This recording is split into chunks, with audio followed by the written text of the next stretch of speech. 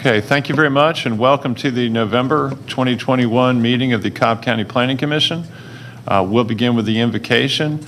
Today we have with us the District Director of the Atlanta Area Boy Scouts Council and a fellow Marietta Rotarian, Arnold Andretti.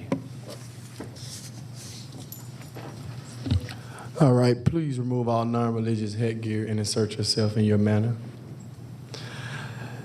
Oh, great Scoutmaster in the sky, we want to thank you for this day. We want to thank you for everything you did to get us to this moment.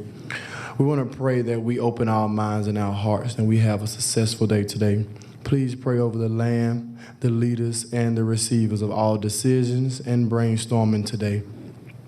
Please keep all of us in your hearts and in your minds as we leave today and as we stay for this long, hopefully short day we have today. Okay, thank you. Thank you. Okay, the pledge will be led by Tim Pierce. Awesome. I pledge allegiance to the flag of the United States of America and to the republic for which it stands, one nation, under God, indivisible, with liberty and justice for all.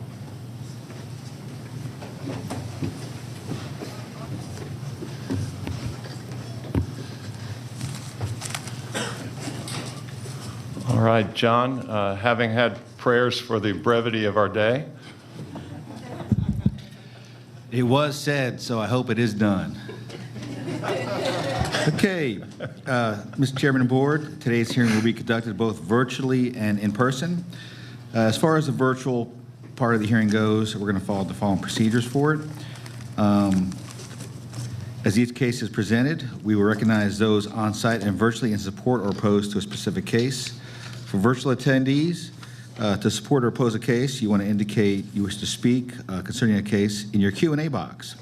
For instance, if you wish to support a case, you would want to type in the letters SUP, the case number, and the word speak. If you like to oppose a case, the process is very similar. To oppose a case, you would want to type into your Q&A box OPP, the case number, and then speak. For the speakers, they will be called by name. The line will be unmuted. And please state your name, where you live, and please affirm that you've been sworn in. As far as the procedures for today, each case will be called in numerical order. When each case is called, we would ask the applicant to stand and raise their hand to show that they are in attendance. Then we're going to call to see if there's anyone here opposed to a specific case. We would ask the opposition to please also stand and raise their hand so they can be counted for the record.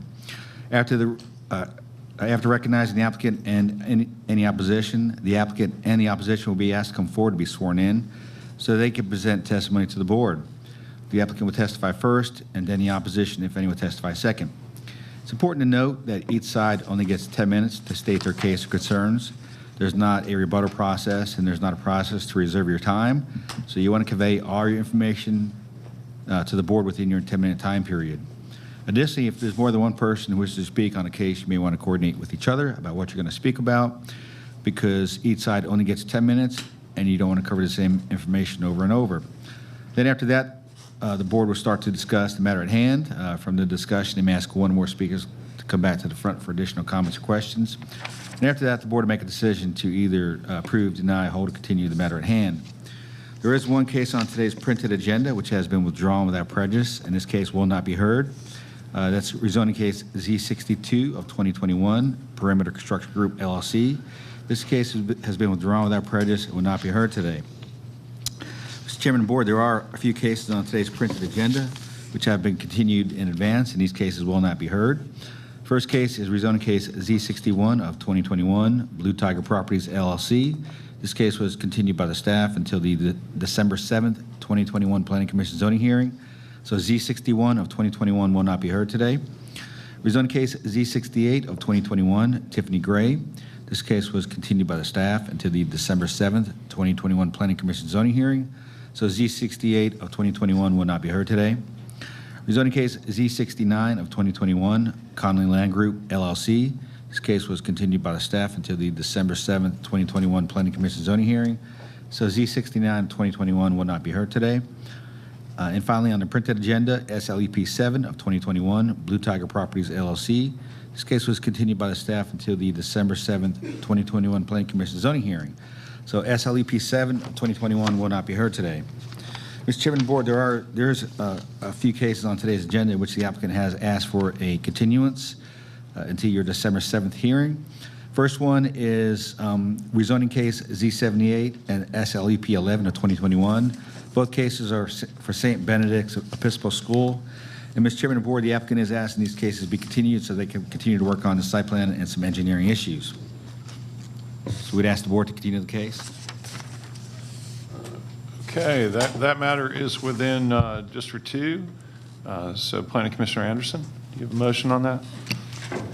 I would like to make a motion to continue zoning case Z78 as well as SLUP 11. And I'd like to make a motion to do so. Okay. And there's a second by Planning Commissioner Hughes. Is there any discussion whatsoever? Okay, call the question. Okay, that motion passes by a vote of 5-0. Thank you. There is an additional couple of cases, Mr. Chairman of the Board, that has asked for continuance late in the process. That's rezoning case Z72 and SLUP 9, Serious Tree Services LLC, care of William Mazarejos. They did send a letter in yesterday, Mr. Chairman, to continue this case. However, there are two people here opposed to the continuance and to the case, and those two people in opposition would still like the case to be heard. Is the applicant here for Z72 and SLUP 9? You're asking us to call out for the applicant on that, or what is it you're recommending? Well, since the opposition is here, Mr. Chairman, and the letter came in yesterday to continuance, the staff would recommend you just hear the case and find out what the issues are. And then if the board wants to hold it after that, the board can. Okay, that matters in District 4. Planning Commissioner Hughes, what's your recommendation? I'm not sure I'm clear on what you're asking, staff. Are we? The applicant submitted a letter yesterday asking these two cases to be continued. The applicant stated that they would be here today, and they're not here right now. Okay. And there's two people here opposed to the continuance and to the case. And the two people opposed would like it to be heard regardless. So you need a motion from us to go ahead and conduct No, the hearing? if the board's not willing to continue it, then we don't need anything at all. We'll just leave it where it is on the agenda. Okay. I'm a motion to continue Z72 and SLUP 9. So there's a motion on the floor to continue Z72 and SLUP 9 rather than, that's your preference, rather than hear from the objectors, then hold it, or something along those lines? Withdraw that motion. Okay, fine. So the board will accept your recommendation, and we'll hear from them, and they'll likely hold the matter.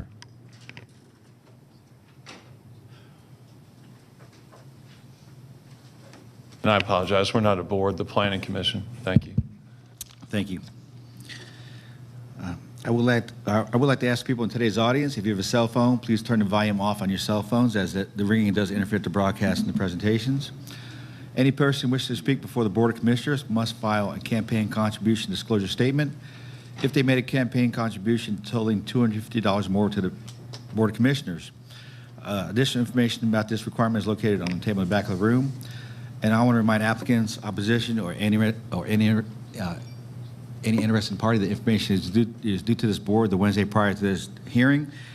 Any information submitted to the board after the Wednesday due date may or may not be considered by the board at their discretion. And with that, Mr. Chairman, I'm ready to start the consent agenda. John, right before you read the consent agenda, some folks from East Cobb Civic approached me before the meeting to inform me that on one matter, they would like to propose one additional consistent criteria or condition in addition to what is being proposed. So they're not fully in opposition, but they technically would like to be heard briefly. Can we still consider that on the consent agenda?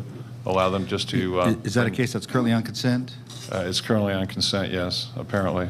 Yeah, I think if we just give each side a minute or two, kind of explain the position, and the board can decide if they want to accept or not accept the conditions that are proposed. Thank you. Okay. All right, thank you. Cobb County Planning Commission zoning hearing consent agenda for November 2nd, 2021. First case on consent is rezoning case Z74, Glennis F. Willis. Request rezoning from R30 to R20 for single-family homes in land lots 184 and 185 of the 16th District. The property is located on the west side of Wesley Chapel Road, south of Chapel Grove Drive. Staff recommends approval, subject to the following conditions. Number one, site plan received by the Zoning Division on September 2nd, 2021, with the District Commissioner approving minor modifications. Number two, Fire Department comments and recommendations. Number three, Water and Sewer Division comments and recommendations. Number four, Stormwater Management Division comments and recommendations. Number five, Department of Transportation comments and recommendations. And number six, stipulation letter from Mr. Garvis L. Sams Jr. dated October 25th, 2021. The applicant is present. Is there anyone here opposed to rezone case Z74? Let the record show there's no one opposed. Rezoning case Z75, 7435 Factory Shawls Road LLC. Request rezoning from LI to LI for truck staging and parking in land lots 610 and 683 of the 18th District. The property is located on the south side of Factory Shawls Road, west of Hartman Road. Staff recommends approval, subject to the following conditions. Number one, site plan received by the Zoning Division on September 2nd, 2021, with the District Commissioner approving minor modifications. Number two, Fire Department comments and recommendations. Number three, Water and Sewer Division comments and recommendations. Number four, Stormwater Management Division comments and recommendations. Number five, Department of Transportation comments and recommendations. And number six, letter from Mr. Garvis L. Sams Jr. dated October 26th, 2021. The applicant is present. Is there anyone here opposed to rezoning case Z75? Let the record show there's no one opposed. Rezoning case Z76, Lot 1 Homes Incorporated, request a rezoning from LRO to RA5 for a single-family homes in land lot 538 of the 16th District. The property is located on the north side of Lassiter Road, west of Johnson Ferry Road. Staff recommends approval, subject to the following conditions. Number one, site plan received by the Zoning Division on September 2nd, 2021. Number two, Fire Department comments and recommendations. Number three, Water and Sewer Division comments and recommendations. Number four, Stormwater Management comments and recommendations. And number five, Department of Transportation comments and recommendations. The applicant is present. Is there anyone here opposed to rezoning case Z76? John, these are the folks that informed me before the meeting. They just have a request for one additional condition. They do not otherwise oppose. Okay. Would the board like to take care of that condition right now since we're at it? That's fine. And this matters in District 2, so that would be Planning Commissioner David Hughes David Anderson leading the discussion. Thank you. Yes. Thank you, Chairman. At this time also, one thing that I would like to also add is make a motion to request several revisions to the stipulations. Is that something that we should do prior to hearing or post-hearing the comments from the audience, from the applicant and the opposition? Well, let's hear what the additional condition is from the opposition first, and if the applicant's okay with it, we can just leave it on consent if they agree to it. If not, we'll just have to pull it and just hear it, and then the board can make a decision on it. Okay. So That's fair. would the opposition please come forward and present their condition?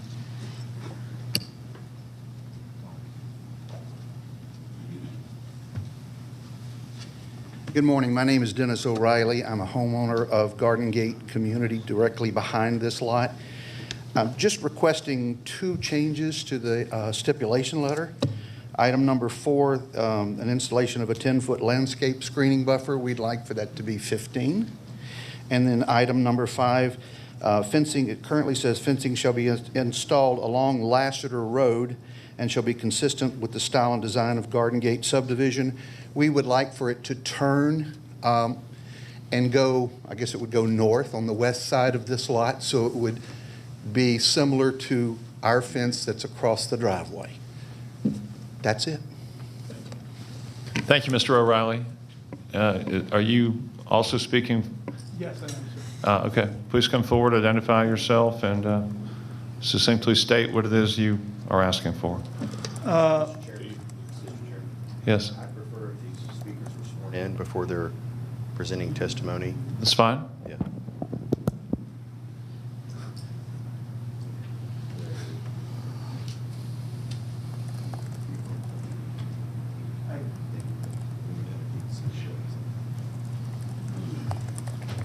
My name is Douglas Burkew. I represent the Lassiter Walk subdivision, which is adjacent to this property.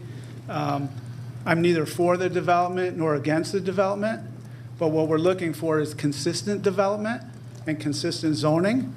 The biggest problem that we have is that these houses will be belly to belly up on Lassiter Road with garages facing Lassiter Road. And I understand, because I've developed 38 shopping centers, you know, what development is about, and this way the developer can create his two houses on the property. The problem that we have is these properties will be what I call snout-faced housing, where, again, the garages are belly to belly up on the road. And as you drive around, everyone today uses the garages as a place to haul junk and leave it, and they keep their vehicles in the driveway. So what we're requesting, and again, so we're not against the development nor for it, is that, as Dennis had mentioned, a wall, but we want the wall to be consistent with the last two developments in this on the street, which are at least 6 foot high, made out of stone, with a landscaping buffer to it. This way, it'll block the visibility of potential garbage that's piled on the driveway on Lassiter Road. Okay, thank you. Thank you. And counsel, before we hear from the applicant for a minute, let me just note that in listening to Mr. O'Reilly, I don't note that he presented any evidence per se. Do you wish for him to come forward and just reaffirm what he said after being sworn in, or are we fine? Well, Mr. Chairman, is this on? Mr. Chairman, everything's on the record, so I do prefer if any member of the public is presenting any information that they be sworn in, whether or not it's actually during the process of the open hearing. So yes, I'd prefer that, and I believe the county clerk would prefer that as well. Okay. Mr. O'Reilly, could you come back up then and just be sworn in and just reaffirm your statement?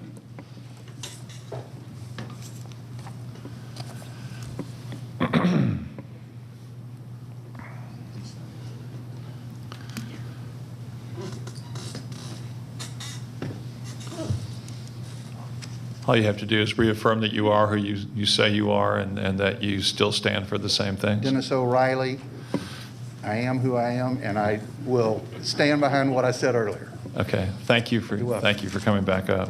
All right, for the applicant, Mr. Sams.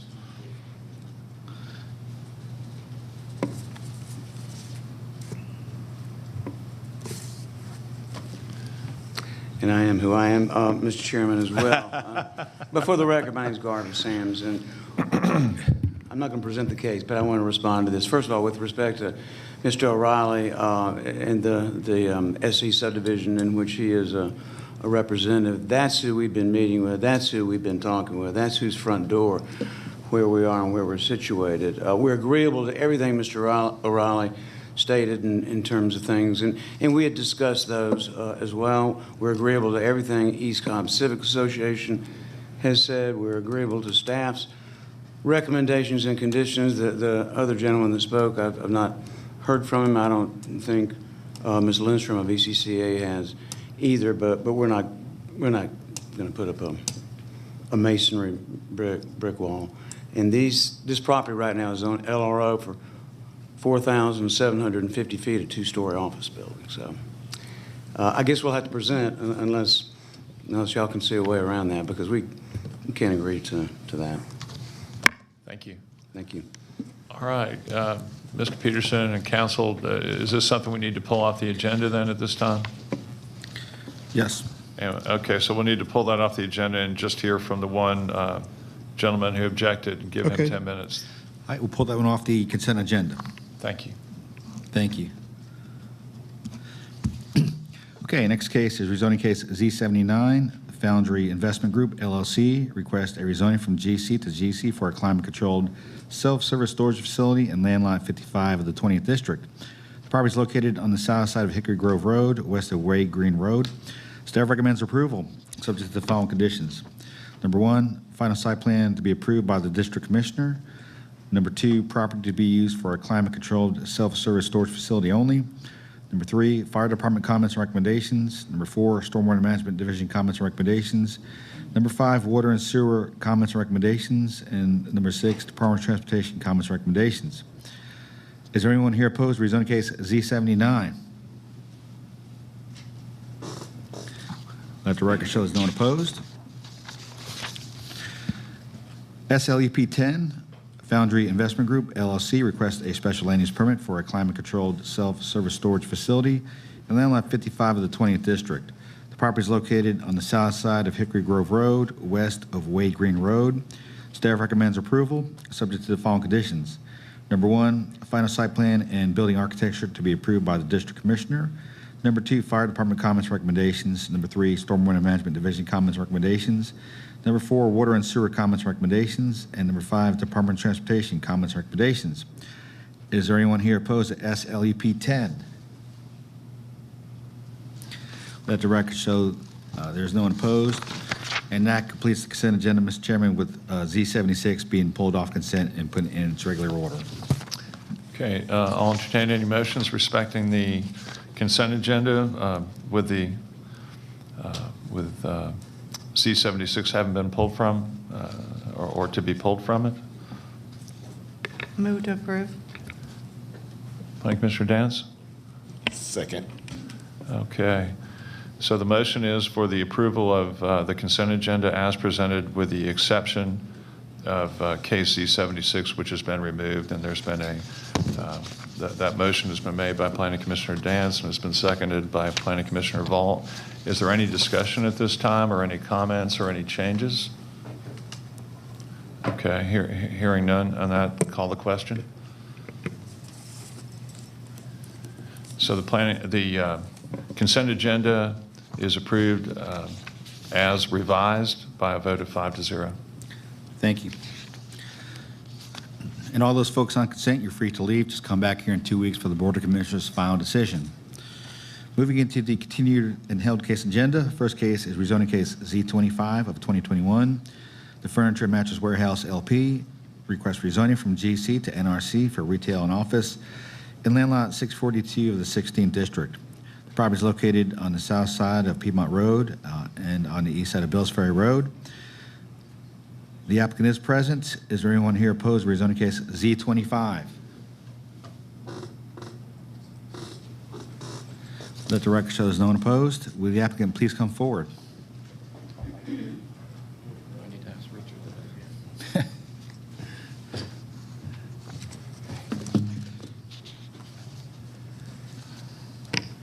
Yes, sir. Morning, Mr. Chairman, Planning morning. Commission.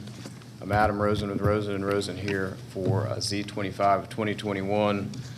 This application has been pending for a good portion of 2021 and was originally filed by the applicant prior to our representation. I know you've heard this case before and held it, and you've been gracious enough to continue it while we continue to work with my involvement and with now Mr. Richard Calhoun's involvement with our adjoining subdivisions in the Bells Ferry Civic Association. We have a presentation to make today. I'll summarize where we are for the Planning Commission's benefit before I do that, since you have heard this before, and to not take any more time than necessary. We are, I think, very close to a full agreement with the revised stipulation letter that has been filed this morning. I know that's not entirely helpful because it was this morning about 30 minutes ago, but I think that shows the product of how we've continued to work towards a consensus and are very close to that. I think we're in agreement that the remaining items can be addressed within the next couple of weeks before the board, if the Planning Commission is willing to allow us to do that. Those two items relate to a limitation of restaurant uses on a specific portion of the project and the difference between a 4 and 6 foot berm.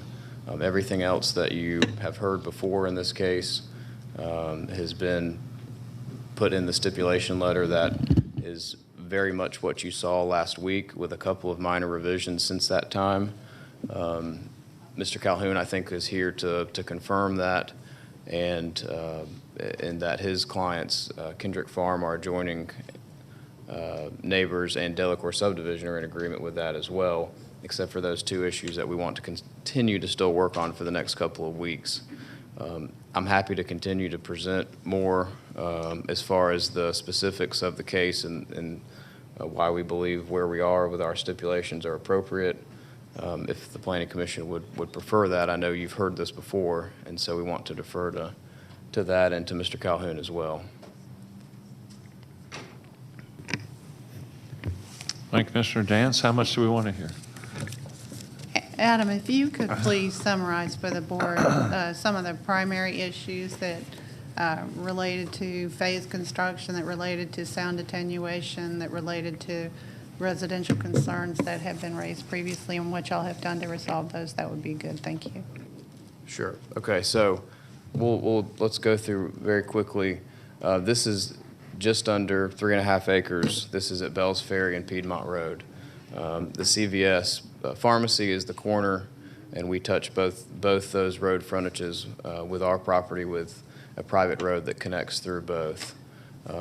Our property is within a neighborhood activity center and is zoned general commercial, so it necessitates this rezoning request because it is not entitled and can't be entitled as it is now. We're joining what eventually is the community activity center and the regional activity center that eventually runs to town center as we go west on Barrett Parkway. The two adjoining subdivisions that I've referenced, Delacorte and Kendrick Farms, and then of course the Bells Ferry Civic Association, have been the three primary groups that we've been working with and have been gracious enough to work with us during the pendency of this application, and really within the last couple of months have come together to reach the consensus of where we are. The project, and this is some of the photographs of the subject property I can come back to. The project for Building A has been designated as what will be the only light automotive uses on the subject property. That originally was a driving concern for the adjoining property owners as it relates to noise and the activity of that type of use. We've stipulated to a number of conditions that require proof of sound attenuation and insulation in the building prior to any issuance of a certificate of occupancy and some other protective measures. Some of that insulation product is included in our stipulation letter. And with all of that protection as it relates to the noise, and then the normal light automotive requirements of work inside and with doors closed, I believe that the concerns as it relates to sound from those uses have been resolved. That was one of the concerns you heard about before. Moving around the plan, Building B is not allowed to be automotive uses, but will be limited to other NRC uses, restaurant, retail, and we are discussing whether to limit restaurant uses on the portion of Building B that adjoin the southern orientation of this site plan, which I think is actually the eastern side of the site plan. But Building B otherwise is restaurant, retail. Same with Building C. Building D, or the area of Building D, was originally proposed as a car wash. That was a driving concern for noise and activity adjoining these property owners. As of a couple of months ago, we really were able to start working through the details, and the applicant has agreed to remove the car wash component, which, as you know, is a huge change for the pro forma and for the driving forces behind the ability to develop this property successfully. But we've agreed that restaurant uses there would be appropriate and would be a great benefit to this area, to the elementary school nearby, to the neighbors that we're working with. So the applicant was willing to do that. So that also eliminated a lot of the concerns that were part of the original hearings and in opposition. I think that addresses most of the issues as it relates to sound. The phase development, we've discussed the reality that there will likely be phases that this is actually built out, and if that is the case, the applicant has agreed to ensure landscaping to ensure that buffering and all of those components that will help the aesthetics of the site during development and during build-out will be implemented no matter how long or when each of the components of the site are developed. And I think that was a concern, but addresses those concerns because understandably the residents have had to live next door to this undeveloped property for this many years after the CVS was developed and the remaining portions were not.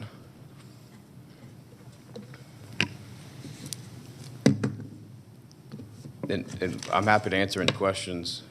There's a number of other details that we've worked through that I think are included in the stipulation letter. I'm happy to answer any of the questions related to those. And I think Mr. Calhoun can confirm where we are as far as our agreement with the other parties. Okay, thank you very much. All right, let's hear from the opposition or neighbors, whichever the case may be.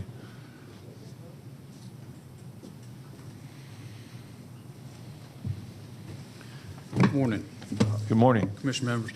We're mostly in agreement. As Adam has said, they're just a village at Kendrick Farms is fine with all the conditions in the stipulation letter. And the Delacour subdivision is okay with everything except the two issues that Adam mentioned. We're at the same elevation as the subject property. Kendrick Farms is a little bit higher up, so they don't have the same issues that we do. What Delacour wanted with respect to the berm is a 6-foot tall berm beginning at the same elevation as the back alleyway along Building B, and no restaurant uses in that portion of Building B that adjoins the eastern boundary, which is next to Delacour. The north arrow on the site plan is actually pointed in the wrong direction. We're east of the subject, not south. So our request is for a 6-foot berm with 8-foot plantings at the beginning on the eastern side of Building B, and or if that's not possible, an 8-foot tall masonry wall between us and the buildings A and B. But we think obviously the berm is an easier thing to do. You've got 40 feet to work with, and we're only looking for a 6-foot berm, so a lot of room there. And then the restaurant use, the reason we didn't want the restaurant use in Building B is because we're east of it. All the prevailing winds are from the west, and so we're subject, we're 40 feet away from it. So we're subject to cooking odors a lot of the time, and I don't know how you fix that. So that was our request. But other than that, we're in agreement with the conditions that are set forth in the revised stipulation letter that was submitted today. Okay, thank you very much. Is there anyone else here to speak from the neighboring properties or in opposition at all? Seeing and hearing no one, this is in District 3, so Planning Commissioner Dance will lead us. First of all, I'd like to express our appreciation to the applicant, council, and the community for working together toward a resolution of this matter. And at this time, believing that the primary issues that were stumbling blocks have been generally resolved, I would move to recommend approval, subject to the stipulation letter of today's date, all staff recommendations, and the aforementioned discussions to be had prior to and with the BOC at their next meeting. All right, we have a motion. Is there a second? Second. Okay, second by Planning Commissioner Anderson. Is there any discussion at this time? No discussion, then call the question. All right, so that motion passes by a vote of 5-0.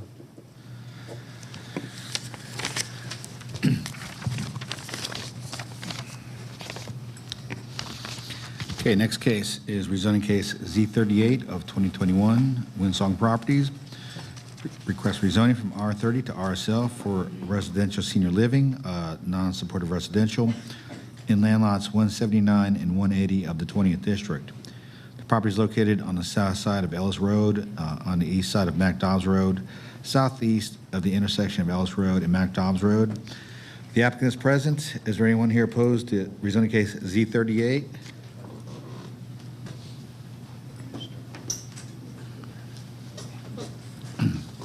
Let the record show there's 3 people here in opposition.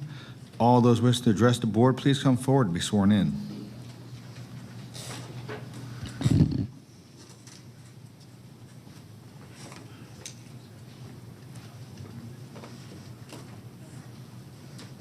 Handouts?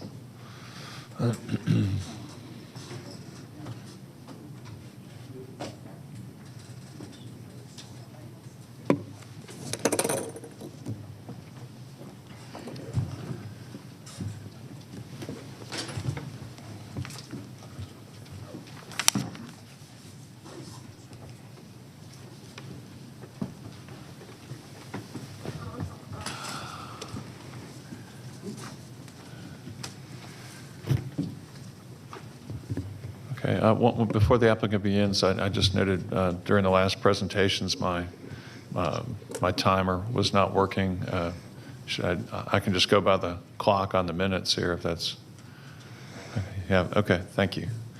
For the applicant. Thank you. Again, good morning, Mr. Chairman. For the record, my name's Garvis Sams with the law firm of Sams, Larkin, and Huff. And FYI, Mr. Chairman, we've got a clock up here that tells us how much time we have, too, so we're constantly aware of that.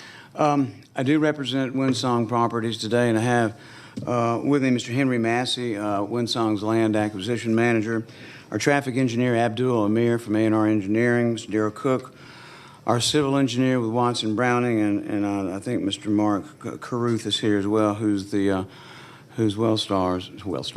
Windsong's president and CEO. So at any time with the consultants we have and the individuals from Windsong, please feel free to respond, or I'll respond to any questions or address any concerns that you may have. You've heard this application several times. In fact, this is the 5th time that we've been before you, which is, in this day and time is not necessarily unusual with the technical aspects of properties that are some of the last properties to be developed. This happens to be a very sensitive piece of property, and so taking the time that's been taken by you as a planning commission and us as an applicant, I don't think can be considered an inordinate amount of time at all. In view of the fact this is the whole case, I'll be specific and try to tee it up with some of the more salient points, but I'm certainly not going to go over the minutiae of the stipulations and conditions that we submitted throughout. What you're looking at here on the monsters, this is a 37.3 acre tract of land, as you can see, located at the southeastern intersection of Ellis Road and McDobbs Road. It's in the city of Kennesaw area, but in unincorporated Cobb County.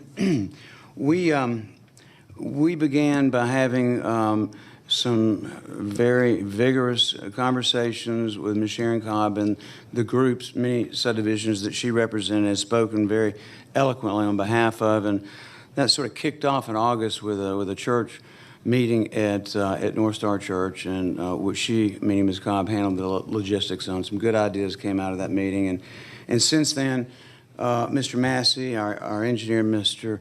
Cook, and others have met Ms. Cobb and others on the site to walk the property, and specifically to walk down Ellis Road and McDobbs Road to look at site distance issues, and also to look at the depth of the lots, the positioning or posture of the homes as they relate to those lots. So what we've done, or what we did on September the 24th after that meeting, was send I guess you call it a supplemental stipulation letter. So all the lots that you see here on McDobbs Road have a minimum depth of 100 feet. The homes on the buffers on McDobbs Road shall not exceed 1 story in height. And the homes that abut the buffer on McDobbs Road are going to be the courtyard style homes that we have. And then we've used the word robust, but heavy and continuous landscaping along those areas as well. And I've handed out to you some profiles which you've seen before in terms of buffers and berms and the plantings on those. Also, we're formulating a landscape oversight committee, which Ms. Cobb, of course, Winsong, and others with the county, including, most importantly, the district commissioner, will be in charge of that as the final arbiter.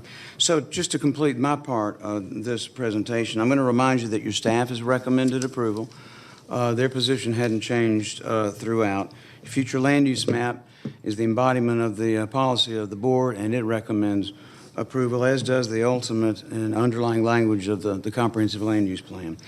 So, having addressed as many things as I think we can address, and Mr. Chairman, I think the way it was brought to fruition at the last hearing, you felt like there are enough facts that you needed to marshal those, and we understand and appreciate the time and effort you took to do that, and then to meet and walk the site as well. So, with that being said, let me introduce to you Henry Massey, Winsong's land acquisition.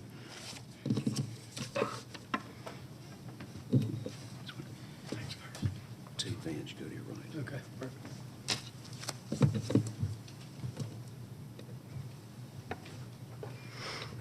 Good morning, Mr. Chairman and members of the Planning Commission.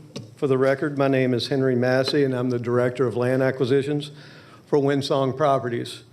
As Garvis mentions, our application was filed for rezoning back in April, and our first Planning Commission hearing date was June 1st, and we've now been continued. This is our 5th time being continued. As Garvis mentioned, our property is 37.3 acres with a total of 17.5 acres, or 47% of the site being utilized as open space.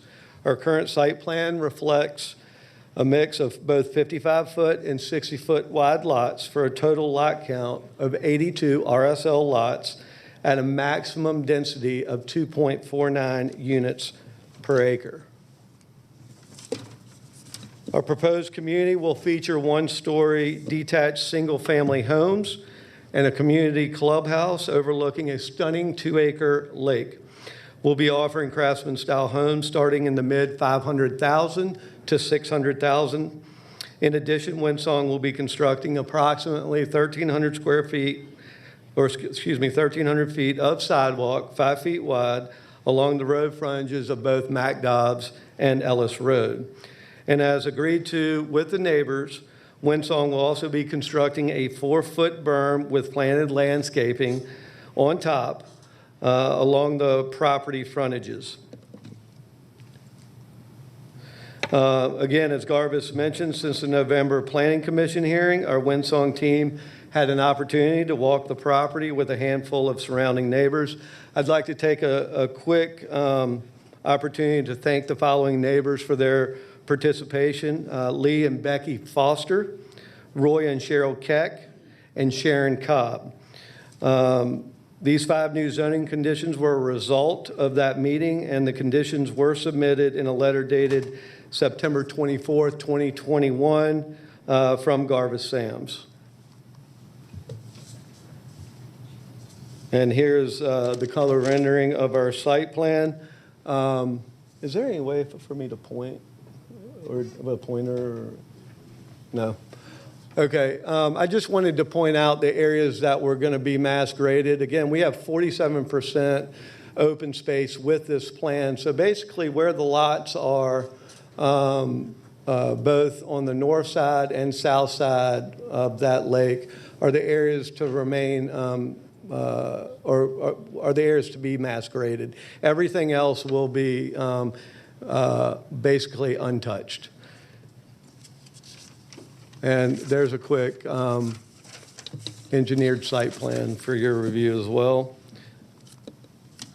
Density. To summarize, our proposed density of 2.49 units per acre fits within Cobb County's future land use plan of low-density residential, which allows for 1 to 2.5 units per acre. As a result, the proposed community has been recommended for approval by Cobb County's Planning and Zoning Department. Additionally, one of the concerns in last month's Planning Commission hearing was the square foot minimum lot size under the RSL zoning classification. Just to clarify, our average lot size is 7,243 square feet compared to the RSL lot minimum of 5,500 square feet. Talk about traffic for a bit. Windsong completed 2 different traffic studies. The first traffic study for the subject site recommended the development of a left turn lane and right turn lane on McDobbs Road, which Windsong has agreed to incorporate into the development. In addition, CDOT recommended a right-in, right-out only on Ellis Road, which has also been integrated into the updated site plan.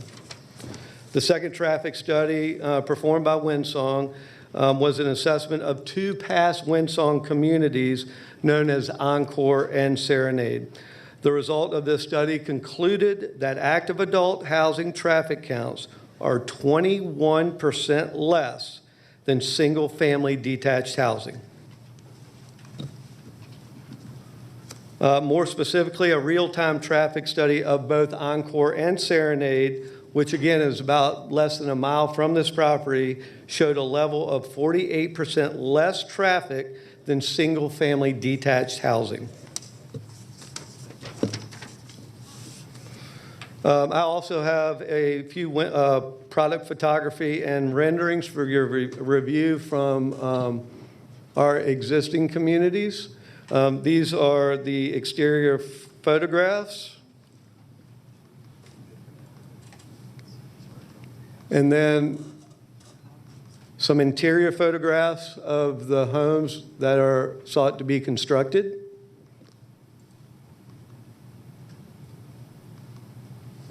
And this is a view of our courtyard homes that are slated to be constructed along the frontages of both McDobbs and Ellis Road. So the backyard is not present. In substitute for that, the lot is smaller, and you have a courtyard view. Mr. Chairman, time has expired, but you can certainly afford him extra time. If That's they okay. request.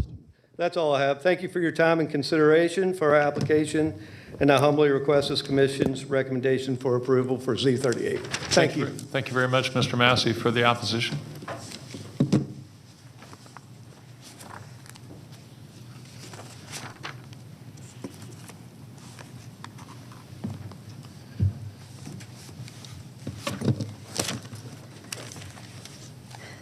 Hello again.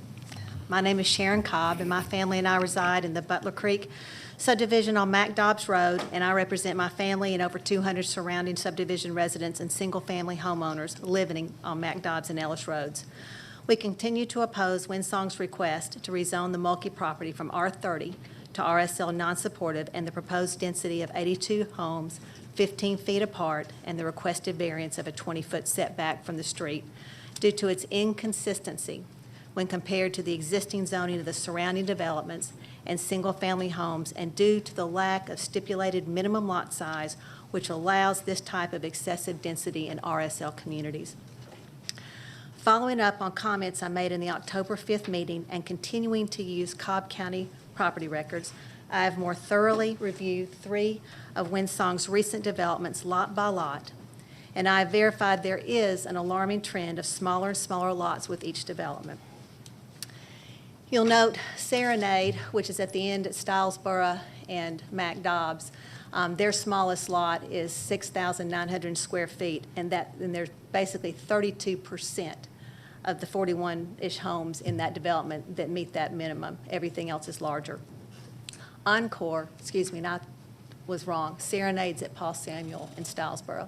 Encore at Stylesboro and McDobbs, their smallest lot is 6,534 square feet, or roughly 39% of the development. And finally, McConnell Green, the smallest of their lots is 6,098 square feet, which is 29% of the development. And if you look at the next item, which is in blue, roughly 54% of their developments are less than 7,000 square foot lots.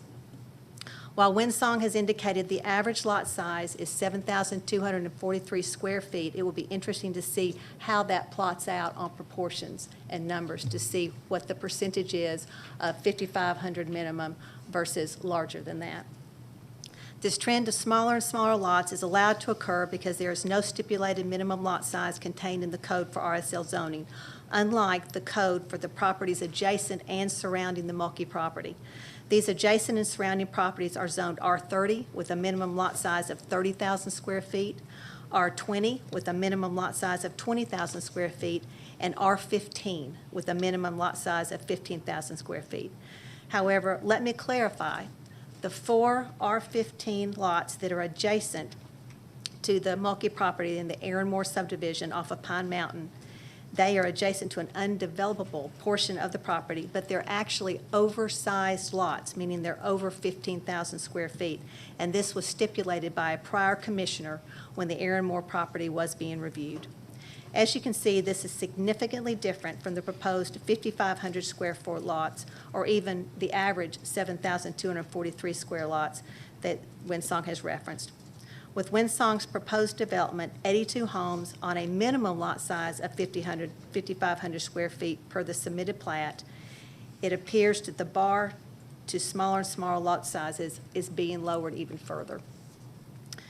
Adjacent counties to Cobb are pursuing similar development plans, but with larger lot sizes and more open space between homes in these types of developments. Downsizing Cobb residents are choosing to go to these counties to have the easy living floor plans, but on larger lots than the Cobb County's current RSL developments.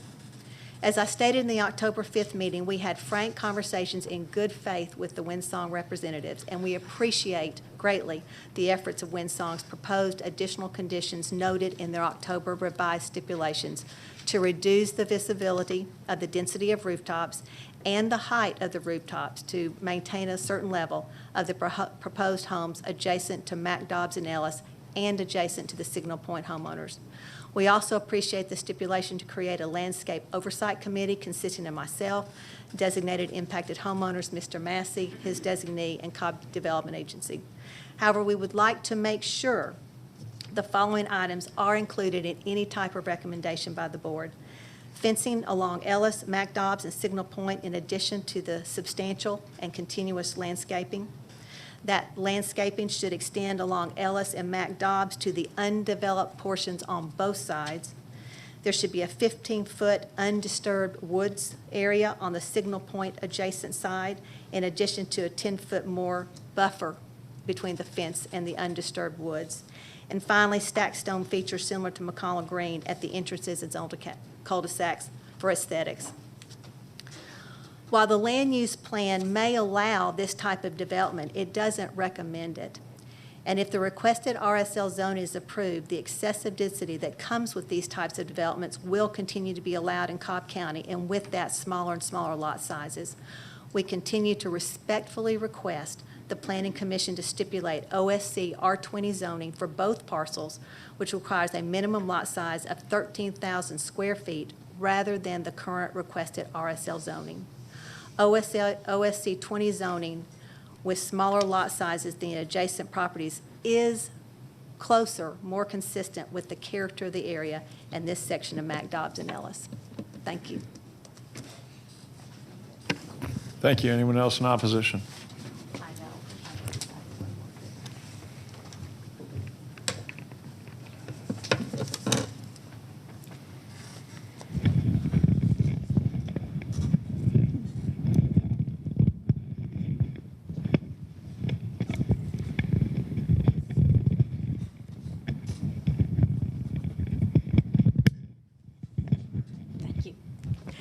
My name is Cheryl Keck, and I'm a 32-year resident of Signal Point subdivision. And as you'll see, we live, if I could have slide 1 of Sharon's presentation, the previous. Well, I just wanted it to be shown up there. Heartwood Drive, we represent. A lot of attention has been put on Ellis Road and Mac Dobbs, but we would like to make sure that Heartwood Drive interests are considered. If I had my druthers, I would rather nothing be built back there, but I know that's not going to happen, and I appreciate the Windsong people for meeting with us and walking the property. But I just want to make sure that we are preserving somewhat the privacy where all the homes that back up to the new proposed subdivision on Heartwood Drive.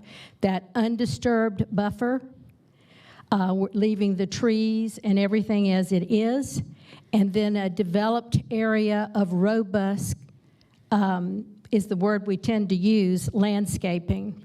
And we'd also like to request, as Sharon mentioned, the fencing be done on that side, not only for the aesthetics, but just for the privacy. Can I ask a question of the Windsong people at this point? Is that appropriate? No. You can just raise an issue, and if the... I just would like to know the exact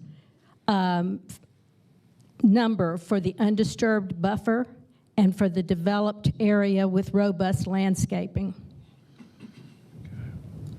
Do you have any other comments? That's it. Okay, thank you. Thank you. Anyone else for the opposition? Thank you.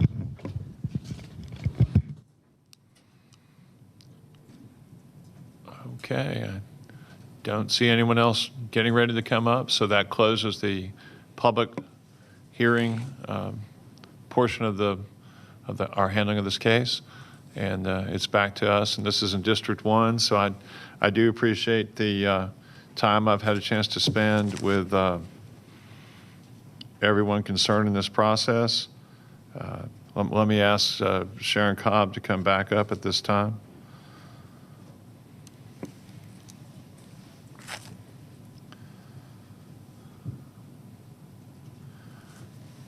Okay, so I heard you talk about a concern if this goes RSL as to minimum lot sizes, and then a second concern or a second statement, if I understood it correctly, that the community is continuing to oppose RSL?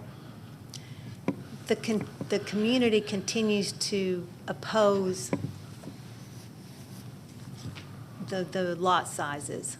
They're inconsistent. If there was something that was, like I said, an OSC 20, 13,000, that's still a huge compromise, I'll say, but it's a whole lot better than a 5,500 or 6,500. And again, out of respect to the new information today, the 7,243 square foot lot, I'd like to see more detail on the plat on that. You know, this is the third RSL within a 1 mile radius, so conceptually, I feel it's excessive for this little area, especially in this corridor right here, smack dab in the middle of McDobbs. You have to drive a mile this way to get to Stylesboro, which is an arterial road. You have to drive a mile this way to get to Cobb 41, which is a major road. That is really where RSL should be situated, and that is where Serenade is, and that is where Encore. Nestled in the middle of a minor road and a major, it's just, it doesn't make sense, to be quite candid. Do any other members of this group have questions for the opposition? No. Okay, you can have a seat. Let me ask a few questions of the applicant.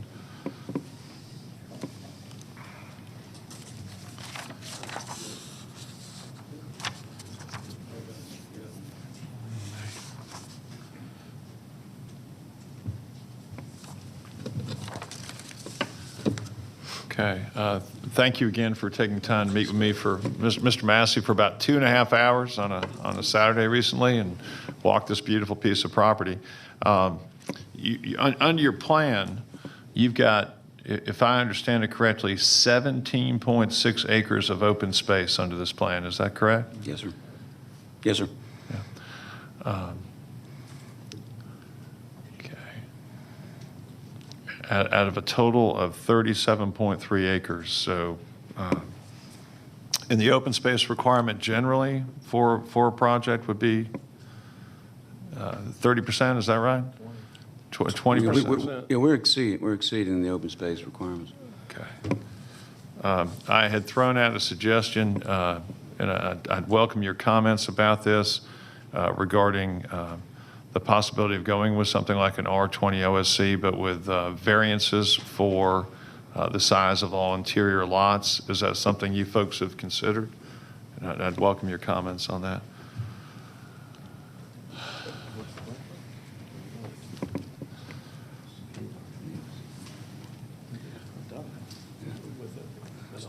The R20 OSC plan, and we've done Mr. Chairman, so many iterations of plans, it's hard to keep them all straight. But what happens with either an R20 or an R20 OSC or a traditional classification like that is we end up losing the lake, and it just becomes a stream traversing the property, number one.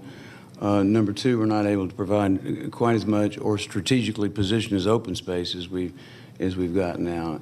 In terms of verification of lots, averaging, did you say 7,000? Call it 7,200. 7,200. We can easily, not manufacture that, it already has been, but we can easily provide that information to Ms. Cobb. But Darrell Cook, our engineer, our civil engineer on this, is here. So perhaps he can probably answer that a little more articulately than I in terms of the vagaries of trying to develop this as an R20 OSC. Darrell. Mr. Cook, any thoughts on that? I think you were talking about the R20 kind of a thing there, and even if we did something, OSC or as well, we'd end up with, hardly any open space. We would probably have to lose the lake itself, and of course, I think there would be more, ultimately more disturbance on the site to make that work, and the yield would not be there either, to some extent as well. I don't see how this fits the product of Windsong either at this point, but we've got buffers and things like that are in there, and if we just go with something with an R20, I just don't see how you get the same benefit on these lots. I'm not sure exactly what other, how else I can answer this, but Well, I'll add to that. This really puts the project in jeopardy for this to be a Windsong community is the bottom line. We've agreed to stipulations, conditions. We've met at length, obviously, with the neighbors. We think we have them satisfied. I understand the one thing they're not satisfied is the density and the zoning classification. But inherently, this is what we do, and we do it, I think, better than anyone else. Based on the traffic, the reduced traffic. Otherwise, this will go to a normal single-family builder developer. So the bottom line is, as I lose lots, all of these conditions I've agreed to with the 4-foot berm, the planted landscape on top of the berm, the 5-foot sidewalks, et cetera, all of these conditions are in jeopardy because now I have fewer lots to pass those costs over. And as you know, there's no cheap land left in Cobb County. So, So there's another division of the same parent company also owned by the Crews called Loren, correct? Loren? Yeah, that's a separate ownership of the company, yes. And they have a product in the 8,000 square foot to 12,000 square foot lot I think range, that's is correct. That correct? Okay. Now, let's go over the dynamics of this particular lot. As it stands, addressing the Foster's concerns to the going down Ellis Road, what's the closest proposed lot you have right now to the Foster boundary? What's the rearmost portion of that lot? How far is that going to be? I can't see the number of the lot, but if you go to the cul-de-sac to the most easterly side, that back of that lot to the front of the Foster's property is at least 250, if not 300 feet.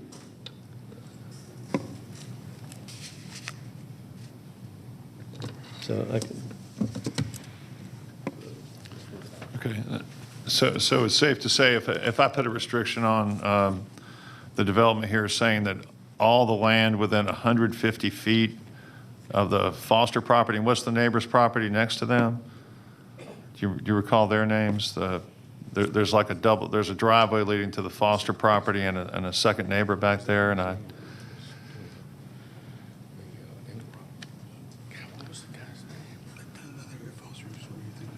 Okay.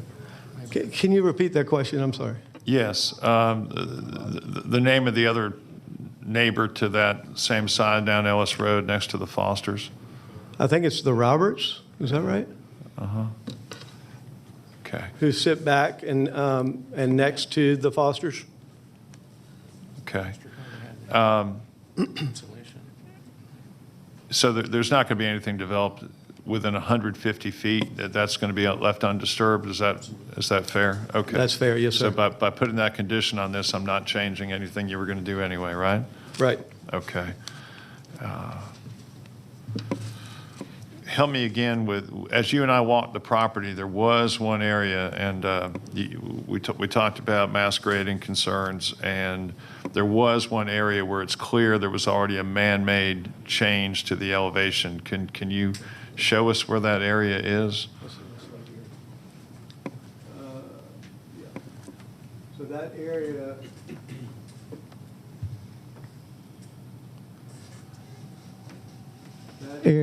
is delineated by my pointer here, and it starts here and goes all the way to McDobbs Road here.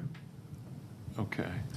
So it runs roughly the boundary of the proposed road nearest to, is that Aaronmore on that side? Is that the Aaronmore subdivision on that side? That's correct. Okay.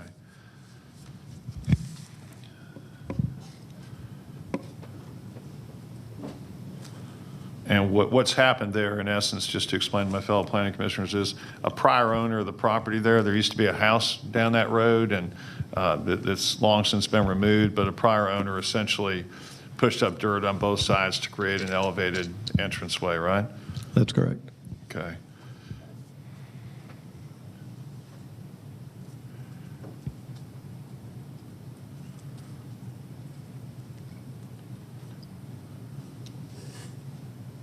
And that would have to be obviously taken back down to make that more level. Okay. Yep.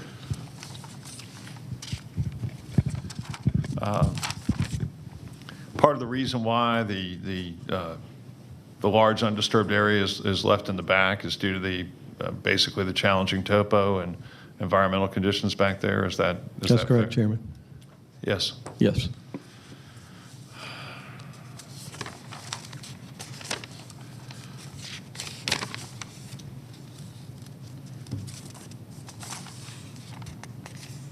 Is there any intent to deviate from the construction hours that are set by Cobb County? No. Okay.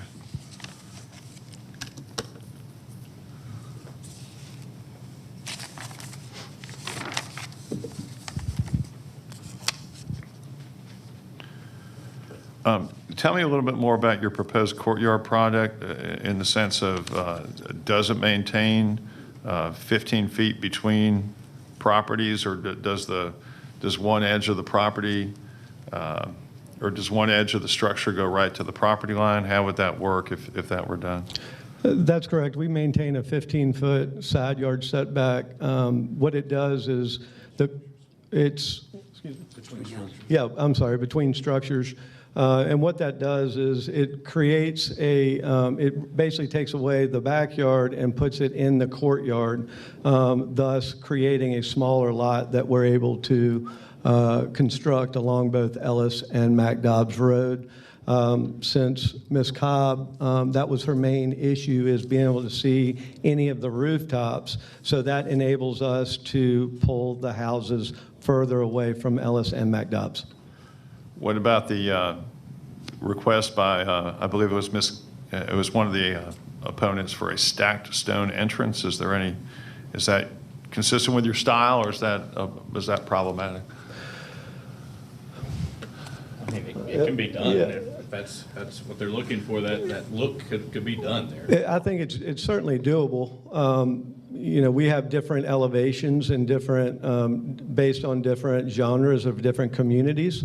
This obviously is early in the planning stage, being in a rezoning, but we can certainly look at that. And are you talking about the monument out front at the entrance? Is that what you're talking about? I presume so. I would think so. So that, we can certainly get a landscape architect to do something lovely with that. Otherwise, the houses will be screened, such that I don't think you'll have to really want to look through to find a house back there, and it's going to be easy once the landscaping has been completed. Mr. Chairman, if you're talking about entrance signs, we've described how that'll be ground-based monument style and consistent with the architecture. So I would presume, unless Mr. Massey has an objection to it, that the fencing component or entry signage component could be a part of that landscape oversight committee as well. So we're agreeable to that as a condition or an amendment to the original condition. You said you have supplemental conditions. I've got your July 26 conditions in front of me. You have? Yeah, the signage is contained in there, ground-based monument style signage consistent with the architectural style and composition of the homes. I guess what I'm telling you is that as an adjunct, I think, to my September 24th letter, another component of that landscape oversight committee could also relate to the fencing as well, and/or walls, entry signage, things of that nature that relate back to architecture. Okay, landscaping and architectural committee to be composed of whom? Composed of Representative Winsong, Ms. Cobb, and/or her designee. Don't have it in front of me, but I believe it's the Community Development Director and/or her designee. And, of course, the District Commissioner will be the final arbiter with respect to any impasses that may or may not be reached.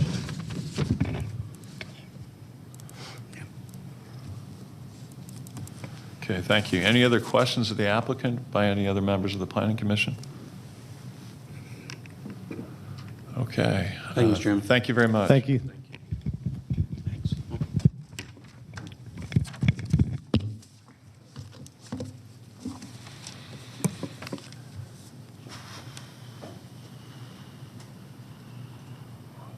Mr. Peterson, just a quick question. If we went with an R20 OSC, that would be 13,000 square foot lots, is that correct? That is correct. And if we went with, what is the maximum variance that can be granted relative to the size of those lots? The Board of Commissioners can consider any type of variance they want to. There is no minimum or maximum for lot size. We've not deviated from that before in the past, though. Because, so here's the problem I keep running into. The OSC concept is stated 20% open space, but here we're talking about like 40% open space. And for OSC, the minimum is 35%. 35%, okay. But here we're talking about over 40, correct? Or roughly Yes. 40? 47. Okay.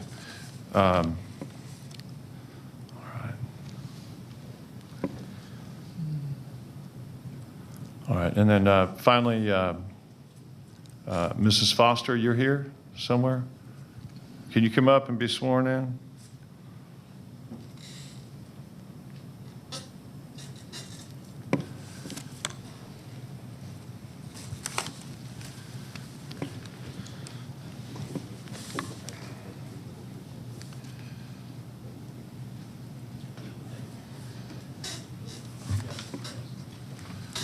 Good morning. Hello. Give me the name of your neighbor next door. Is it Robinson? Is that It's the? Roberts. Roberts. Peg and Mike Roberts. Okay. Your husband sent me some pictures that I asked for after I had met with you out there, but I'll just let you briefly describe the Roberts. In essence, the one thing I noted when I met with you folks is that the Roberts property is actually accessed by the same driveway as yours, correct? Yes, it is. But the driveway first kind of winds in front of your property and around it, and then it proceeds to go down a hill? Yes. To the point where the Roberts driveway actually sits, in essence, right on top of a pipe or Yes, it culvert and a stream going right under it, correct? Yes. Okay. Do the Roberts live there full-time, or is that just? They live there full-time, yes. Okay. That's all I had. Thank you very much.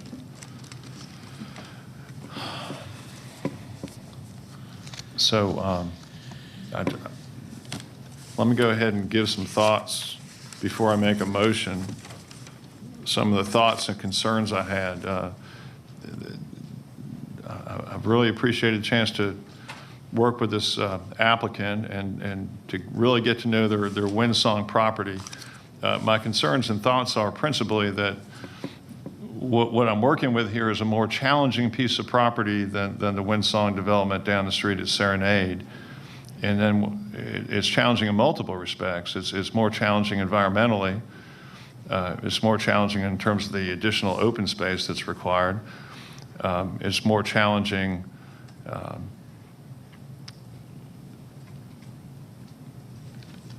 because of the lake in the middle of it, which would be a wonderful thing to keep. It's challenging because of the very large lots next to it in some neighborhoods. And what we have to do, what they've had to engineer to try to make this work so far, is something where the density is raised significantly, the lots become smaller. Some of the berms and such that we have at Serenade cannot really be used here because of feasibility. For example, at Serenade, you've got I think it's a 50-foot berm up against Stylesboro Road, and I'm going to say that thing sits up, the bottom of that fence sits up 8 to 10 feet above Stylesboro Road, and you know, what we're proposing to do here is not nearly as severe in terms of those berming and such is much smaller. There are areas where that same level of berming is not required, particularly along some portions of Ellis Road, particularly along the areas where we're going to leave a lot of open space. So the other major concern is the lake and the topo to the rear, and not flooding that road that you can see there. It's being shown right now. That goes over to the Roberts house to the rear there off of Ellis Road, way down the driveway. At some point in that driveway, there is just a culvert that carries the stream under that driveway. So let me give my other comments that I'd come up with after. I agree with the opposition, Ms. Cobb, that the adjacent R15 neighborhood has lots bordering this property and tract that are oversized. So that apparently was done as a transition. So probably the most appropriate zoning for this property typically would be R20 OSC. There are some severe topo issues, there's no doubt about that. Under the purpose and intent of the code, I note that the Board of Commissioners may reduce the density based on surrounding density, topo, deforestation, drainage concerns, and other similar factors.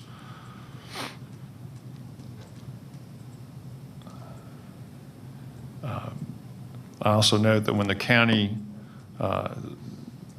put this RSC code forth, some consideration was given to having these things where services, restaurants, and things of that nature be placed within walking distance.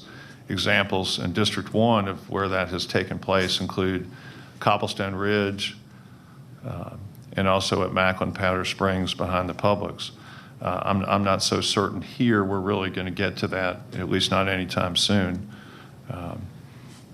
We just don't have that walkability coming out of these units. Currently, R30 would yield 41 homes or less. I've been working very hard to try to come up with something that seems to meet the concerns that this property creates and developing this property creates. An R30 41 home neighborhood would generate about 410 car trips a day. RSLs generate about 6 per day is the stat that I'm given. If they had 82, that would be about 492 or 500 car trips a day. So that would be a 20% elevation. So I'm trying to again come up with something that's consistent here.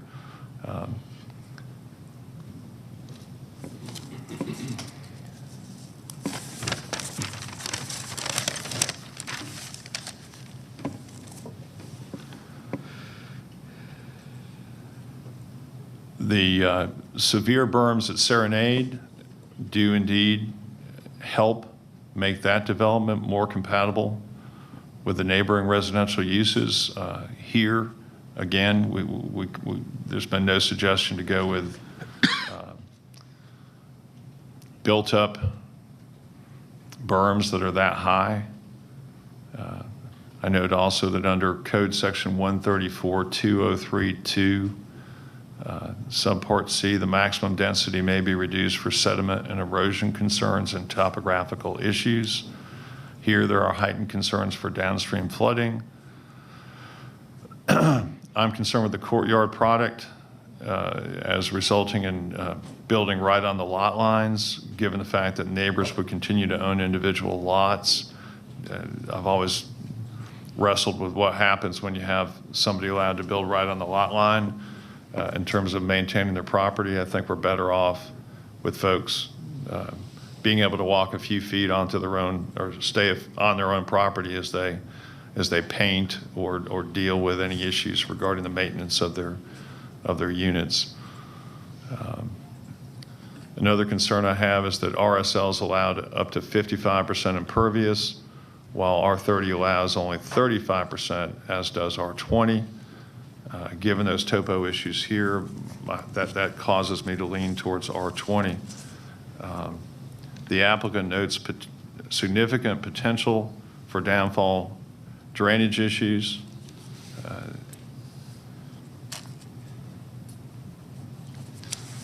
So with those comments, I'll go ahead and make my motion, and then we'll see where we go from there.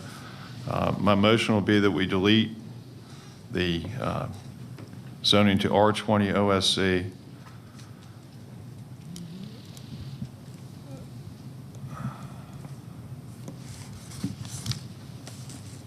That parcels adjacent to Signal Point subdivision and Aaronmore must have lot widths of not less than 75 feet. And when I say adjacent to or nearest to Signal Point, what I mean by that is any lots, any portion of which are within 100 feet of the Signal Point subdivision or Aaronmore subdivision boundaries, given the fact that we're going to have a buffer. All land within 150 feet of the Foster and Roberts property must remain undisturbed open space. That doesn't in any way harm the applicant, as we discussed. Every lot must have a minimum rear setback of 20 feet, and that is exclusive of any buffer zone, and there shall be along the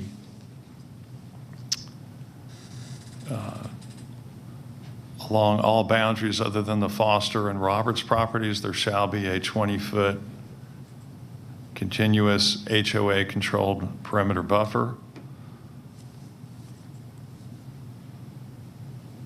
The entrances, exits, and sidewalks may penetrate this buffer.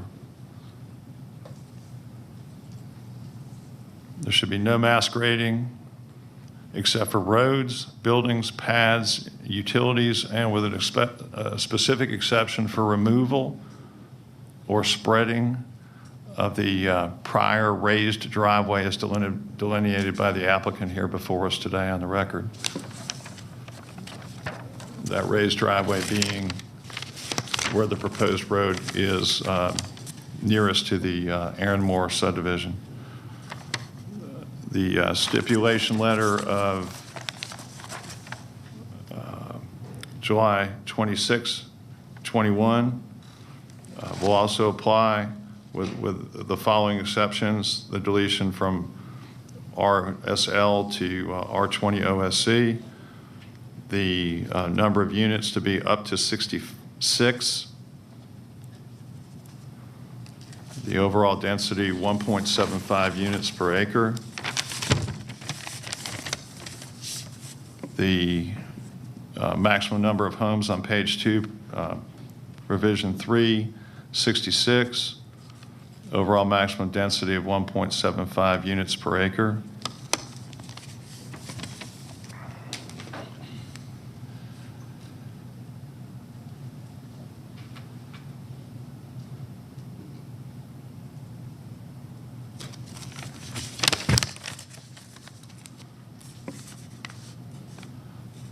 Paragraph 5, stipulation 5 is revised to provide the fronts of all garages must be not less than 23 feet from the nearest edge of any sidewalk or curb.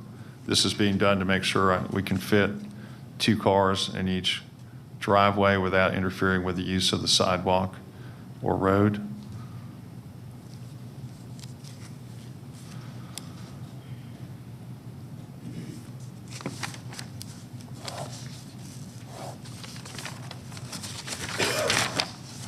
Proposed stip 9C is deleted.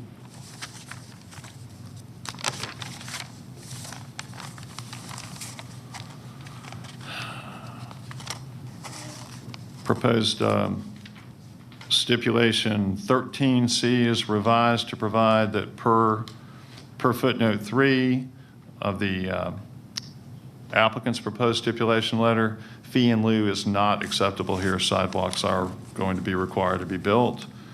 Stipulation 15.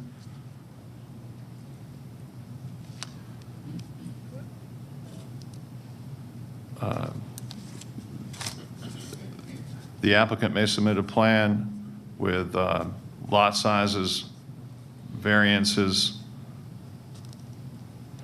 on all lots not located within 100 feet of the perimeter of the property, of the tract, of the overall tract being developed,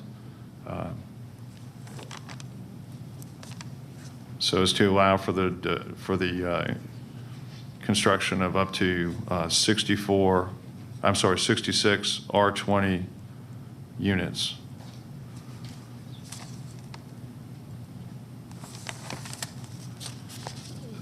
Stipulation 16 amended to remove the deviation in hours by district commissioner. Stipulation 19 deleted.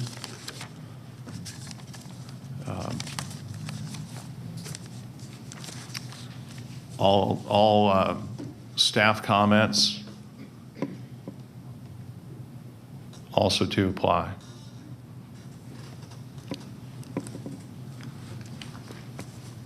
So that is my lengthy motion.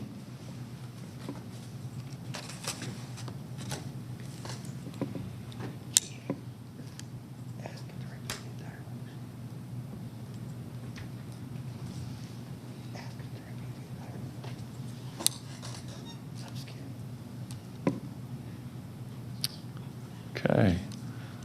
Hearing no second, I welcome any discussion as to what the will of the board is, or what the will of this group is.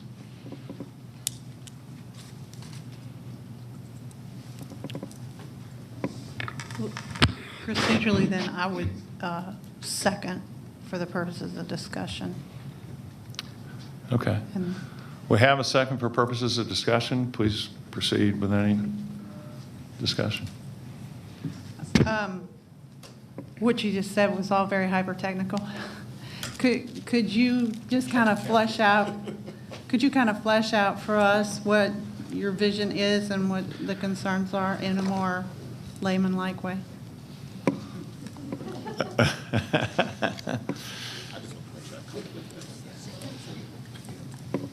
Certainly. Sure, I'll try to be layman-like, notwithstanding my occupational affliction. Potential problems here include downstream flooding,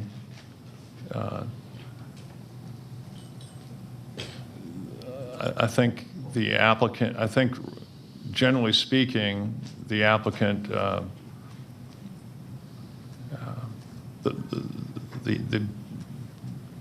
given those things, even if we go with an RSL, I don't think the applicant gets the kind of density bump they want due to those concerns, which include creating anything that could in any way enhance the probability of any downstream conditions resulting in a flooding that prevents the Roberts from getting to their property or otherwise creates any problems. I'd love to keep the lake there. That's why I proposed this to a R20 OSC condition, given the fact that there's this lake and given the fact that there is a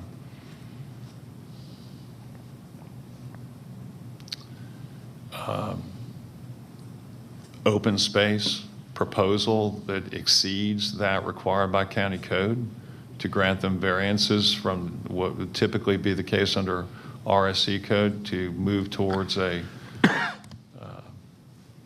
higher density than that typically allowed under our 20 OSC by granting variances. So those are the thoughts. As to RSL per se, for the reasons I articulated, I'm not certain this is necessarily an optimal site for an RSL, but it's permissible. So I think the point is, if we're going to go with an RSL, if we were to go with an RSL, there would just have to be other restrictions that would get us back near the same place in terms of yield. I was trying to capture all the stipulations or changes to stipulator. Did we do a? Did you make a reference to a minimum lot size? I'm sorry, I just missed the number. So at R20 OSC, I would not make a reference to the minimum lot size. That would be 13,000 square feet is what the code requires. Mm-hmm. But what I you just said lot width. Not less than 75. just a lot width, and as to those lots that are near certain boundaries and perimeters. Okay. But as to, I would make further proposed requests or motions or requirements or conditions if we were to go into a RSL category. I would want minimum lot sizes. Okay. Thank you.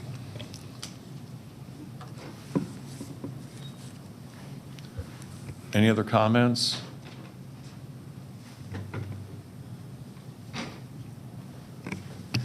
Commissioner Anderson? Yep. And this is just more of an, I don't know if it's impacts kind of the thinking or the observations on it.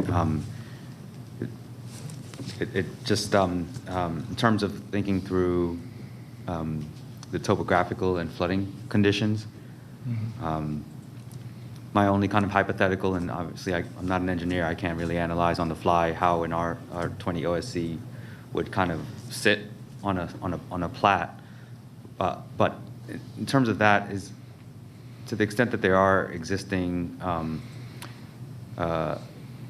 flooding conditions that could be remedied by virtue of this plan being subject to updated standards about stormwater runoff reduction. Mm-hmm. The alternative, as kind of conveyed in the staff analysis, is that this could be developed as is with 40 units. And then I can't hear you. It might be. I'll speak louder. Don't worry, Siri, I got you. Fantastic. But yeah, sorry, my only consideration on it would be, is there a kind of opportunity to still achieve or address any stormwater reductions or any kind of topographical kind of challenges that result in adverse conditions to adjacent sites that would be missed by virtue of going to a R20 OSC? Given that I imagine, again, is that plan would probably lay out, I don't want to use the word less cohesively, but with more kind of a spotted treatment of locations of different infrastructure and different lots. So I'm just wondering out loud whether there's an opportunity just to address some of the issues challenged by the topography as of date that may not necessarily be addressed under an R20 OSC designation. Certainly that could be something that's mainly the scope of a site plan review process, and maybe that's not the scope and purview of the commission, but that's the only consideration on the fly that I would have regarding the kind of holistic solution that this may address, that potentially go away under some of the either as of right or deleted conditions as proposed. Don't have a great answer to that, but welcome any reactions or thoughts on that. Anyone else? Planning Commissioner Hughes? No? Okay.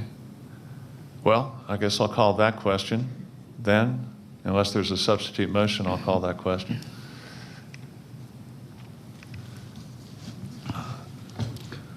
All right, I'll call the question on my motion.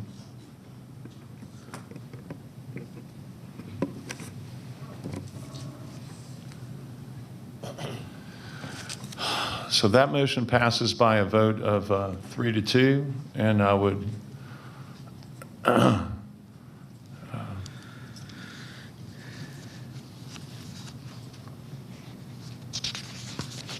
we need a break at this time?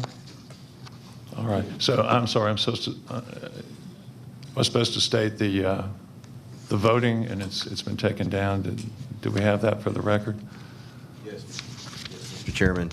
The vote was 3-2 with Commissioners Dance and Hughes in opposition. Okay, thank you.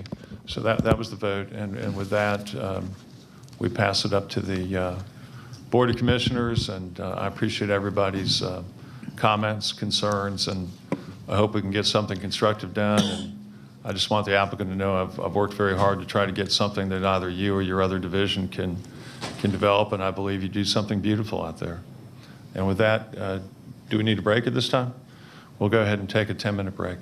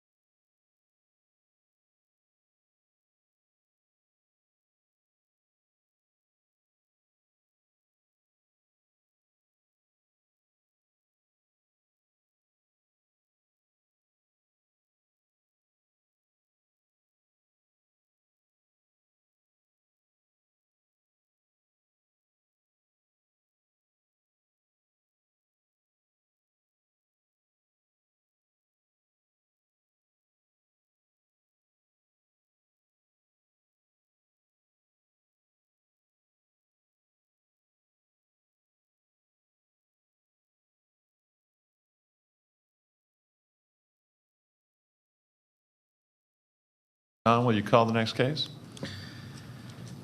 Mr. Chairman and Board, we did have one case on consent that was pulled off consent. That was Z76 Lot 1 Homes Incorporated. It's my understanding that one of the people who were opposed has left the building, but there's still one person here who I think the applicant was agreeable to the conditions. So if it's okay with the board, can we hear Z76 next and just have a shorter hearing on it? Is that fine by consent that we do it that way? That's fine. Okay. Rezoning case Z76, Lot 1 Homes Incorporated, request a rezoning from LRO to RA5 for single-family homes in land lot 538 of the 16th District. Property is located on the north side of Lassiter Road, west of Johnson Ferry Road. The applicant is present. Is there anyone here opposed to rezoning case Z76? Let the record show there's no one opposed. Mr. Chairman of the Board, but I think they have some conditions worked out with Mr. O'Reilly. Right. Okay. So this was on consent. It got pulled off consent. The one opponent whose condition you did not cure is no longer here. So you have the right to talk for up to 10 minutes. You have the right to talk us out of this. This is your option, counsel. Well, I'm afraid I've taught myself. I've got the same affliction you do, by the way, professionally. I'll be very brief. But again, good morning, Mr. Chairman, members of the Planning Commission. For the record, my name is Garva Sams. And I do represent Lot 1 Homes. And Mr. Brian Dennis of Lot 1 Homes is here with us today on this property. And I am going to kind of cut to the chase. Early on, we saw that the property in question, as you can see on the pin corner there in front of the SC subdivision, was rezoned in 2005. With the SC subdivision and with our property, what is slated for the property at issue here today is a two-story office building. I think it's approximately 4,750 feet in size. We just felt like this was more appropriate and more appropriately positioned for residential. Our neighbors to the north, and you heard Mr. O'Reilly today, we met with him early and often. Mr. Dennis went and met with Mr. O'Reilly and other representatives. It's called Gateland, Garden Gate subdivision, and its HOA. And they really are adopting a position of neutrality, but Mr. O'Reilly was kind enough to say what he wanted. He let me know. We're agreeable to everything he articulated. We're agreeable to all the stipulations and conditions officially approved by the ECCA at their formal meeting, which was on the 27th of last week. We're agreeable to staff's recommendations. I'm agreeable to my own stipulations. And for those reasons, and based upon the fact that we do have some support at virtually every level, you've also got my express representation that I will call this Mr. Douglas Burku to find out if there is something that we can address between now and the BOC. But we would ask that it be placed back on the consent agenda, or that you approve it as succinctly presented to you today. All right. Thank you very much. And just again, for the record, you are agreeable to the requested additional stipulations or conditions stated on the record earlier today during the consent agenda portion of the meeting by the East Cobb Civic Association? Them, and also the ones articulated by Mr. O'Reilly as well. And you understand I just gave you a very poorly constructed sentence. I could try again. I didn't red mark it up like I would others. But no, thank you, Mr. Chairman. Thank you. And this is in District 2, so do we need to hear from the opposition, John, or if there's a stipulation or agreement? It'd probably be a good idea to call him up here and make sure he's agreeable with what Mr. Sand said. That's fine. I guess we'll do that. Okay, thank you. Thanks, sir. For the East Cobb Civic Association?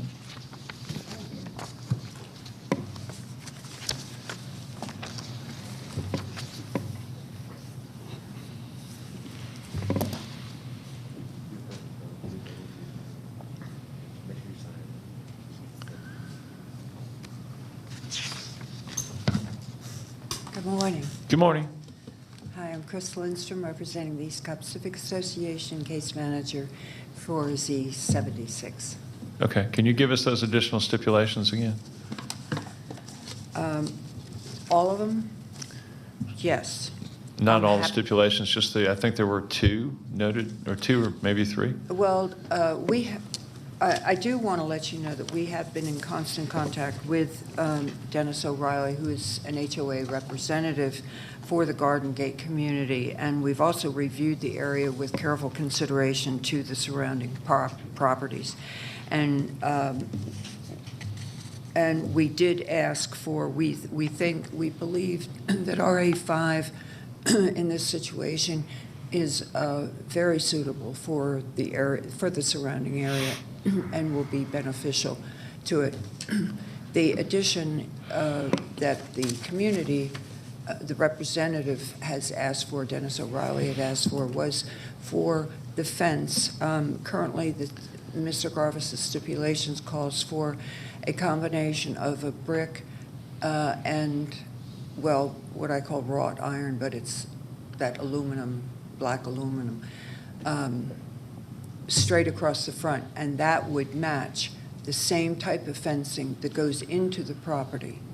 And what Dennis would like, that Mr. O'Reilly would like to do, is extend that fencing to the edge and then turn it into where it meets the entrance to the property. This property will be entered upon from the Garden Gate community entrance, not from Lassiter Road. Yeah. So we had no problem with that. Is there a distance we could state from the corner? I don't know what the entrance is going to, if they're going to have to curve it. I would say, what, 6 feet? I don't know what the distance is. I mean, they won't know until they do it, 6 to 10 feet. Okay. Anything else? No? Thank you.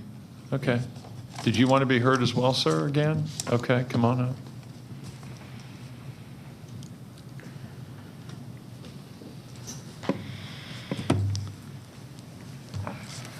I just wanted to get it on the record that, by the way, I'm Dennis O'Reilly. Get it on the record that I am speaking as a homeowner and not on behalf of the HOA. I am a board member, but we have taken a position of neutrality in this.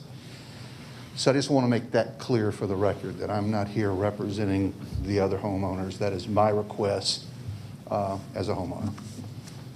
And as far as the length, I would say to where the driveway is, it's 10, 15 feet, but whatever it is to the driveway of these two homes being built. Maybe stop at a few feet short of the driveway so an errant Whatever's driver, safe and an errant reasonable. driver like me doesn't hit it? Yeah, whatever is reasonable, just something to make that turn a little bit. I'm sure we can work that out with the builder. Thank you. All right, so this is in District 2, I believe. That would be Planning Commissioner Anderson. Thank you, Mr. Chairman. At this time, given the comments received to date, I want to just thank the applicant as well as the ECCA and the members of the Garden Gate community for providing feedback on this case, both ahead of time and during this public session that allows for adequate review. Thank you. Appreciate all of the conditions that have been articulated here, and would like to make a motion to recommend approval of this, of Z76, with the following stipulations. Okay. I would recommend adherence to the site plan received from the applicant on September 2nd, 2021. I would also revise the stipulation, acceptance of the stipulation dated October 20th from the applicant with the following revision, which is stipulation 4.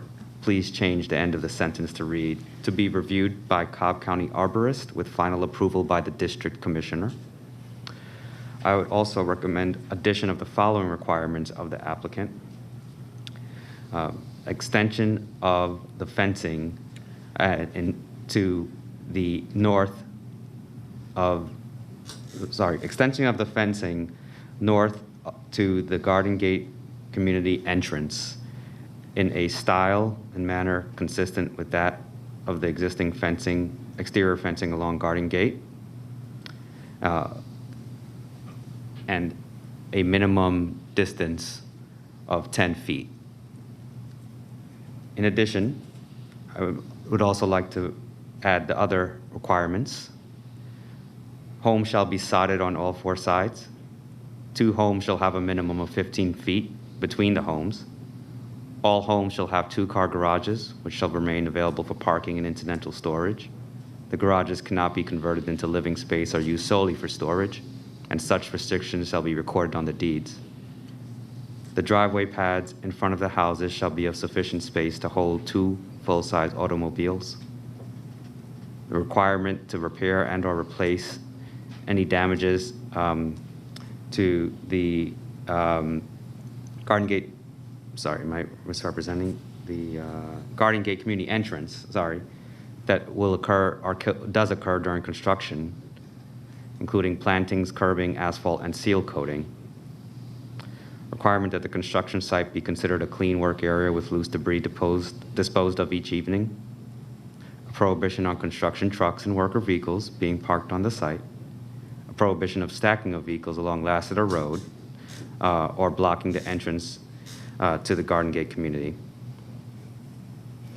Provision of a tire washing station at the exit from the property during the development and construction of the project. Provision of a 24-hour contact number to surrounding neighborhoods and posted on site during the construction period. Development and construction hour limitations for the project of 7 a.m. to 8 p.m. on Monday through Friday, 9 a.m. to 6 p.m. Saturday, and no work on Sundays unless approved by the district commissioner. Fire department comments and recommendations, Water and Sewer Division comments and recommendations, Stormwater Management comments and recommendations, Department of Transportation comments and recommendations, and any staff comments not otherwise in conflict. That is my motion. But I see I have some people. Would you like to make also add to your motion to put that back on consent agenda to the Board of Commissioners? Yes, I would also like to make a motion to, I guess this needs to be a separate motion, or can it be included in that? Just add it to that one you just had. I'll add to put this request back on the consent agenda. All right, thank you. We have a motion. Is there a second? I'll second. Second by Commissioner Vaught. Is there any discussion other than one brief question I have? No? Okay. I just want to make sure I understand clearly the car restriction, the truck restriction requirement. In what manner precisely are trucks restricted out here during construction? So there would be, and that's specific to, I guess, to the prohibition on the construction trucks and worker vehicles being parked on the site. Right. So that would be actually, I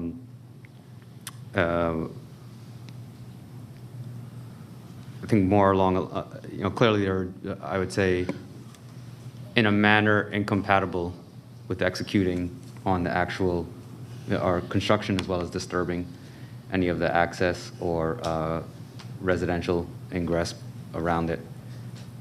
Okay, the primary point is not to disturb or block the use of the existing neighborhoods, roads? Okay. Yeah, we don't want just pickup trucks or hanging out on the side that are not active or used for parking for workers. That needs to be handled off-site or maybe adjacent. Thank you. Okay. No other questions? All right, call the question. All right, that passes by a vote of 5-0. Thank Ready you. for our next case? And the next case, Mr. Chairman, also has a special land use permit with it. Would it be the board's desire to hear both cases together and then make separate motions on both cases at the end? Yes, except in the event the applicant for any reason objects or an objector objects. That'd be the preference, I would think.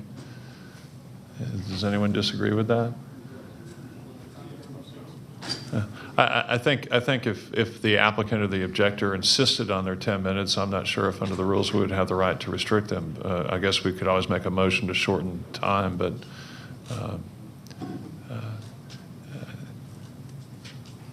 So yes, hear them both together unless there's some objection made to that. Okay.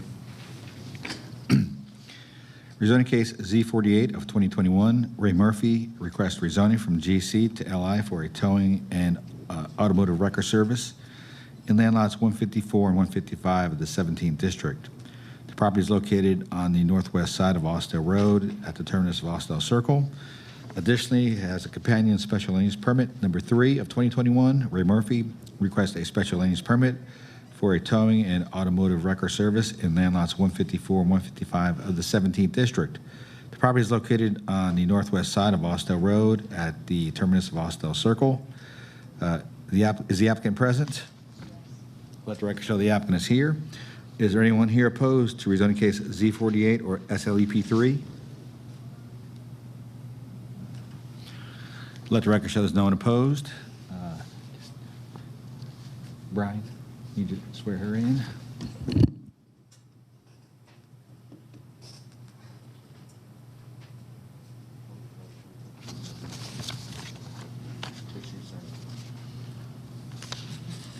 Go ahead, make your presentation.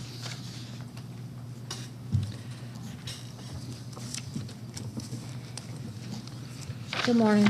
Good morning. Please proceed. My name is Vicki Murphy Norris, representing my dad on Z48 and SLUP 3. In August was my first meeting with you guys. I was given an ultimatum basically to go clean up the property in regards to code enforcement issues that pushed us into a rezoning situation. At the meeting, I was given an aerial shot of my property,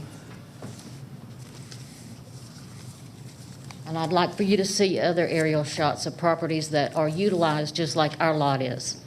One of them is on Sandtown Road, same district as mine. That property there is my property.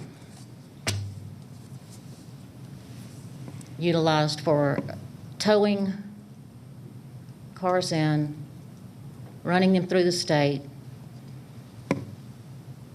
finding an owner, or towing them off to a crusher or to an auction to get rid of them from the property. Some of them cannot be moved from the property.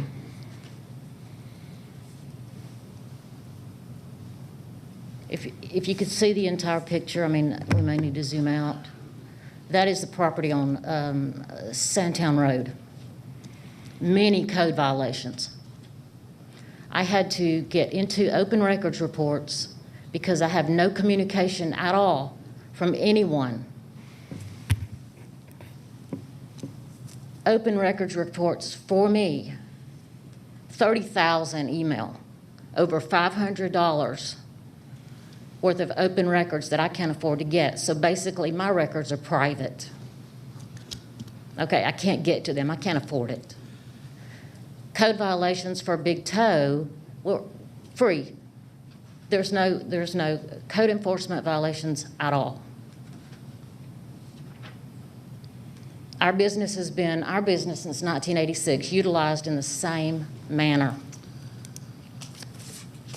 This next property is a property that got pushed through, I'm just going to say approved, to go straight to the Board of Commissioners last week with a very, very dirty, nasty, unpleasant lot of 5 acres. That's not even the entire picture. I have a close-up, one more, of the debris and things that were brought to my attention just via the internet, watching these meetings online. Otherwise, I have no idea, no clue. I have spent hours and hours and hours of research. I have sent emails. I have requested meetings. I had been told that I could not meet with John Peterson. I've been told by Jenny Payton that I needed to give her specific details in order to get a meeting. I feel discouraged. I feel disappointed, and I feel ignored. I sent an email on October the 22nd to 11 different people, commissioners. Do you know, I have not received one reply from anyone on my sent list. And yes, it did go through. The only issue I had, and this is not an issue really, is Mr. Bouloigne's email comes back to me. It bounces back to me. I don't know if it goes through eventually when it passes one of your screening issues, but I'm begging for communication in regards to helping me get my applications approved. Other applications I have watched over and over and over get pushed through and approved with stipulations, restrictions, variants, restricted stipulations, all sorts of different lingo that could help me. But I get no help. I've had no communication, and I'm begging for it. I've asked for code enforcement or anyone to meet me at the property and show me how nasty they think it looks, because it is not in disarray like these other properties are. It's a shame that I had to go into hours and hours of the county's website, and it's not easy to navigate, to find situations close to mine in relevance where they haven't been considered, but yet I'm pointed out as needing to improve my property to get rezoned. Rezoning would probably alleviate most of the things that code enforcement has already put on me. A lot of the code enforcement issues, 2015, now they are not relevant. Somebody needs to meet me at my property, communicate with me, and help me navigate these applications. It is a livelihood of my tenant, his business, his family, and myself. I cannot lose it. I was given an ultimatum of taking pictures every 15 days, reporting into Jenny Payton. I did that as much as possible. I was advised the pictures were not appropriate. They were not of the same item every single time, not before, not after. I had different areas of cleaning up the lot. You can't just pick up something and move it. You can't just pick up 5 cars and take them and dump them. There is a process. The tenant ended up in Kennestone Hospital for 2 weeks. My dad ended up in the hospital for over a week with coronary issues, respiratory failure. I still get no help. I have sent emails expressing these specific things. I get no help. I need help. I need communication. I'm very discouraged and disappointed. Yes, I do want to do what needs to be done on my part, but I can't do it without you guys helping me.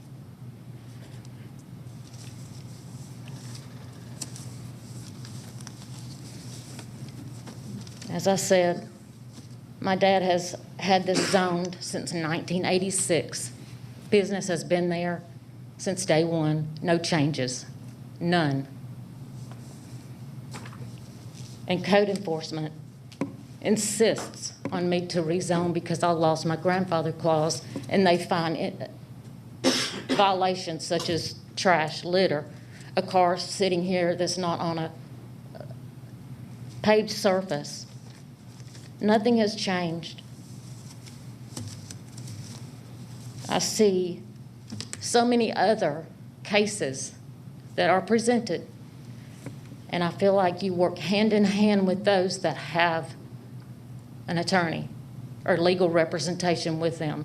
I'm sitting here thinking today, good Lord, I'm gonna have to get an attorney.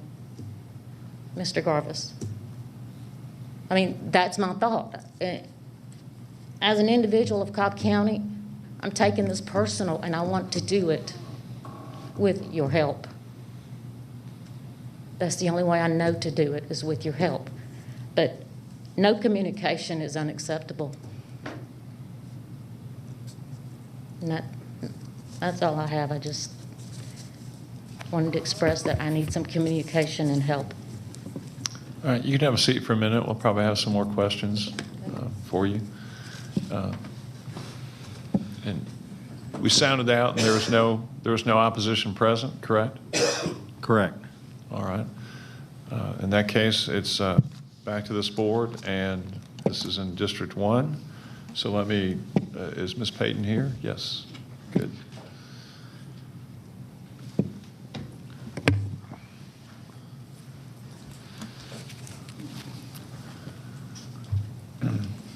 Jeannie Payton, Cobb County Zoning. Thanks, Jeannie. So when this came up 90 days ago, and what I recall is not that we delivered any ultimatums, but rather that we offered the applicant an opportunity to show a good faith effort to start to clean up the property, and we asked you to monitor it. That's my recollection. Have you done any monitoring of the conditions out here over the last 90 days? I met with the applicant on August 5th. The first map that she presented was one that I provided for her to show her where buffering would need to go. And I suggested where she stand to take photos, and that she send those photos every 2 weeks from the same position. She subsequently sent the first set of photographs. They weren't numbered. I pointed that out, that she needed to give us some reference. And then after that, I would receive 1 or 2 photos every 2 weeks. So I did receive communication from her and have record of that. All right. Has there been any subsequent communication between you and the applicant since August? Yes, I've replied. She wants meetings with someone other than me, and I was not able to set that up for her. I'm happy to help her in any way I could. Did she articulate a reason why she didn't want to meet with you? No, she just requested meetings with others. Okay. Has there been any progress made in alleviating any of the site conditions, particularly as pertinent to the existence of vehicles near to the boundaries? I'm unable to answer that. I cannot tell from the evidence that was provided.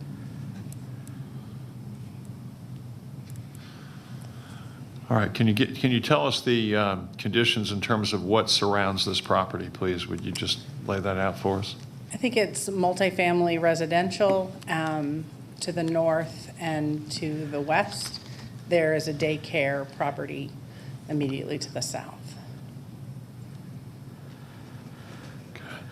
And this picture we have before us, do you know when that was taken?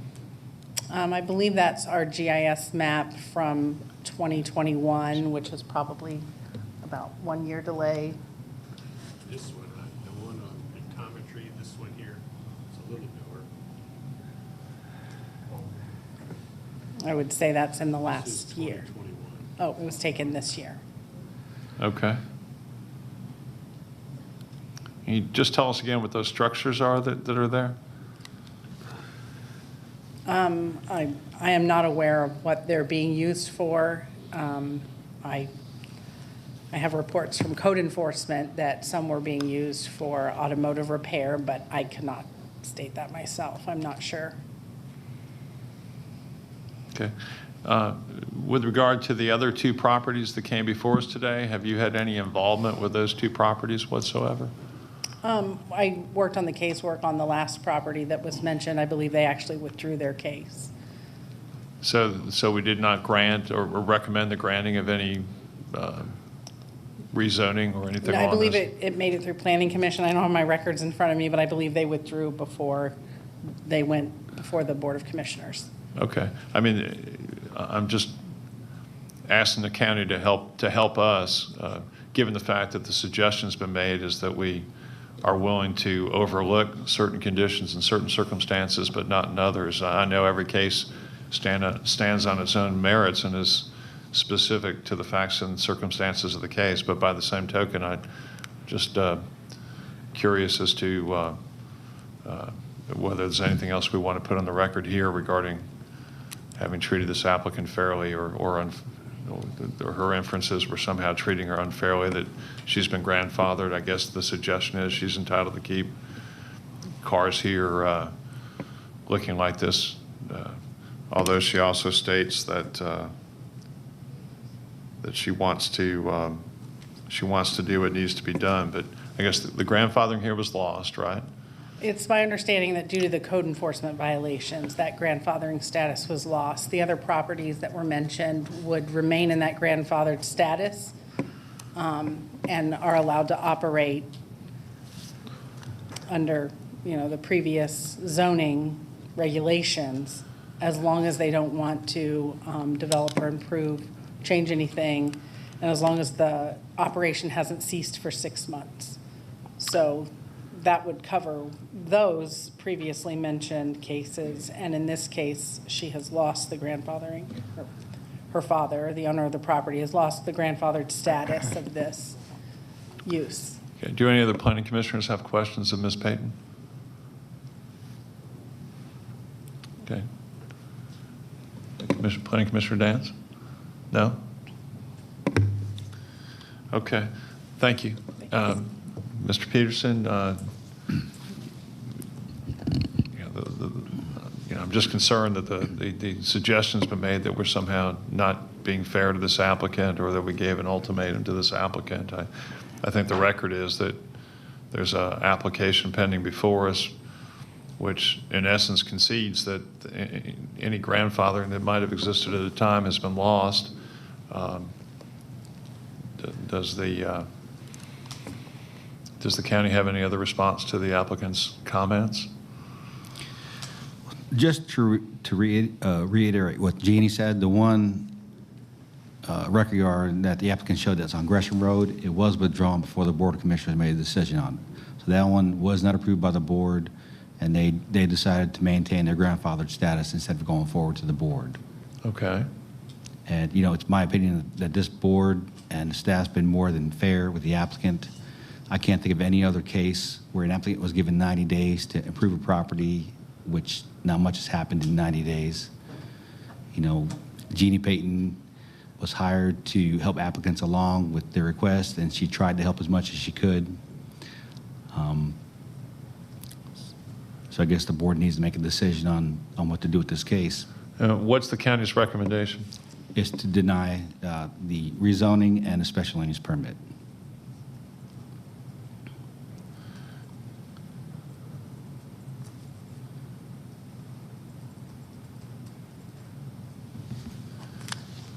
All right, let me hear from the applicant one more time. If you could come back.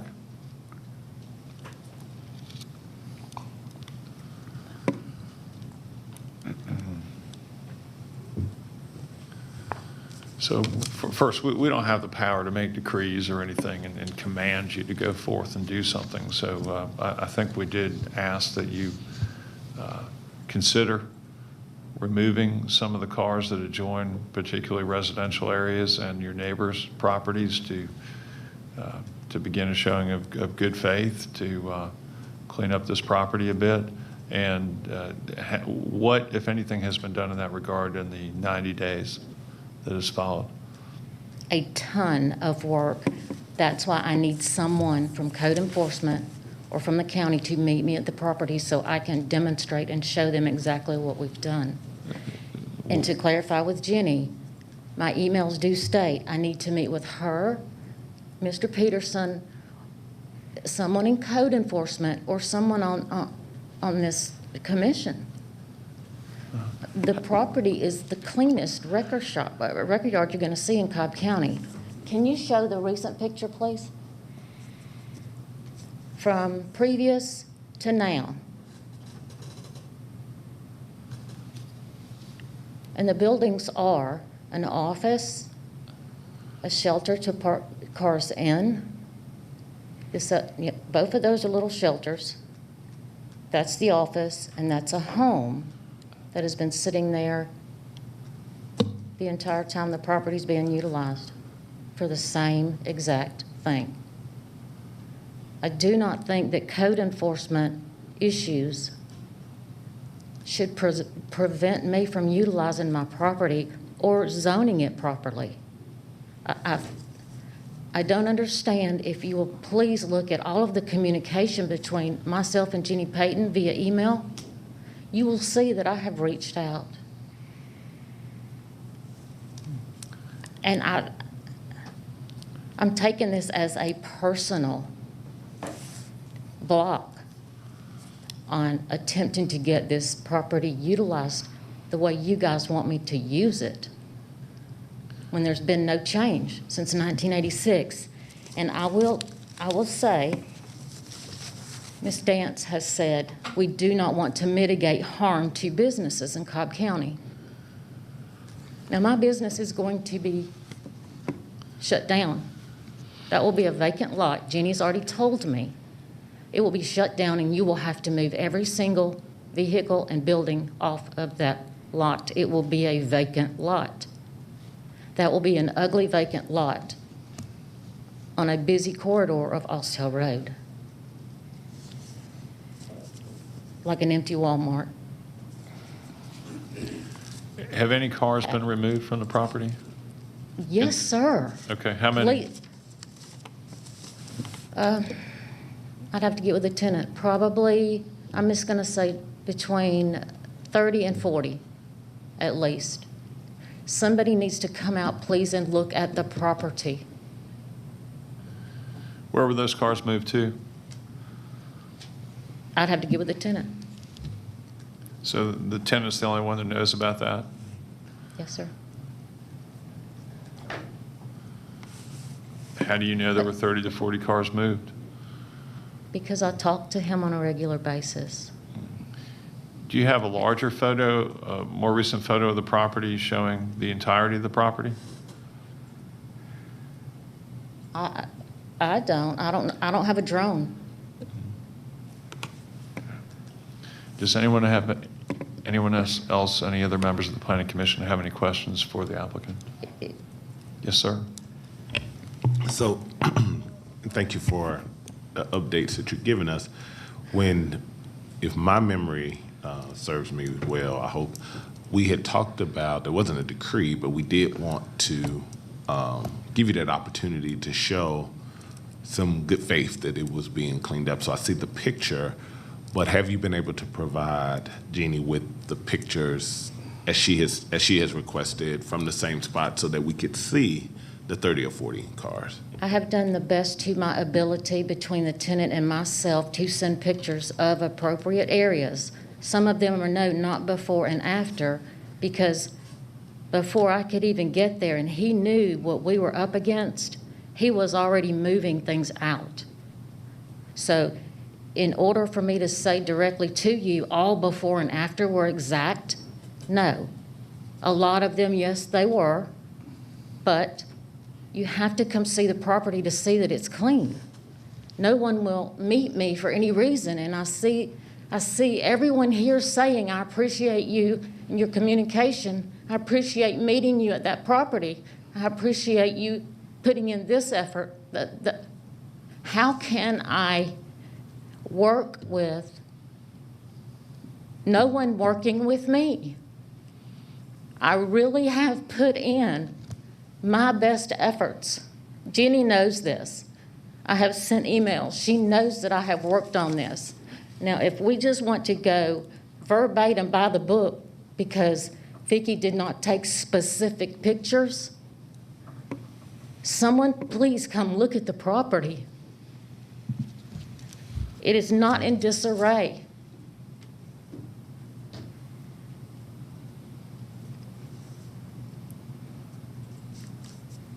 If I do not get the approval to move forward, and this is denied, what is my next option? What do I do?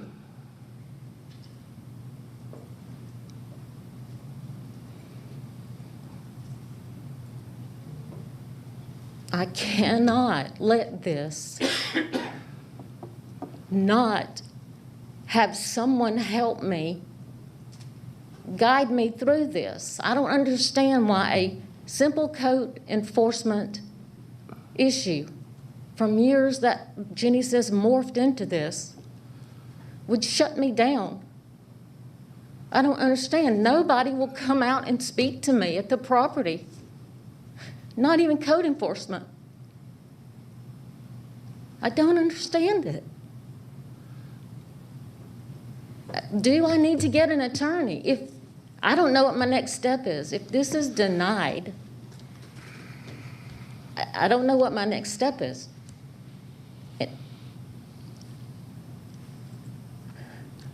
Anything else? Any other questions? Anyone have any further questions for the applicant at all? No. I have one other question. But I'm sorry. This is our time to ask questions. Planning Commissioner Anderson, do you have questions?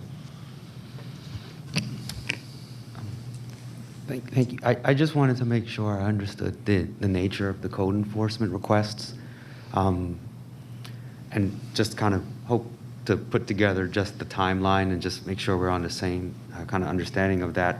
And the package that was submitted, the kind of the date of that kind of finding and violation was back in 2015. Yes, sir. And- That's why they're null and void. They don't exist anymore. Someone needs to come to the property.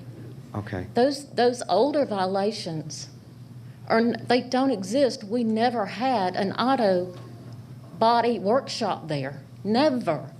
Mm-hmm. Never.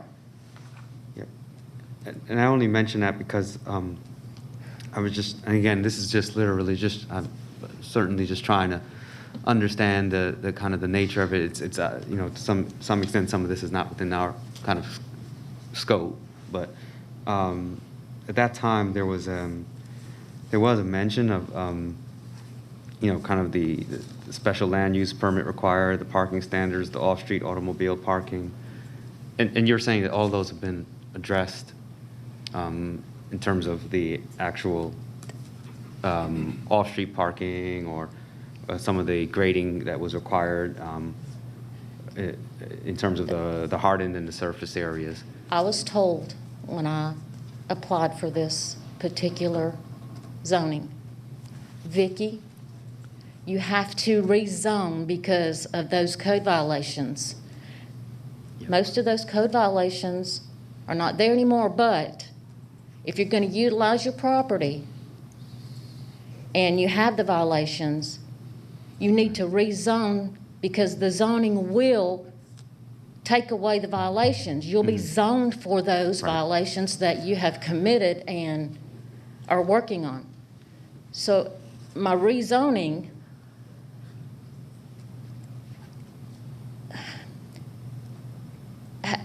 I am pushed to rezone because of code enforcement that was not taken care of. Okay, now that I am rezoning, attempting to rezone to help with the code violations, I can't get anybody to understand. I don't even want to rezone. But if it's necessary to rezone to keep this business afloat, I'm begging someone to meet me at the property, code enforcement or whomever, because most of those code, and in my email, I'm concerned about the email that I sent to 11 people. Sent it to Jenny Payton, Kathy Pickett, Kelly Gambrell, Lisa Cupid, Fred Boulogne, Tony Waybright, Deborah Dance, Stephen Vaught, Jerica Richardson, Joanne Burrell, and Monique Sheffield. Okay, I got no reply from anyone, not even I received your email. No reply from any person. And maybe you didn't get the email. You want me to read it? I'll be glad to read it. Go right ahead, read the email so we all know what it says. All right, my name is Vicki Murphy Norris, and I'm representing my dad, Ray Murphy, with application Z48, 2021, and SLUP 3, 2021. I appeared at a meeting to discuss my applications to the Planning Commissions on August 3rd, 2021. The staff recommendations for each applications are listed for denial. My applications are the direct result of the loss of the grandfather clause, forcing the rezoning and special land use permit applications. The loss of the clause resulted in a large amount of code violations. Code enforcement officers sweep this particular property and business on a regular basis. The tenant will not be granted a current business license from Cobb County due to code violations.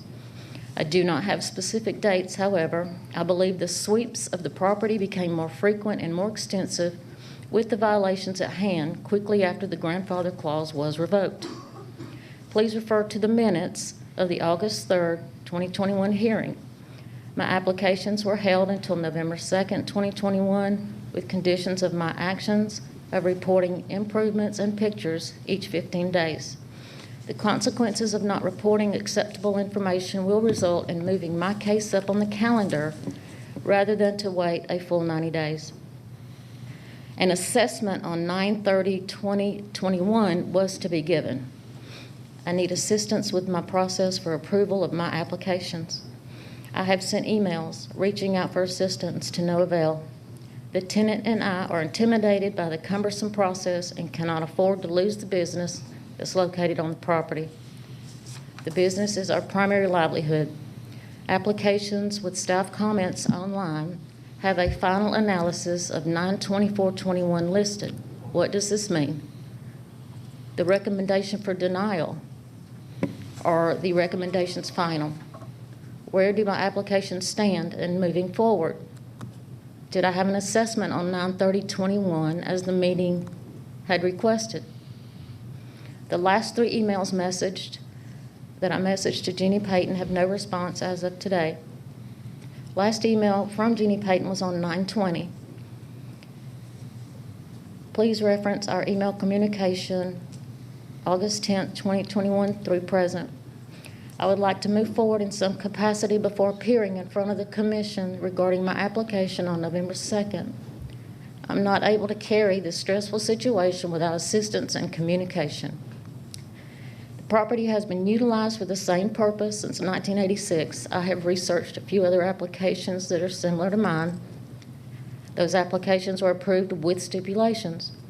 I see other applications approved on a regular basis with guidance from the planning and board members. I feel as if I'm being ignored. I feel as if the Planning Commission works hand in hand with applications that have attorney representation.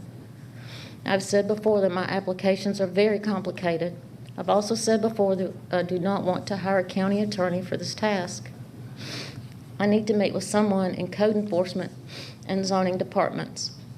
The previous numerous violations are outdated and probably not violations today. The cited code enforcement violations need review. I have been asked to clean up the property and remove cars. This property is most likely the cleanest towing service and record yard in Cobb County as of right now. GIS maps are old and outdated. A GIS map of the property did show disarray at the time the photo was taken. The photo was shown to me and everyone else at that hearing. I feel that a comparison of other similar properties would have been more appropriate at that juncture due to the negative impact it had on my property concerning all my applications. I have no way of showing an aerial view or updated GIS map of my improvements. The outdated GIS map presented has left a negative image of disarray on the property for everyone involved. I need assistance with my applications to continue working towards the approval. I will not allow my applications to receive a denial due to the lack of communication or any negligence on my part. Thank you, Vicki Murphy Norris. Okay. And not one person even said, I got your email. Okay. Do you have a cell phone? Yes, sir. Does it take pictures? Yes. Do you have any pictures showing us any of the areas along the boundary of the property with your residential neighbors to show us that cars have been removed from those areas? No, but Because just hypothetically, if I understand the application's pending properly, even if we approved you folks to operate with this type of a use, we would be allowed to require a landscape buffer, and then that's a variance that you saw here, correct? yes, sir, and we do have a Okay. buffer. So where And we have Where a- has good faith been shown by removing cars from the area adjoining the, or immediately adjacent? Do you have any photos you can show us? The apartments that are in the area where that, we do have landscape buffers there. They have been there, and we have a variance on the current general commercial zoning for a 0 setback that was granted back when we were first zoned. So I've never been told that we needed to change that setback. So my question We remains. do have landscape buffer trees, the cypress trees. My question remains, do you have any photographs you can show us of any of the areas adjoining the residential areas behind this property, showing us the cars have been removed from those areas? Are you talking about the apartment complex? Among others, any residential areas that are behind you, which include an apartment complex, multifamily, yes. Do you have any photos at all to show us you cleared those No, areas? sir, I did not understand that I needed to have those specific photos today to give to you. Okay. If I came out to the property this afternoon, tomorrow, what would I see along those boundaries with those residential areas? I'd have to go look. You probably see trees and a picket fence. Okay. How many cars would I see within, say, 30 feet of that fence? I'm not sure. Would have to go see. Okay. I mean, So you don't know? The answer is you don't know? not at this point. I do not know specifically. Okay. Does anyone else have any other questions for the applicant? I just had one quick question. This is a leased property, is that correct? My daddy leases it to a business owner. Got it. And in terms of any, as you as the owner of this, are any of these obligations of your? Is it fair to assume that your tenant on this site has a requirement to adhere to basically any code requirements or enforcement requirements that are brought to you as the owner of the site as a condition of their lease? Yes, sir, but that is why we are working with him hand in hand. I don't want him having to take this entire project on himself. My dad doesn't do business like that. We do have it in his lease, yes, he's responsible. We would never hold him responsible for such a massive request. I mean, he does utilize his business, he runs the business, and he takes care of that part of the business. But as far as cleaning up this property, he has cleaned up a lot of the property. But with setbacks, with buffers and things of that sort, yes, we work together with him on that. We wouldn't put everything on the tenant. And is this the same tenant that has been in there since 1986? No, Or sir. how many tenants have been through this, operators through this property? I know of 3. This would be the 3rd one. Okay. And how long has this tenant been? At least 10 years, maybe 12. 10 to 12 years. Okay. Okay, thank you for clarifying that, Thank that you. dynamic. Planning Commissioner Dance? Ma'am, you referenced needing help. I mean, have you consulted with anyone professionally about how to deal with your legal, contractual, et cetera, issues? I did not want to have to hire an attorney. So it's obvious that I'm going to be required to hire an attorney. That's what I gather. And that's not what my question was. My question was, what self-help measures have you taken to resolve these issues? You bring a matter to this board. This board Right. sits and hears evidence, right? Mhm. It's a lot of times we do, listen to people and hear their issues, but it's not our issue. It's not our purview to resolve those issues. Right. And so when we ask you to come show us that you're going to make efforts to render this right, and then what we see is a lack of evidence. What we're hearing is the evidence. And if you have need to find ways to demonstrate your good faith, that's your obligation. it's not really ours. So you might not hear from us on a letter asking for us to do things outside of our purview, because that would not be appropriate for us. But I think you need to understand what your obligations are, and what we were actually asking you to do was to show good faith, because what you're asking for is a special circumstance. And if you're asking for a special circumstance, then as demonstrated on the picture on the screen, clearing an area and demonstrating adherence to buffers would be very important, and it would seem it would be in your best interest to be able to resolve those issues. Do you understand what I'm saying? I certainly do. I certainly do. And being able to present evidence, whether it's a cell phone picture or whatever, or, you know, whatever you were asked or understood you were asked. And if you can't do it, then I believe it's probably incumbent upon you as a business owner, because you're not just a random person here. You're a business owner with a lessee on the property, and regardless of how kind-hearted you want it to be, people have obligations to one another when they're contractually bound. But you may need an interpretation as to how to enforce that. But we don't sit here to arbitrate your personal disputes. We sit here to bring the public interest forward, and also to hear what you say and to balance that all out when we make our decision. Do you understand?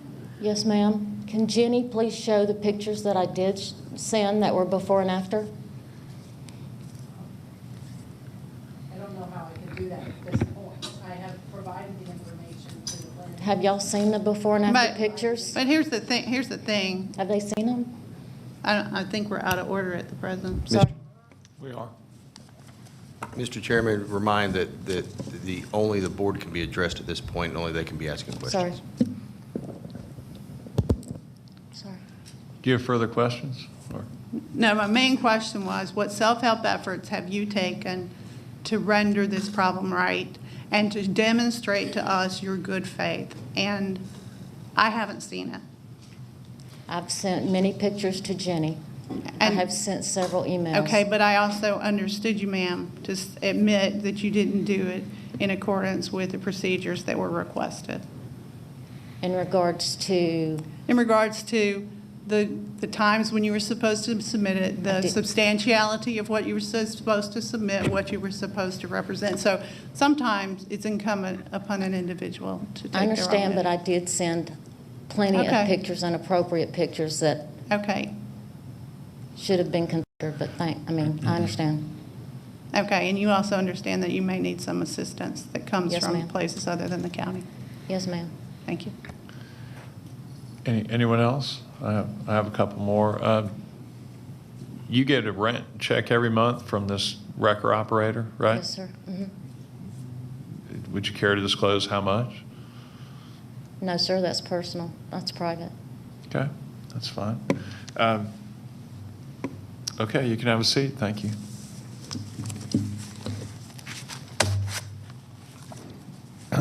So I believe this is in District 1. If anyone would like to correct me, I'd be more than happy to allow them to do so.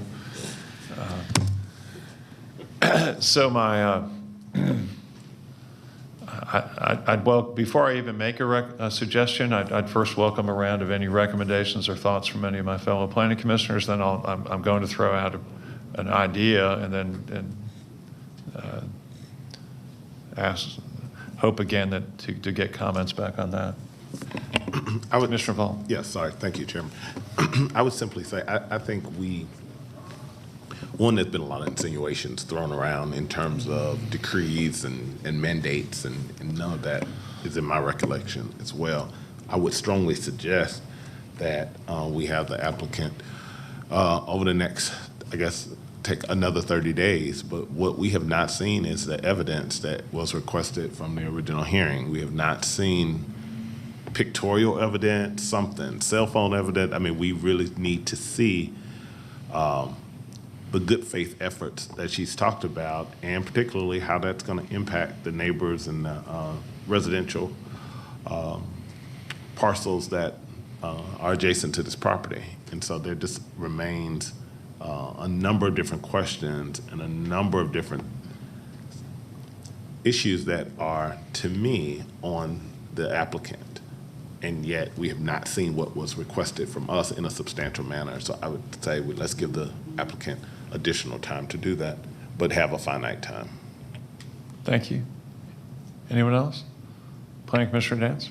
I would agree with that recommendation. Also, that the applicant ought to bring forward an actual plan, not just for what she's done, but what she intends to do. Okay. You second that, Planning Commissioner Hughes? Okay. All right. Planning Commissioner Anderson? Just one other request or comment was just if there is an opportunity as part of any future request to provide a baseline condition of inventory and placement of it, I would strongly recommend that. As of now, I find it difficult to rely on just the aerials to even understand how many cars and where they might be. And I think honestly, it's probably something where I can't speak to the terms of your lease or the requirements of those, but, and that's not my scope, but at a minimum, I would probably be something where if I were a landlord, I would want to have that be an obligation of the tenant, so that that does not pass through any undue obligations to you as a landlord or an owner of the property. So I would just recommend that there actually be an actual plan saying how many cars, where they're located, so we can at least have a sense of the baseline conditions. And that would be my only recommendation. If I might tag on to that, inventory ought to include what's coming in and what's going out, just so that we know at all times what's on the property.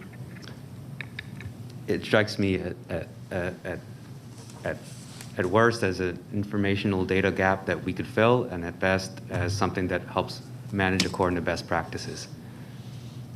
So yeah, I would certainly think that that's something that I think probably both helps us, but also helps you. So my question for the two of you then is that inventory, is there an expectation that that would be retrospective in nature to address every car that came in for the last 6 months? Is that feasible, do you believe? Or my expectation would be that this would be at a minimum an inventory of what is there as of this case date, and I think it merits, at least during the time that this case has been heard, some accounting for kind of the net inflows and outflows of cars since that time. And my further thought on that would be in much the same way that it was described that Ms. Payton identified areas of the property. Those inventories could be conducted by those areas with particular lines for where the property lines are. I agree.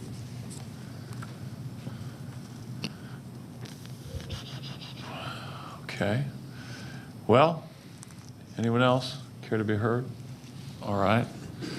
One question for the county, Mr. Peterson. Is there a capability within the county of us getting an aerial photograph between now and 30 days from now to see what the conditions are? I don't believe we have a drone in community development. Okay. That's unfortunate. Okay. So a site visit would be required to see those site conditions then. All right. My motion will be that we hold this for an additional 30 days.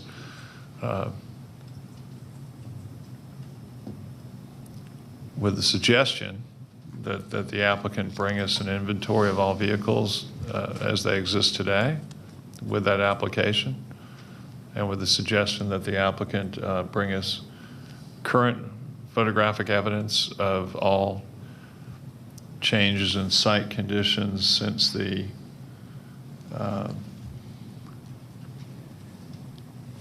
I'm looking for a date on the photo that's before us now. Can I get that date? Pictometry photos? It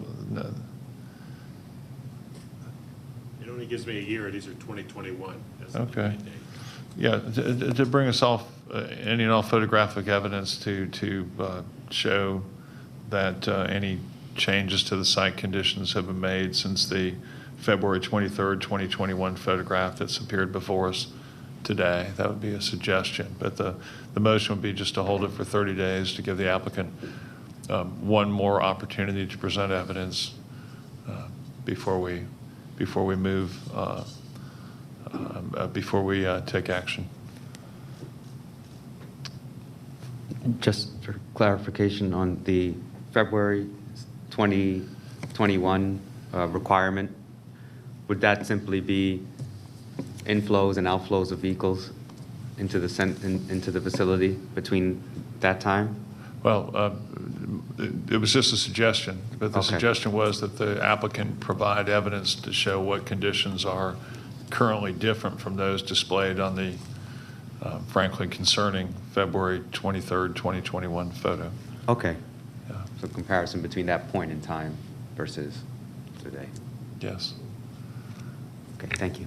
Can I ask for clarification as well? Yes? So when you're saying the applicant is to present evidence, but then you're making suggestions, are the suggestions in the nature of examples by which she could create evidence but are not limiting? Correct. In other words, she's got the burden to come and convince us by evidence of whatever nature that we should favorably consider her application. Is that right? Yes, she's welcome to present any and all evidence she wishes, and it's just a suggestion that she should do so. If she seems to not like it that if we make a decree, which we have no power to do, we don't wear robes or sit across the street. But yet we've made suggestions in the past, and somehow it's been suggested that perhaps because somebody can't or chooses not to hire legal counsel, that somehow it's difficult to take photos, but I don't think it is. But at the suggestion of my fellow commissioners, I'm really just moving to hold this for 30 days. But again, with the suggestion made to the applicant to bring any and all evidence before us as to change conditions in support of her request that we approve of the variance and land use permit request made. Second.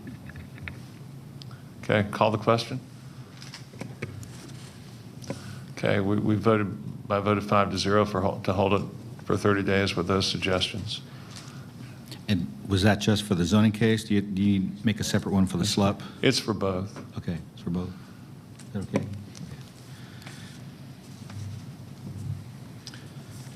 It's noon.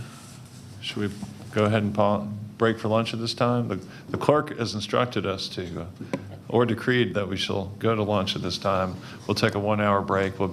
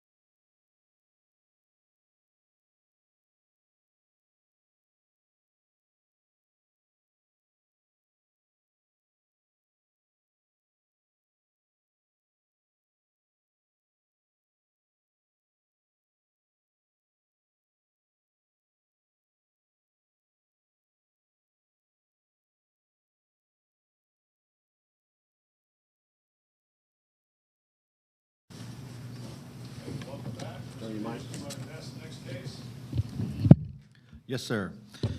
Rezoning case Z56 of 2021, Trayton LLC request rezoning from LI to FST for a townhome community in land lot 1216 of the 19th district. The property is located at the southern terminus of South Cobb School Road, the southern terminus of Linda Vista Drive, and the eastern terminus of Leela Street. The applicant is present. Is there anyone here opposed to rezoning case Z56? Let the record show there's one person opposed. Would that person please come forward to be sworn in? Thank you.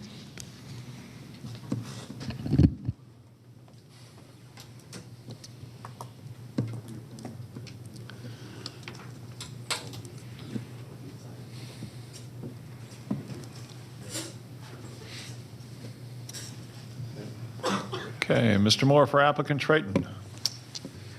Yes, thank you very much, Mr. Chairman and Planning Commissioners. I'm Kevin Moore here on behalf of Trayton in this application for rezoning.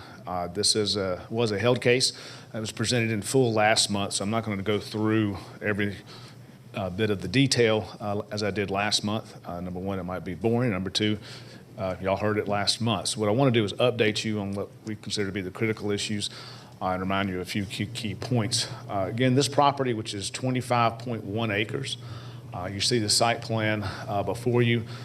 We have, throughout this process, been working with the surrounding community. Importantly, that through the efforts and coordination of the Mapleton Improvement Coalition, as well as the Huntcrest subdivision. The Huntcrest subdivision is to our to our east and to our north on this boundary of the property is the Huntcrest subdivision, and we work very well with them. Again, happy to report to you those efforts resulted in the full support from the Huntcrest HOA as well as the Mapleton Improvement Coalition. Given the revised site plan, we now seek rezoning from light industrial. This property is zoned light industrial with no stipulations, 25 acres of light industrial property just south of South Cobb High School. We have now deleted our request to the RA5 category for a single-family detached neighborhood. That is a density of 3.14 units per acre, which is consistent with a number of other newer subdivisions and residential developments that have occurred in the area, and we'll get to that in just a minute, but just wanted to remind you of those key points. And the other key point being, when this was initially submitted, Trayton submitted an application for a fee simple townhome community of 145 homes, and that has been deleted and reduced significantly to 79 homes of detached single-family homes, and that's in working with those neighbors that we have done that. Our stipulation letter includes very detailed stipulations as it relates to the buffers, both landscaped and undisturbed, that we're placing here, and contains many stipulations that have been recommended, all the stipulations and conditions that were requested by those adjoining neighbors and the Mapleton Improvement Coalition. I want to turn now, though, before I do want to also bring up one change. If you recall, last month, Mr. Glenn Stinson, a lawyer representing an adjoining owner on Leela Street, which is to our left on your site plan, just to our west, concerning the Leela Street right-of-way. What we have done in coordination with that was we have now made this plan where Leela Street is an emergency gated access only, which alleviated that concern from him. But in addition, we received a number of comments from neighbors along South Cobb School Road, and that particular neighborhood, which is to the upper left of our site plan that you see on your screen, was very concerned about having the availability of cut-through traffic from Austell and Clay roads through their neighborhood roads and then out Leela Street to kind of get around the school traffic. They very much wanted us to close off Leela and make it emergency gated as well. So we brought that element in as well, and we received a number of supportive emails because of that change. And as you can see, bringing the community completely in full, the different surrounding neighbors' concerns from that. Now turning to the aerial for this area, for this property and the surrounding area, because I want to touch on the other issue which was really discussed, which caught us all trying to figure out what to do. You see our property in the middle on this aerial. That's the 25 acres of light industrial property. To the south of this property is also property zone light industrial. It's approximately about 25 acres as well, which has the AM radio towers, 4 towers. Those were approved in 2003 for that location. And you heard the concern that through the building of this subdivision of a proposed 79 homes would have a potential impact or interference with their operations and would cause potentially and possibly under FCC regulations for the owner of the AM radio towers to make changes or potentially to remove their towers or to make other alterations in order to be sure they were compliant with the FCC as it relates to RF or radio frequencies.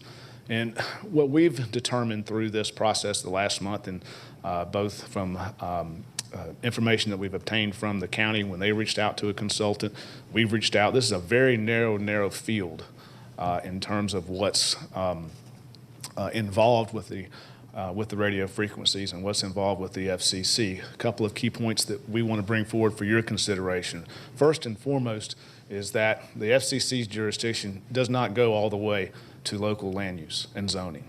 That's the jurisdiction of Cobb County. It's the jurisdiction of the Cobb County Board of Commissioners, and your jurisdiction as a planning commission to make recommendations based on whether the zoning, proposed rezoning and proposed land use is something that you believe is in the best interest of the county and of the surrounding owners, including the neighborhoods who desperately want this property to be changed from an entitled light industrial piece with no stipulations to a residential subdivision compatible with theirs and consistent with theirs.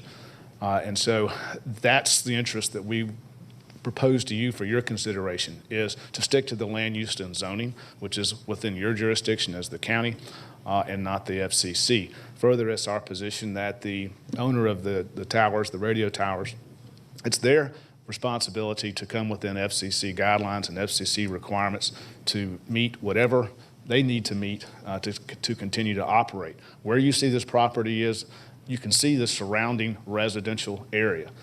There is to our immediate west, you'll see there was an RA5 that was approved just on Leela Street. That's an RA5 at over 3 units per acre that was approved subsequent to 2003 that was approved there. Also south of our property, if you look at where that tower property is, south of our property, there's a large RA5 development there that's basically catty corner. Also very nearly and adjacent to the tower property that was approved just a couple of years ago as an RA5 property, again, in excess of 3 units per acre as new residential.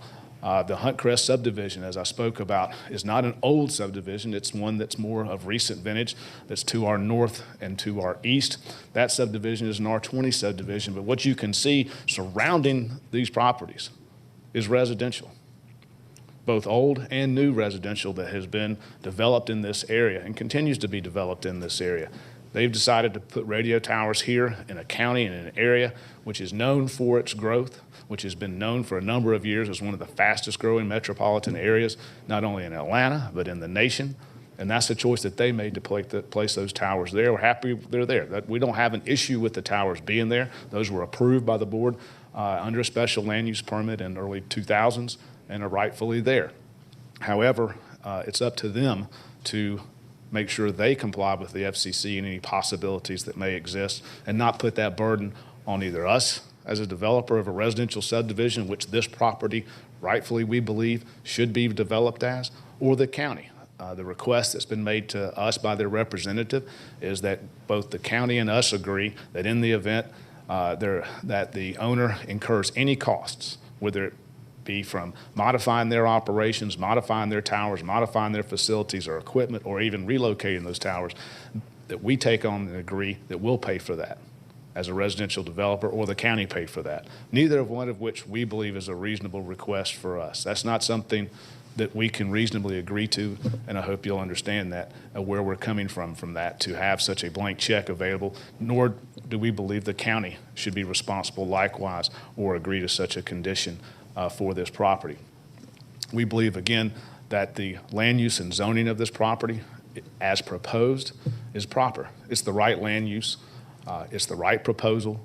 Trayton has been remarkable in its ability to work with the surrounding community, both on the adjacent landowners, adjacent subdivisions. There's 2 different types of subdivisions that we've dealt with. Another industrial owner that we've dealt with have all of those separate interests come together and support this proposal, including the overall civic association with the Mableton Improvement Coalition. That is putting together a consensus of folks, and that was a lot of effort that Trayton went through, and properly so, to do this project and to propose this project. We think with the stipulations that we have provided in this October 27th letter, with the revision to reduce our proposal by almost half, is tremendous on the behalf of Trayton to work with this community. The community overwhelmingly understands that keeping this property as light industrial dooms them if it has to stay light industrial. Now they have to figure out, how do we deal with a minimal buffered light industrial type development that can go in here and be in their very backyards.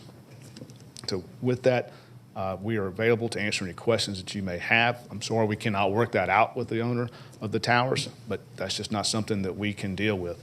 But we, with that, respectfully request your recommendation of approval to the Board of Commissioners. Thank you. Thank you very much. For the opposition?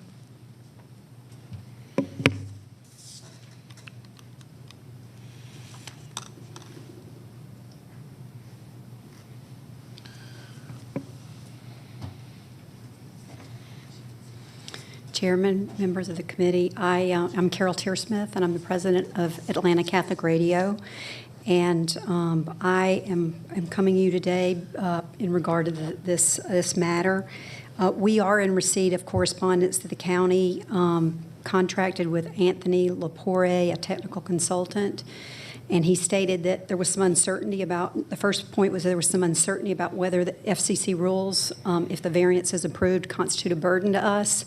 And secondly, that there was a recommendation that the county utilize an AM radiation exposure expert who should communicate with us, our engineer, regarding the matter before proceeding with approval of the proposed variance.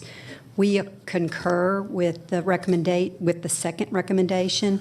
At the very least, it should occur before any movement towards an increase in population density nearby the existing AM operation. Moreover, as stated in our initial letter bringing this matter to your attention, absent a conclusive determination that the proposed project would not impose an unjust burden on Atlanta Catholic Radio pursuant to FCC regulations, any approval of the variance must include a condition requiring an enforceable and surviving manner, the county and/or developer to compensate Atlanta Catholic Radio for costs associated with any loss of value of the property, the restrictions on our operation, or mandate to relocate in the event that the proposed increase in population density constitutes the basis which the FCC might act in connection with Atlanta Catholic Radio. And basically, I don't believe the date that he gave, that when the tower site was originally built, is correct. I believe it's been in excess of 25 years, so I'll have to check that date. And also, and again, I'm not exactly sure, but I believe the attorney has said that FCC, I'm not saying that the zoning is not your purview, but that the FCC regulations sort of have, I don't know if precedent's the right word, but would need to still be in compliant with FCC rules. So the bottom line is there is some existing housing there. They have 79 units. If it's just 4 people per unit, it would put over, there's a stipulation within those 2 millivolts. There's the regulation that was quoted in the letter. And if by adding 79 units, and just say if there's 4 persons per household, that alone is over the 300, which means we would have to be in compliance with this. And there may be, when it's measured, a broader area than even this property. So that would be concerned. Again, we bought the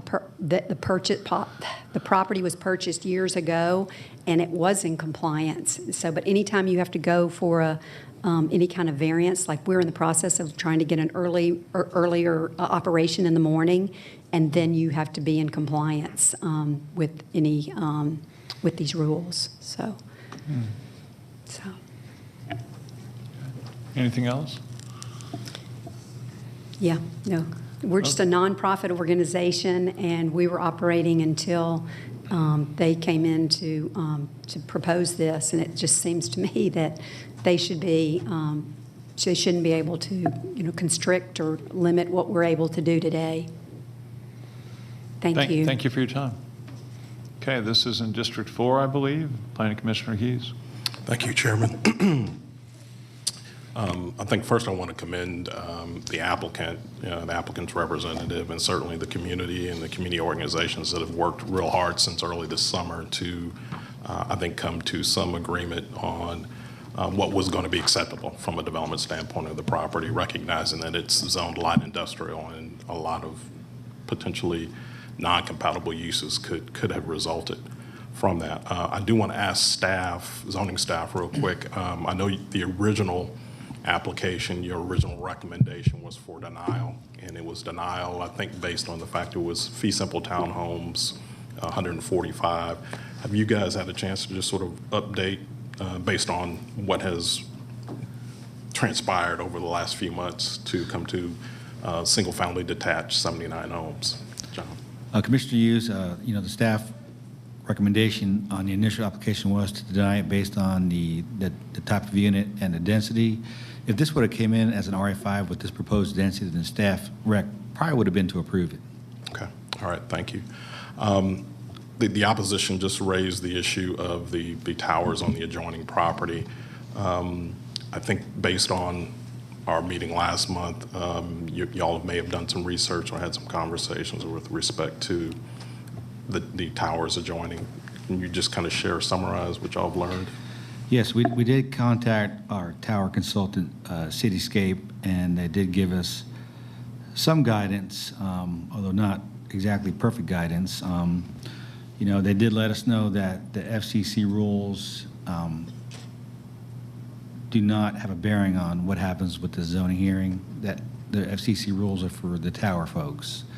And they let us know that there may be some interference caused by the AM towers to small electronic devices like cordless phones. So, that can be remedied by the tower operator with either filters or waivers from the FCC. Okay, all right, thank you, I appreciate that. Amy Diaz, if you could come up, I have a couple of questions related to transportation.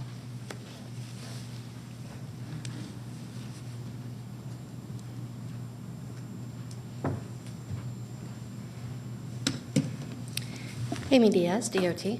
Thank you. Just a couple of questions related to roadway classification designation for, I think, actually all three roads that come into the property. Can you confirm what the roadway classifications are, and then if each of those roadways meet the standards for those classifications? Yes, so all three of the roads that come in, which includes the one that is now going to be gated as emergency access, are local roadways. Okay, and in terms of right-of-way, they meet right-of-way with requirements and all of that? Let me check. The issue is the property doesn't really have frontage along those roads, so it doesn't really affect the right. I don't have any note that we have any right-of-way requests. Okay. So. And then to the issue of Leela, I guess now being proposed for emergency access only with a gate, I think the applicant alluded to the question about right-of-way, and someone brought up the issue, did the county really have that right-of-way? Have we confirmed that we, in fact? So that has to do with the adjacent property owner and the gate that was brought up at the last hearing. So I checked with our right-of-way manager. It does appear to be county right-of-way. I turned that case over to code enforcement, and it's my understanding that he has already been issued a citation to have to remove his gate from right-of-way. Okay, thank you. And then I know you and I have communicated a little bit with respect to now with Leela being emergency access only and gated, what the impact is to other nearby roadways and the applicant needing to update the traffic study just to assess those impacts, and DOT potentially having to look at potential other recommendations. Correct. So one thing it does do is it removes our previous recommendation 3, which was to do mill and overlay on Leila. Now that it is going to be emergency only and not used for residential traffic, we would remove that recommendation. However, it now sends 100% of its traffic down School Drive and Linda Vista Drive. So that traffic, they've reduced the number of units, but they changed from townhomes to single-family homes, which has a higher trip generation than townhomes. And then they're now sending 100% of their traffic that way instead of, I believe it was about 43% previously. When you look at all of that balanced, it basically about doubles to a little bit like 125% for the peak hour traffic coming out of those driveways, of those roadways, onto Clay Road. Clay Road is right next to a school and it already experiences a lot of congestion during peak periods. And in fact, in their traffic study, it shows that Clay Road approach to the Clay Road at Austell intersection was at level service F for every time period they looked at. And the overall intersection was at either E or F for every time period they looked at. It's just a very congested area, and now they're intensifying what they're sending, even though their overall trip generation is lower. So we would recommend that they update that traffic study. Okay, all right, thank you. Any other questions from fellow commissioners? Not for the current interviewee, witness. Thank you. Any questions at all from other than the I applicant? do have some just about the tower. So I guess I'll start with the lady who, Carol from Catholic Radio, if you could come back.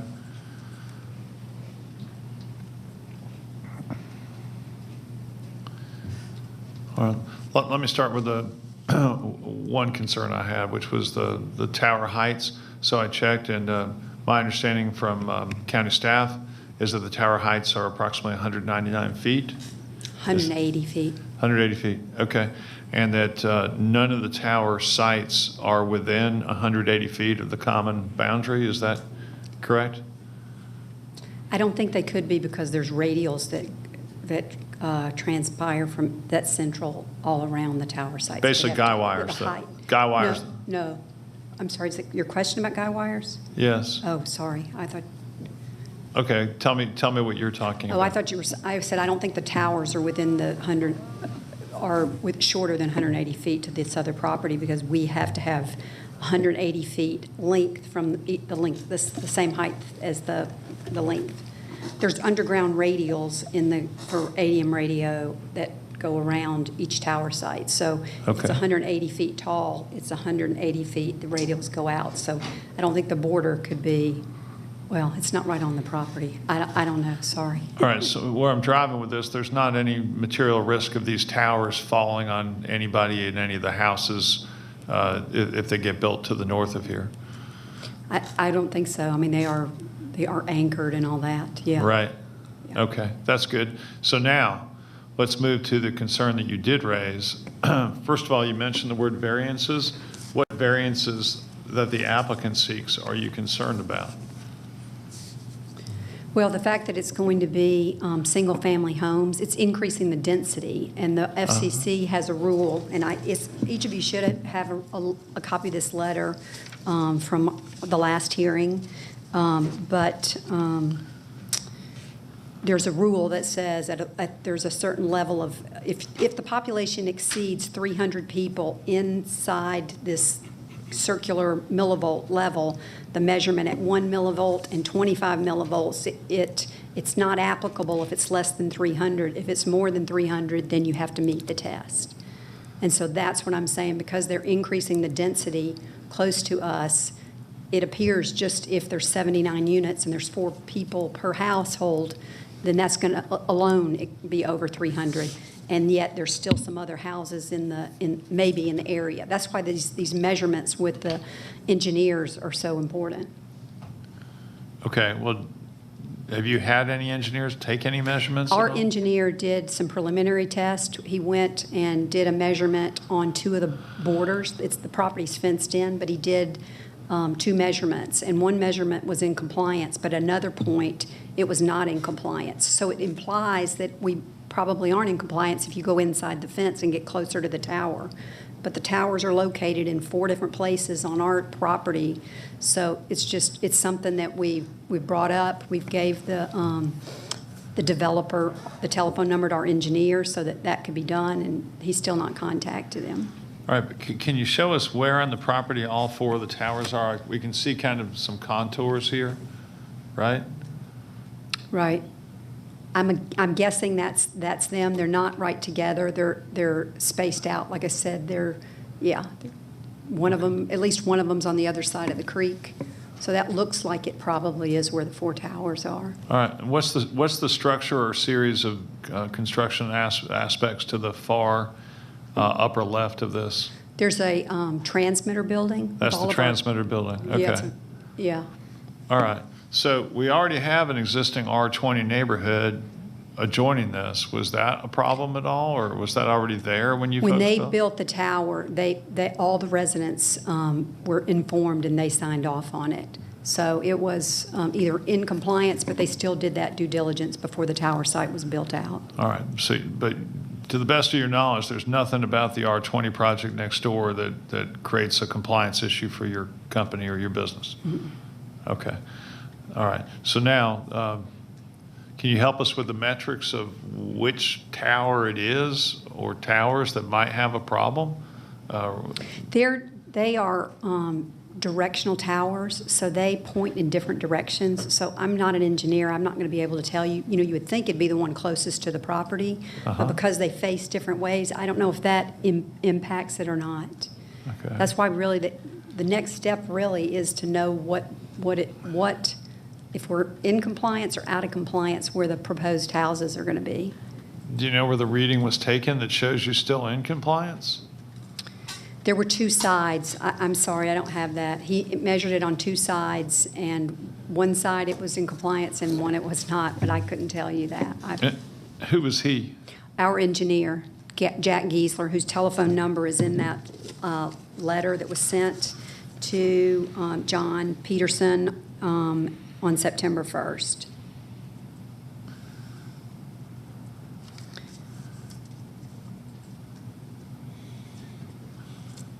Something's going on here. But according to your understanding, it would require that every one of these 79 homes have more than 4 people living in it for you to go out of compliance? Is that your understanding? Well, they've got to still measure what I can't tell you what 25 millivolts is. Is it an extra 100 feet around that circumference beyond this or perimeter? I don't know. That's why somebody needs to measure it. Yeah. Yeah.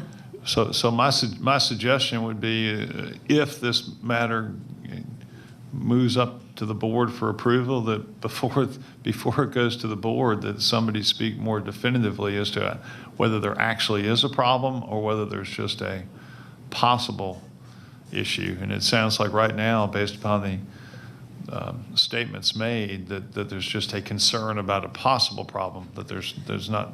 But there's been an early reading that indicates there will be. Does the developer estimate that it's going to be more than 300 people there? You know, that's saying 4 people in a house. Is it 6 people in a house? Is it 2 people in a house? I don't know how you can definitively say that. We do have statistics on the average density of the average home in Cobb County, and it's at or under 3 per household. So I don't know if there's something compelling about this that is going to attract people. Maybe they're going to offer a discount for folks that had large families like my parents. I don't know. I just don't know. But we're just trying to raise the concern. We want to be able to continue to operate in compliance with the FCC. And again, I did not see what Mr. Peterson was referring to. What Jeannie sent me, that the consultant said, I didn't see where that was what he said in regard to some of the information that he said. So we'd just like to see that as well. Mm-hmm. And just to clarify, other than those 4 towers and then that, did you call it a transmitter or transmitter building? Yeah. Transmitter building. That's it? That's all you have on that entire tract? And a satellite dish, maybe a 35-foot satellite dish. Okay. All right. Very good. Thank you. I don't have any further questions of the opposition. back to you. Thank you, Chairman. Just taking into account staff's position, the information that was shared earlier with respect to FCC, and I think the intention not to really regulate local land use, I'm inclined to support the applicant's request and make a motion to approve the rezoning request, subject to all staff's recommendations. In addition to that, the zoning stipulation letter submitted or dated October 27th with a couple of just revisions to stipulations 20 and 21. I'll go through those just quickly here. Number 20, applicant agrees to comply with Cobb County Department of Transportation comments and recommendations. The rest of this will be struck, except applicant is not agreeable to repaving Leela a public right-of-way. We don't need that any longer since it's understood that will be an emergency access, and DOT is willing to remove that particular requirement or recommendation. Stipulation number 21, access to the proposed community from Leela Street shall be gated, and emergency access only. New sentence would be since this one residential access point is being eliminated, the applicant shall have prepared and submit an updated traffic study. That would be my recommendation to you all in terms of changing the stipulation letter.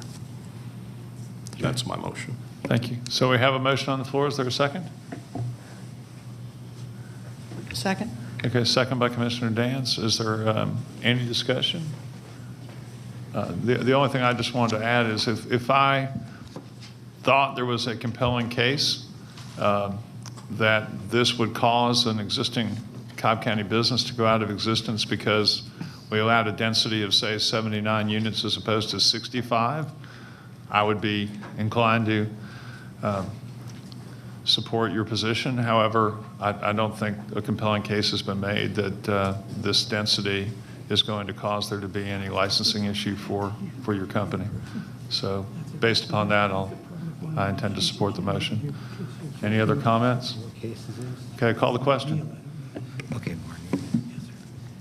Okay, that motion carries by a vote of 5-0. Next case.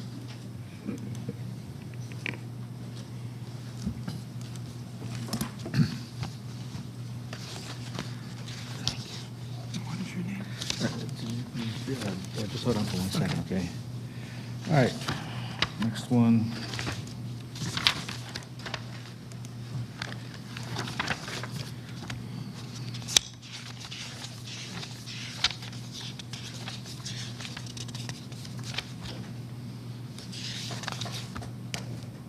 Here it is. Okay, rezoning case Z70 of 2021, PG Invest Co. LLC requests rezoning from GC to RRC for a multifamily residential community in land lots 508, 509, 572, and 573 of the 16th District. The property is located on the north side of Town Center Drive, north of the intersection of Mall 5 Road, on the west side of 575. The applicant is present. Is there anyone here opposed to rezoning case Z70? Let the record show there's 2 people here in opposition. All those wishing to address the board, please come forward to be sworn in.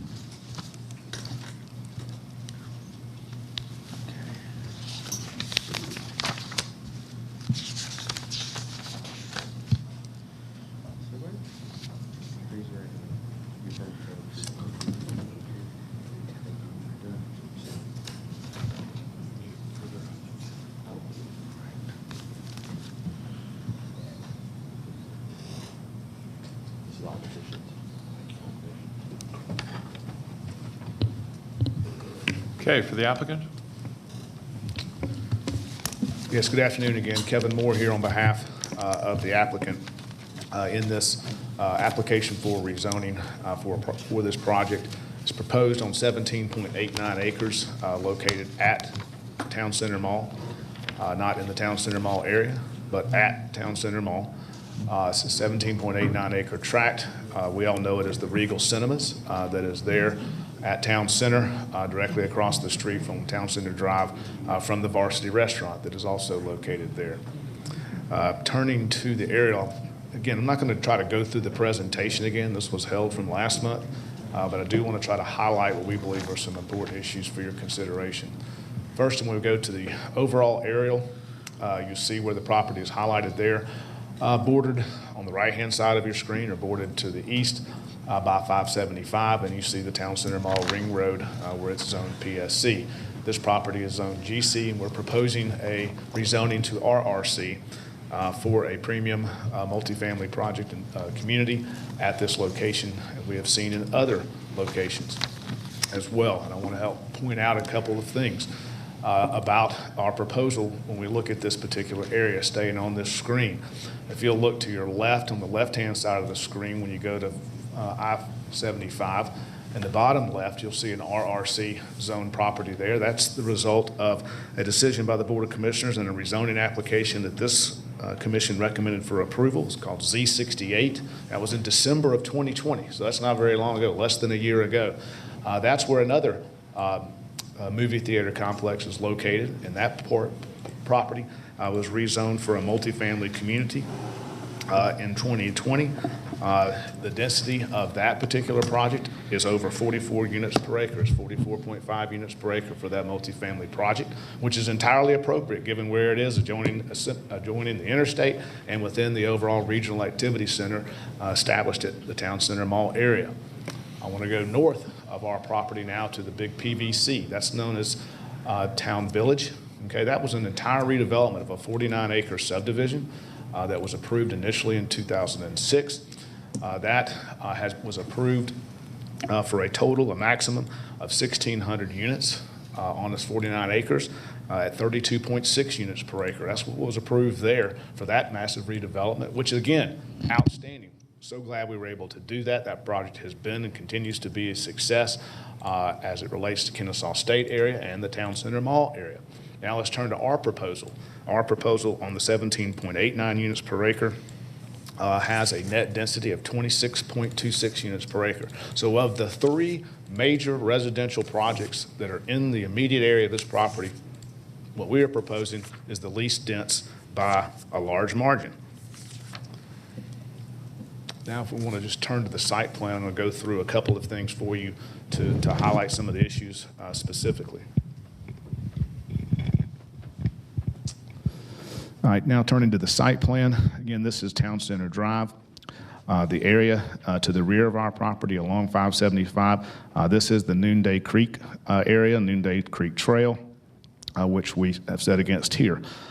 If you recall, there are three variances that we are requesting and continue to request. Number one is an overall parking variance.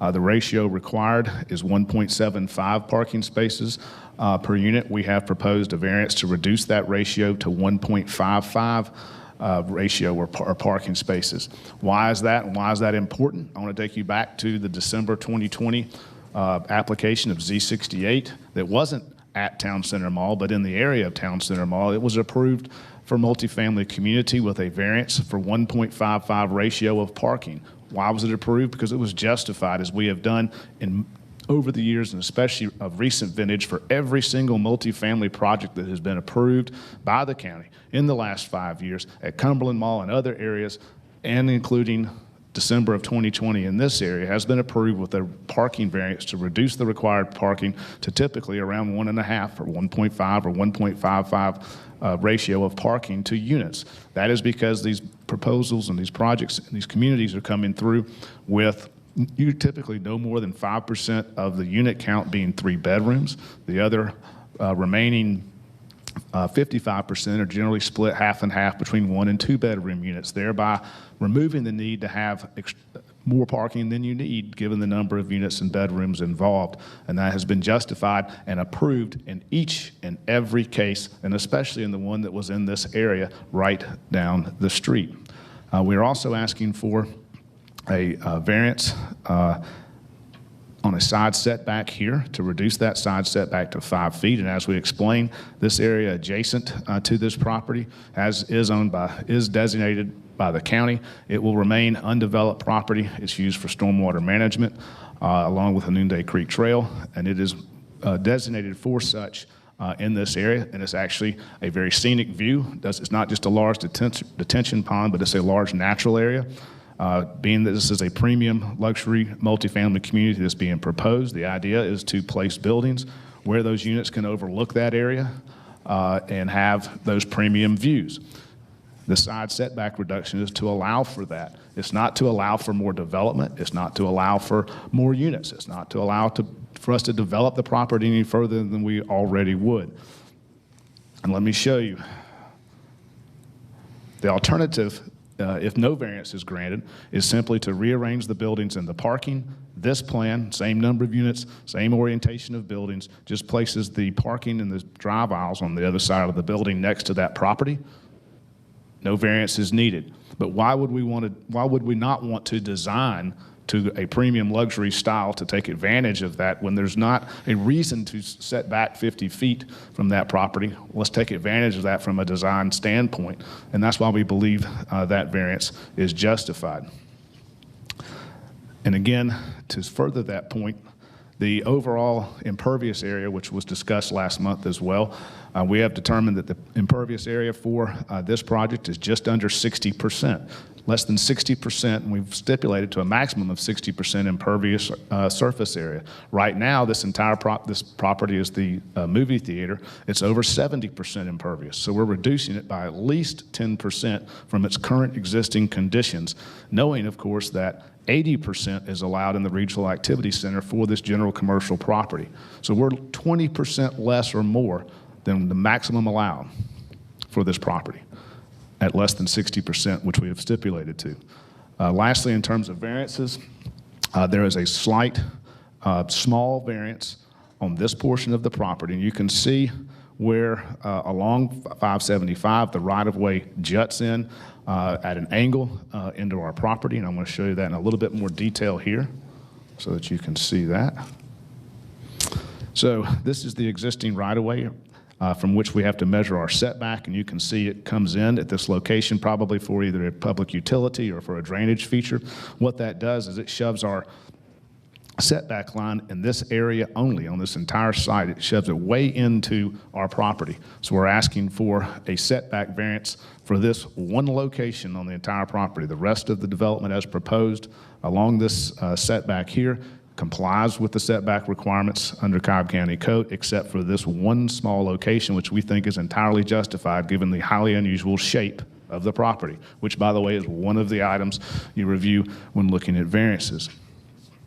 Also, as it relates to this property, I want to perhaps give some even greater color to it, and that is, what are the plans for this area? Well, the Town Center Community Improvement District, or Town Center CID, has done extensive studies over the years for master planning out this area as a whole. It has updated those plans over and over again, and in fact, this is from the executive summary of the most recent updated, quote, master plan for the Town Center CID area that is put out by the Town Center CID, and I've highlighted specifically the important part and relevant here. Under this executive summary, it speaks to the Town Center Mall area specifically, which is this area here designated in red as a high redevelopment area.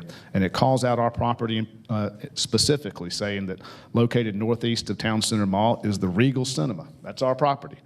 That has potential to redevelop into multifamily or office that will give residents and employees convenient access to the mall, Town Center Park, and Noonday Creek Trail. So what we are proposing is not only appropriate from what decisions have been made in recent years, but it's appropriate and consistent with the overall vision of the Town Center area and Town Center CID by the CID.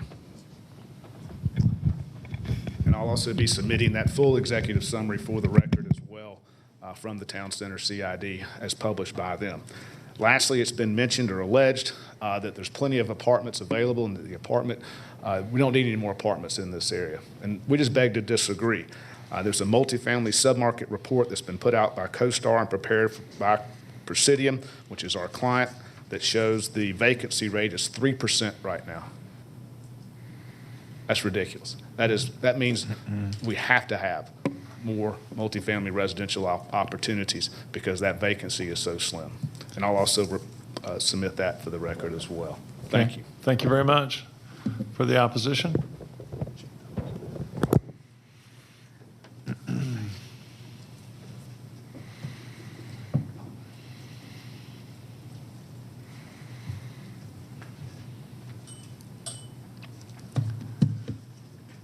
Hi, good afternoon. Good afternoon. Planning Commissioners, I'm Karen Huck. I'm representing Bells Ferry Civic Association in their opposition to Z7D.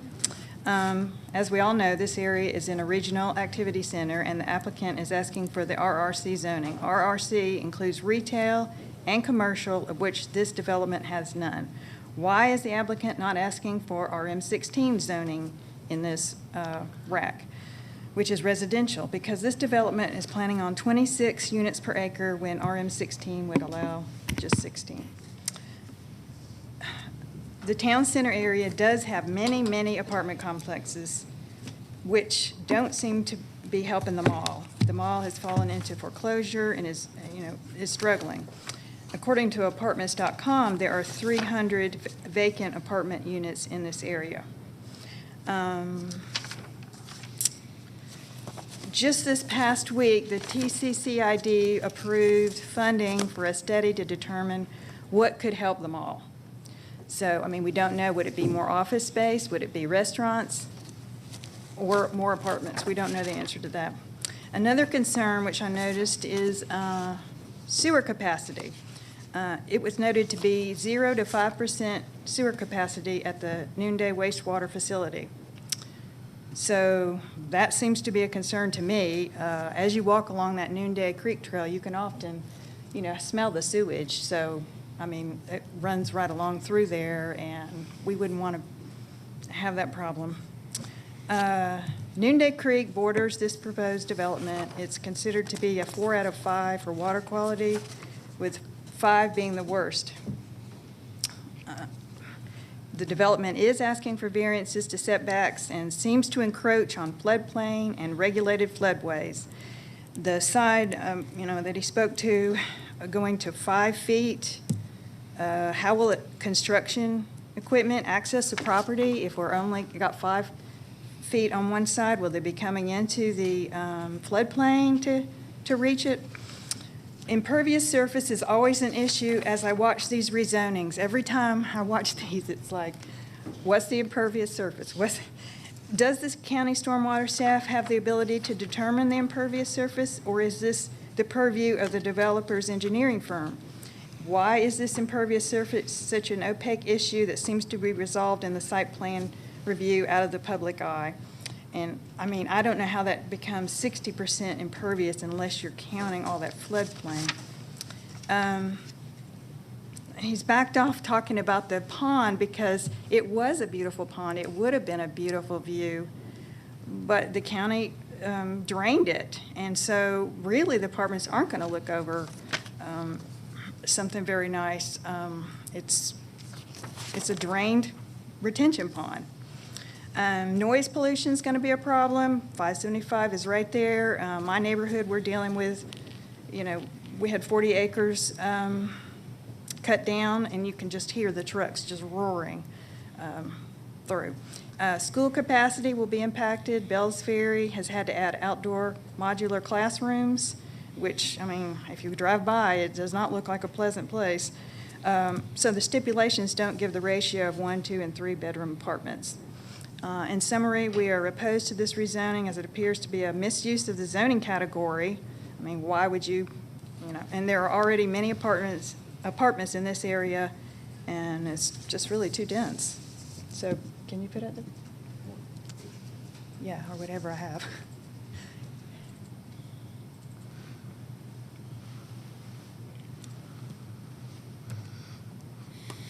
So that's all the apartments right across Noonday Creek. So you can see there's quite a number of them, and I'm sure that does add to the sewer issues in the area, which to me that needs to be looked into.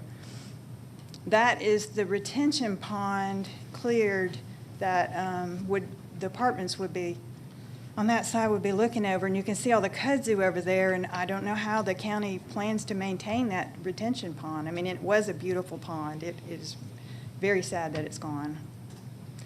And of course, that's the parking lot area looking. It's like a poster child for bad parking lot trees. And of course, there's 575 right there, and then all the kudzu. You can kind of see Noonday Creek snaking through there. And this is by that bridge. You can see Noonday Creek. This was in July, the big sediment pouring into it. It's just not being well taken care of. The creek isn't being maintained to keep sediment out, to keep it clean. That's another view from what happened in July. And that's another view of it. I don't know. And that's it. Okay.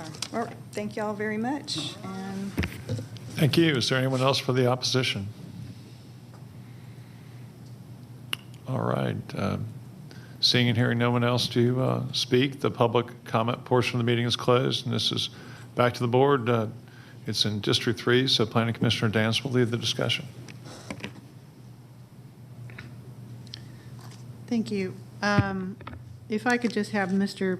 Peterson address, first of all, the appropriateness of the use and the staff's recommendations.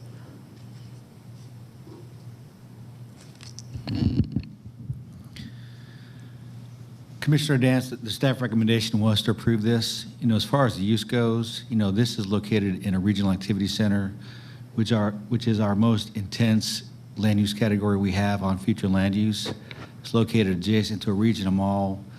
There are apartments across Noonday Creek from this. There are apartments on the other side of 575 from this. The staff's opinion is that the proposed use is consistent and compatible with the area. Okay, so the comment was just made about the absence of retail and commercial. Is that of concern? No, ma'am. Okay. Okay, thank you. And Amy, if you could come forward.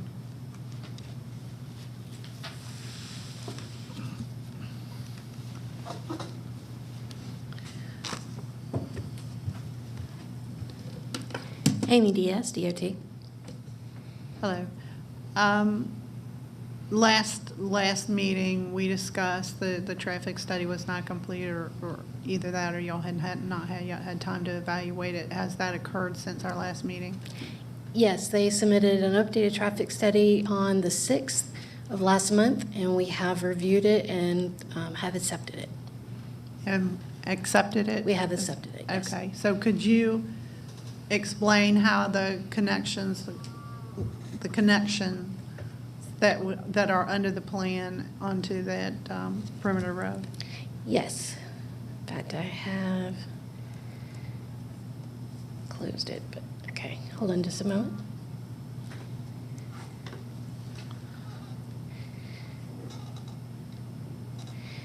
Basically, what we have is we have one left turn that's been prohibited, and that's because of the offset from the driveway across the street. The left turns would be conflicting, and so their updated traffic study included that. And I will let them see if they can point to this on the monitor for you. Can you put this on the monitor? Like, just basically.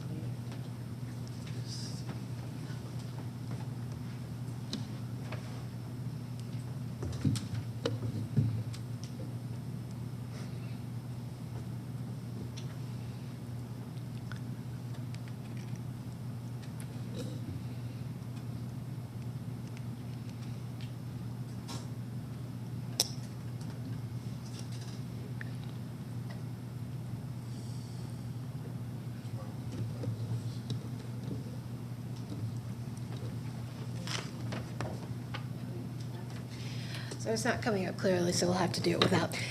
Basically, the traffic study incorporates our recommendations that they have left and right turn lanes at the main entrance and a right turn lane into their secondary entrance, but no left turn allowed, which then includes no left turn lane needed. Could you hold on one second? Sure. Mr. Moore, do you have a graphic that she can use to evaluate this? Okay.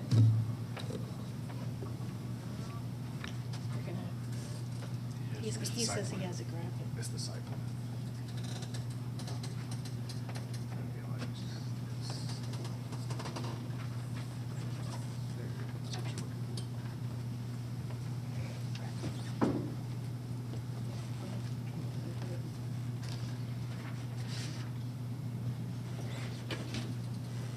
So this is the secondary access. You can see that they had the left turns in prohibited. They've got some Can we geometric. have that on the bigger screen, please? You make it bigger.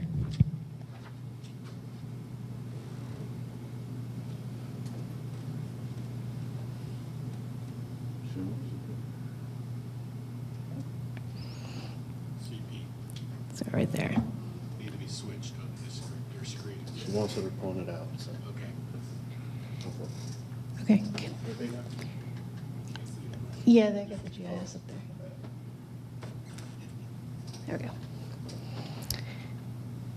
So this is the secondary entrance, and they have the left turn in prohibited. That is reflected in their traffic study. And then they have a decel lane into it as recommended. Then you go to the main entrance. They have the left turn lanes and the right turn lane in, and then 2 exiting lanes, which is what we would recommend. Okay, and that aligns with the mall entrance across the road, is that right? Correct. That's Ring Road across the road. Okay, and all of this is satisfactory Yes. and recommended by DOT? It's been accepted as workable by DOT, yes. Say that again? It's been accepted as a workable solution by DOT, yes. Okay, thank you. Mhm. Anyone else have questions for Sure. Ms. Diaz? I'm sorry, for Ms. Diaz? I do not. Anyone else? Okay, Thank you. Thank you. thank you. Is representatives from Water and Stormwater here? It's Carl Carver, Stormwater. Hey, Carl. So you've been following what the hearing so far, is that right? Correct. Okay. There's a concern that was raised about more flooding occurring downstream as a result of this project. Do you have an opinion as to that? I would think, it's going to drain to the same pond area and with the less impervious surfaces, there would not be as much runoff to go downstream. Okay. Because they'll have more infiltration on site because of more pervious surfaces. So I'm not sure I would follow or agree with more flooding downstream. Okay. And you heard this discussion about the request for a variance at the property line, flipping the building with a parking lot. Is moving a building closer to the property line going to negatively affect the wetland area? No, we would still have them pipe the roof water runoff to the storm infrastructure system within the site, which will go to the detention area Okay, and the so waterfall. would run to the interior of the site, is that right? Correct. Okay.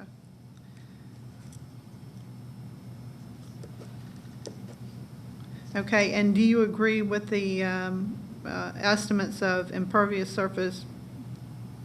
I think last time you might have told us that you thought the impervious surface currently might be in excess of 80%, is that right? That's correct. Okay, and so obviously 60% would be a reduction. Do you have any reason to question that? No, generally during plan review, we do scale the drawings to kind of do a quick verification. Okay. of what the engineer is stating. Okay, so you would be verifying that during plan review, right? Correct. Okay. And then there was a question raised about sewer capacity. Are you able to respond to that? I'm sorry, what was the question? I think the question was whether or not there was adequate sewer capacity in light of the Noonday Creek's presence. Oh, no, that would be Tim Davidson. Okay. Commissioner, this is Tim Davidson. Can you hear me? We sure can. Mr. Yeah, Lee, do you have an opinion there? Well, yeah, there must be some sort of confusion. Our engineering staff looked at this, and we have no concerns regarding the capacity of the sewer system nor the treatment plant. Okay, very good. All right, gentlemen, I think that's what I have. Does anyone else on the board have questions for these two? Anyone for these? Okay, thank No. y'all very much. If I could recall Mr. Moore.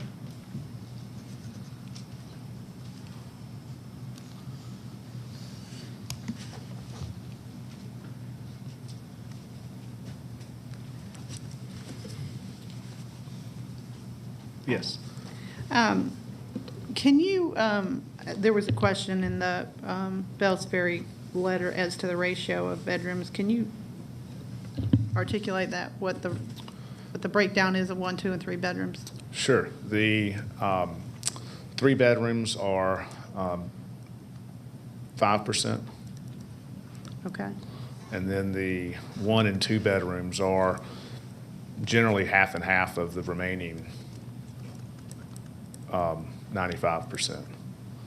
so, okay, I'd have to pull the 1 and 2, I'd have to pull those 2 numbers out. I just know that the 3 bedrooms is no more than 5%. okay. I could get that number for you in a minute, but I can't pop it off the top of my head. That's all right, okay. It was like 45 and 50%, Okay. 2-bedroom and 1-bedroom, but I'd like to confirm that. Okay, you want to just get the number and I confirm? can get the Okay. number. Get the number right now. I can do that. Okay. You'll give me one minute. Okay. Thank you. Unless there's any other questions I can answer while I'm here. I might have some other questions, but I'll wait for you. Okay, well, thank you. I'm sorry I'm not able to recall that off the top of my head.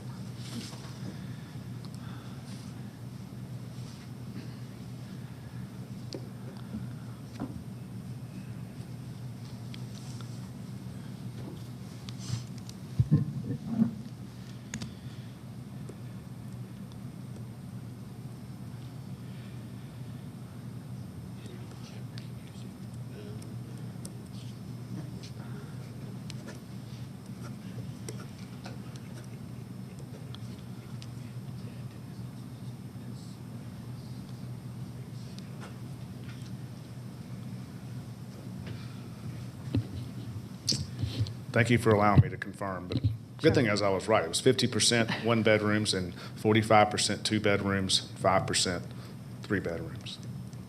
As a kind of a, Ballpark, yes. okay.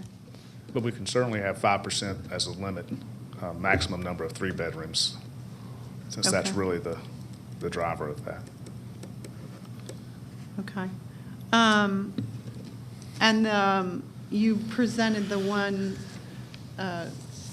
slide from the Town Center Mall. What's the source material of that? That's Town Center CID, Community Improvement District's 2017 updated master plan. And I Okay. submitted the full plan to the clerk, the Oh. executive summary of that plan. Okay. And I pulled that from that because that was the part that was very specific to this site. Okay, all right. And are there conversations ongoing with the CID about this development? Yes, they are. We're having a follow-up meeting with them Thursday or Friday of this week.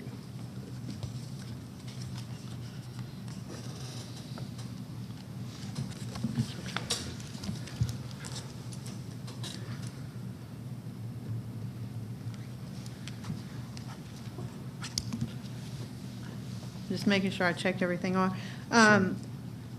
There's a question by Bells Ferry about the noise attenuation issue. Do you have any response to that? sound mitigation or noise attenuation?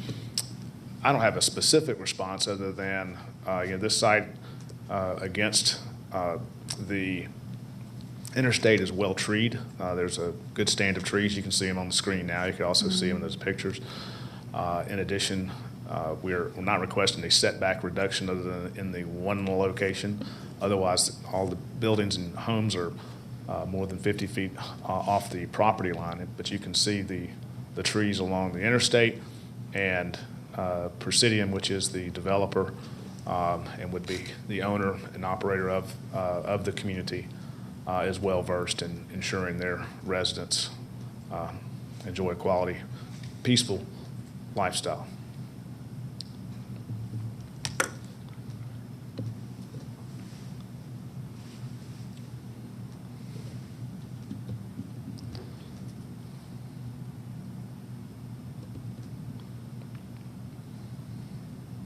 Okay, and then we mentioned the TCID,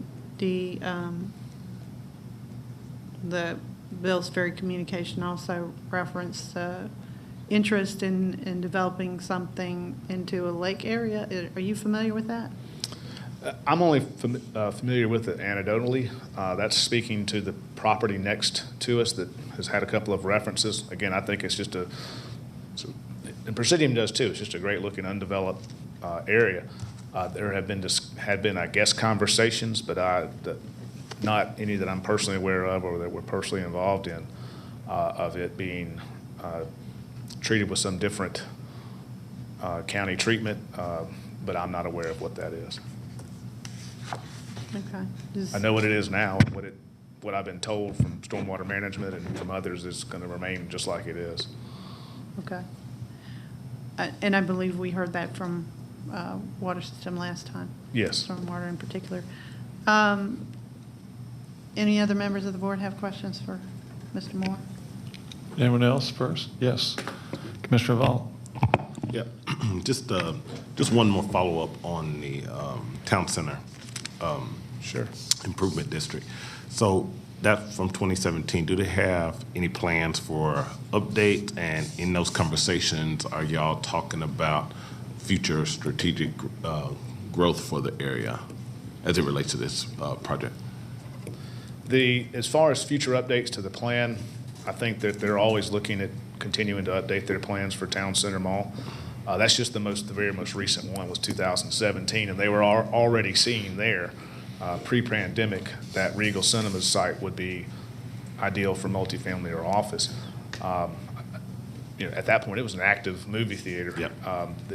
In terms of conversations about ongoing, yes, those are exactly the conversations we are having with them about ways not only for this development, but for things they can do in addition to be part of that, because they'll be part of that CID. Correct. And want to be an active member of that CID. Yeah, and knowing that, I guess that's kind of where my questions. Have they shown, I know you're talking to them, and so maybe there's nothing for, have they shown support for this project as it stands? I don't want to speak for the CID and the executive director and their decisions on how they communicate support or not support or how they deal with rezoning proposals. You don't typically see the CID, either in the Cumberland CID or the Town Center CID, interject themselves in another governmental, arena. But certainly the conversations and what are positive, but I think that what I was basing it on is they're actually produced, adopted, written, published documents that call for this exact use on this property. Thank you. Sure. Thank you. So just to clarify, Yes. does this property become part of the CID itself? It's already part of the Right, CID. so the successor interest would also be part? An active member, yes. Right, okay. Planning Commissioner Anderson. So this is just to kind of understand the whole framework of the area a little bit. The mall across the street, new owners, pretty much the whole template across the country has been to redevelop those. And I would be willing to imagine that they're probably doing a lot of analysis around that at this point. The sites that are right across, there's the Varsity location. And then adjacent to that, is that site owned by Macy's? The one which is just west of that, to the north? You have, along the Mall Road, there is the Varsity, which is directly across the street. And as you're proceeding west. Yeah, northwest, the site just across, if you keep going that way. Correct. Those are some out parcels. Some of them those have not been developed until you get all the way around to where you have George Busby come into the Mall Road. Yep. And those are retail out parcels. You've got like a Pikes or a landscaping type nursery use there, as well as some other retail shopping center type uses along that stretch as you pull around the mall on George Busby. Right, right. And what I'm just thinking, I mean, this, just as you think about the kind of next area of this site, that site that's marked kind of 0 right across there, that was the one, again, I don't know if that's a Macy's owned site, but if it is, that's, are there any opportunities to, again, in the spirit of connectivity, interparcel access, walkability, on the site plan, have there been any kind of design considerations from a site plan perspective that would, in the future, facilitate movement across that site? Because I imagine that today is not as programmed, but in the future will very much likely be heavily programmed. So why don't you just think about how this site relates to some of those other ones in terms of some of the planning that your client has done, and some of the kind of interventions that they've at least might have made space for. Right. And I think one of the biggest things is, and Ms. Diaz brought it up from DOT, is ensuring that our main entrance is aligned with the Mall Road as you come in, so that you can create the safe opportunity for pedestrian crosswalk activity, so that you provide that connectivity directly there, as well as what else may happen. I think they're certainly going to be involved in what happens across the street and continues with that. They very much want to be involved. That's how they are as a company, and they've done that in Jacksonville and other locations across the Southeast and Austin and Texas as well. Same type of arrangement where they become an integral part of something like this. And is that plan as of now, just to confirm, this might be a DOT question, that is not a signalized intersection at this time, right? I don't believe it is. Right. It's not a signalized intersection at this time, no. Okay. But it's a natural one for you can create that if need be. Okay. And as I said, we have been in contact very much with the Varsity owners who have expressed their written support for this project. Okay. Got it. Great. I think that was, that was my main question, just understanding the connectivity and some of the future areas that would be able to feed into will probably be a pretty heavily programmed use along the ring road in the future. It will need to be, have to be, yes. Yep. Okay. Just a few questions for you, Kevin. Let's start with what the elevation of this property relative to the area with the former lake on it. I presume this area sits up above that former lake, correct? Slightly. Do you know about how much? Not about how much. I wouldn't be able to give you the feet on that because it's going to be reworked. I mean, right now you can see it. It's just a big flat parking lot with a building. It sits below the ring road. If you enter from the ring road, you go down into the site. As far as their full development of the site, when they redevelop the site, it'll still be slightly above the adjacent piece, and then it also goes downhill towards the back, towards the creek. So you're going down from the ring road, and then everything tilts going back to the creek and to the side. Do you know what the base elevation is going to be of the units nearest to where the former lake is? I do not. Okay. Let's start with the buildings to the front. Can you just tell me what these rectangles to the front are going to be? The three rectangles nearest to Town Center Drive. So I can point those out.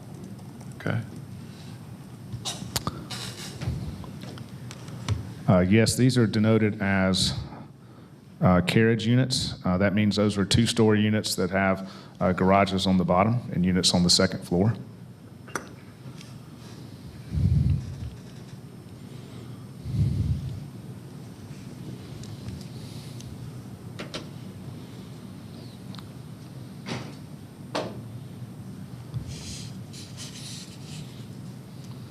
All right, and are you asking for a setback for any of the, a setback variance for any of those? For none of these require setback variance. Okay. This is for purposes of setbacks, Town Center Drive being the shortest amount of right-of-way for the property's frontage is the front setback. So these meet the, this meets the front setback as well as the rear setback is met. The side setback is a variance only as to this one point where you have the unusual shape. And then on this one side, as explained earlier, for design and quality of livability purposes. All right. So where are setbacks sought at this time? Setback variances, where are they sought? Just as to the... Okay. Starting on this side, which is against 575 for this side setback, it's a reduction the from notch. 50 feet to 40 feet for the notch and the notch only. We've placed that in our stipulation letter that it only applies to this one location as opposed to the entire property line. And then a reduction from 50 to 5 feet along this property line.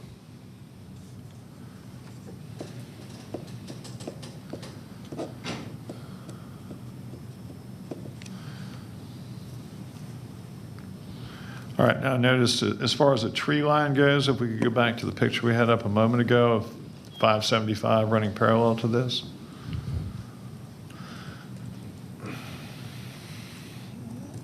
Correct.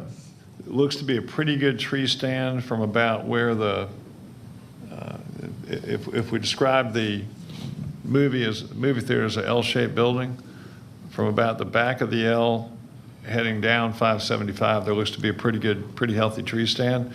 There looks to just be a little notch in it right there. Right. Do you know, first of all, do you know what's going on the other side over on the, I presume it's either state DOT property? Where you see the notch? Right.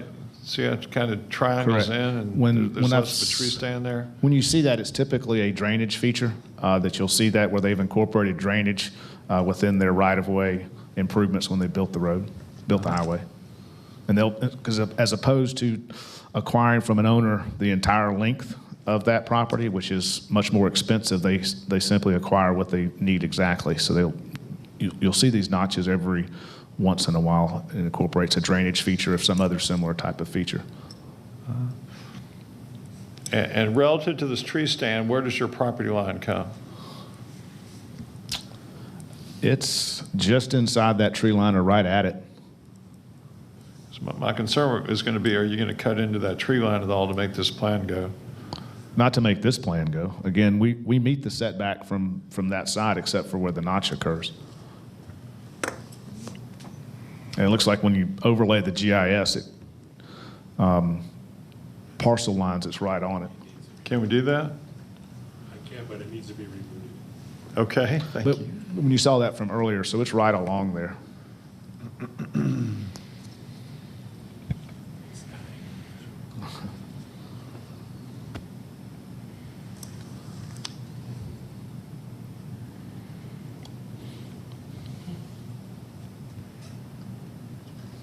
That's not you.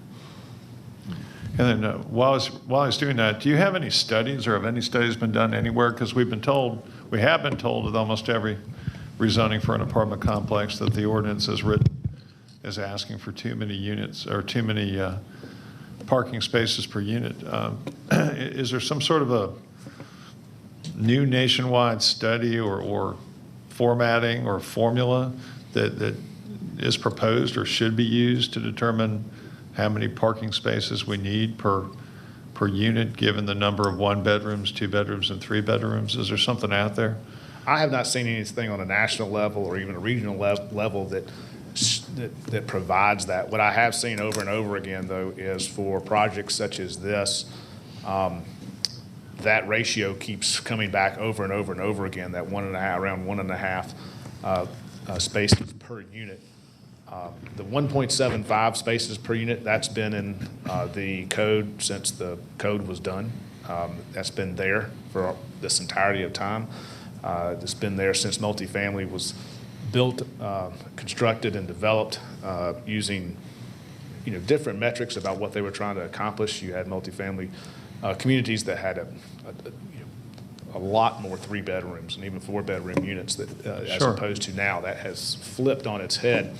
So that if you look at, for example, I just did the quick thing. If you look at the actual number of bedrooms here, what you're seeing is they're basically building parking that they feel is sufficient to meet the needs. Is really around 1 per bedroom. Did when you do see the math. Did you see anything? Okay. Did you see anything from that makes perfect sense based Which makes on what a lot you more said. sense. But did you see anything from an engineer or an architect or a planner at all that spelled that out?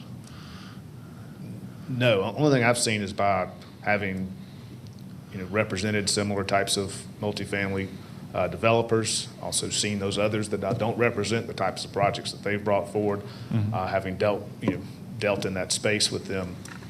And if you do the numbers, what keeps coming back is they're generally parking sufficient for what they believe is necessary for their success of their community at around 1 per bedroom.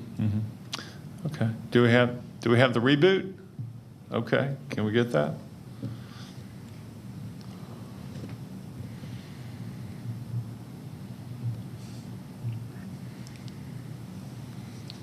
And there you can see the white line, which is the parcel line, is generally along the inside of the tree line, or right at the inside of the tree line. Okay. So That's what I would expect.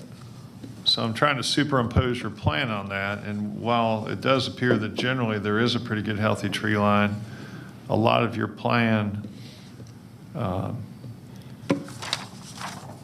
trying to figure out from the little version of your plan I'm looking at, the extent to which your plan would require that tree line be lost or altered. It doesn't appear that it would be necessary.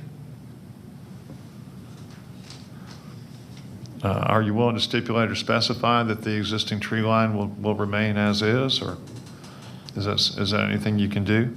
That's something I could find out within the next couple of days. I mean, I think we could say the intent at this point is to keep that, but I think it'd be, at least on our property, we would say that's the intent, then I can confirm that. But I think the majority of that tree line's on state right-of-way, so we can't commit to what they may do, but we can commit on our side.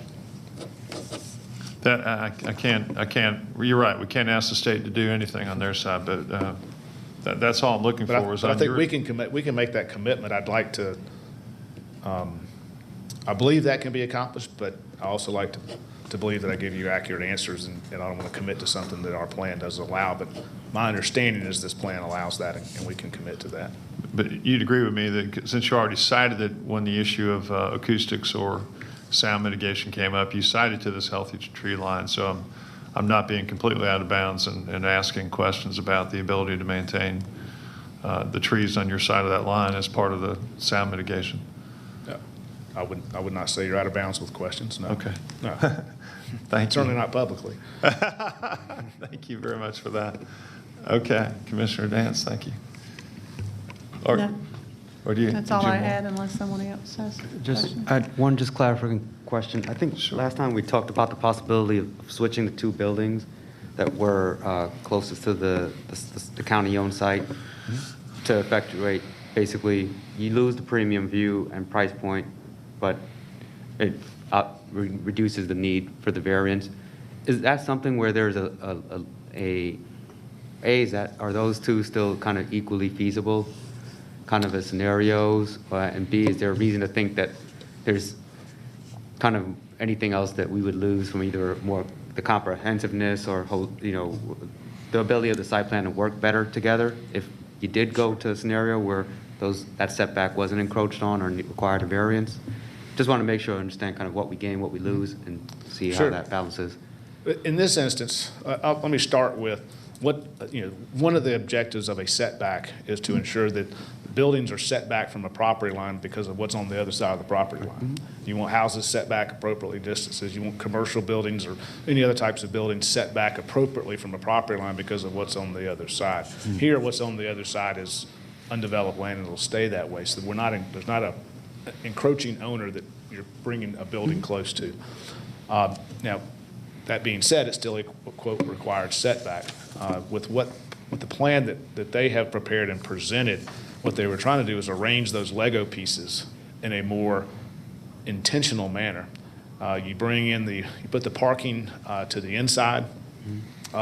You have the buildings on the outside, so that literally those units that have the balconies that overlook that aren't overlooking parking or cars. They're considered premium units, and it's a design feature for a high-end multifamily community such as this. It also allows them to congregate that parking coming through, make clean drive aisles, and so forth, and I can show you that as well. It doesn't mean they're not trying to do it because they can't do it and meet the setback. It's more about what objective is being met by meeting the setback. Is it just because we need to meet setbacks and not have variances, or should we design it for the project when the objective of the setback's not going to be met regardless? So, and our answer to that is, why not design the project as best it can be designed for what's intended here, if you're otherwise not really affecting the objective or spirit and intent of a setback. Mm-hmm. Why raise form over substance is kind of Right. what I'm sending that. And the reason I'm asking, just because of, one thing that, kind of a naive, kind of quick site plan update on my mind is, by moving the building's interior, you do create a more narrow use kind of corridor created there, which if there were activities that were programmed along there, there is no base level retail or non-residential uses contemplated on the ground level for this site. Not for this, no. Okay, No. got it. All right. So in that case, it might, if there were, my rationale is really to think about bringing activation of that corridor. Sure. Whereas in a case like this, just I wanted to talk through it, because it's not as though you gain that advantage by flipping these more interior. Correct. And just as programmed right now, with the variance required, the kind of islands that are within the parking, those are dedicated to, or will those be kind of just tree islands, or are those meant for circulation, pedestrian circulation? Both, but any islands are created for tree island purposes to meet the tree ordinance and parking requirements. Okay. Yeah. And if you want me to put that one up so I can show you? Yeah, just so we can understand kind of like the Sure. ground level. It's always hard with the aerial site plan to understand is. kind of, or conceptualize the ground level experience, but Sure, of just course. would be helpful to articulate it. Fine. So this is the, I'll call it alternative, that doesn't require setback variance against this property line here, okay? Mm-hmm. So what happens is, now we have parking that goes on both sides of these four buildings here. Mm-hmm. So you have the parking and drive aisles that circulate this way, and the parking that circulates in interior here. It also, this is courtyard green area, and this is the full amenity area for clubhouse and pool, as well as a large courtyard area that's for the fully amenitized. This is what happens with that arrangement. Okay, so all the things you see there, these are all planted green space islands and so forth throughout, but you're now just putting parking against here and against here. Okay. Now, what we're proposing is what we think is a better arrangement, and that is to have these buildings, first these two rear buildings, which meet setback, by the way, pushed up against the non-developable area of the property in the Noonday Creek Trail, creating premium views for these two buildings as well, an ability to come out and have a nice viewing deck and that type of thing as an amenity here. You do the same thing with these buildings and create those same premium views here. And then you associate the parking in one parking aisle going through here with the parking here. And it also enables there to be a little bit better use of the arrangement. If you've taken the red Legos and the blue Legos and the yellow Legos, and if you could come up with the best way for those to be arranged here, we believe this is it, given what we're dealing with. We can meet the setback, but then we're just meeting a setback, and you're not taking the design and quality of what you actually want to do into account quite as much. So in your view, this kind of facilitates a more seamless kind of north-south access through the site that wouldn't be enabled if we went with the other plan. Agreed. And you have, as you see, as a running landscaped island. There'll be tree island running throughout the parking here. Mm-hmm. That you enable in that location. Just from a overall quality of design, it's better for what you're trying to accomplish with the people that are going to ultimately live here. and what you're trying to accomplish in terms of circulation and so forth. Again, like I said to you before, it's not a matter of trying to take advantage of a setback that, where we can't build it. It's a matter of trying to maybe do it a little bit better. Okay. Thank you for walking me through that. Thank you.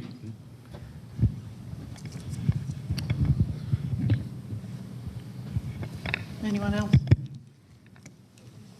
Thank you.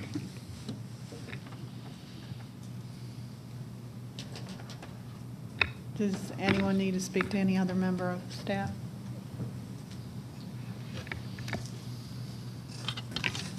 I do not. Thank you for inquiring. I don't see where anyone else cares to. Okay.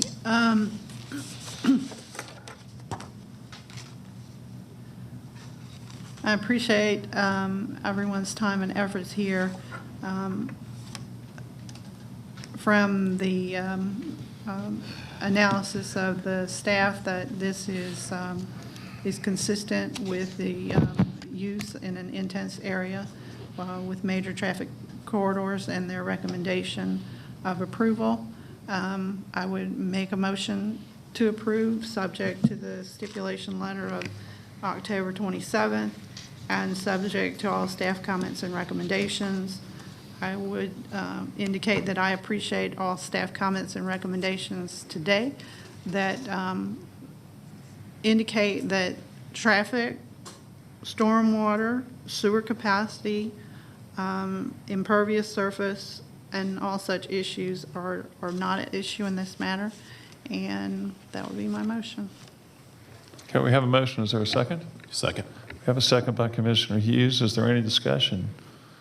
Okay, I just wanted to add that before the matter gets to the Board of Commissioners, I would hope the applicant could confirm that they could maintain the trees on their side of the tree line abutting the highway for sound mitigation purposes. Okay, anyone else with a comment at all? Okay, call the question. Okay, that passes by a vote of 5-0. Do we need a break before the next case? One of the clerks says no. Okay, call the next case, John.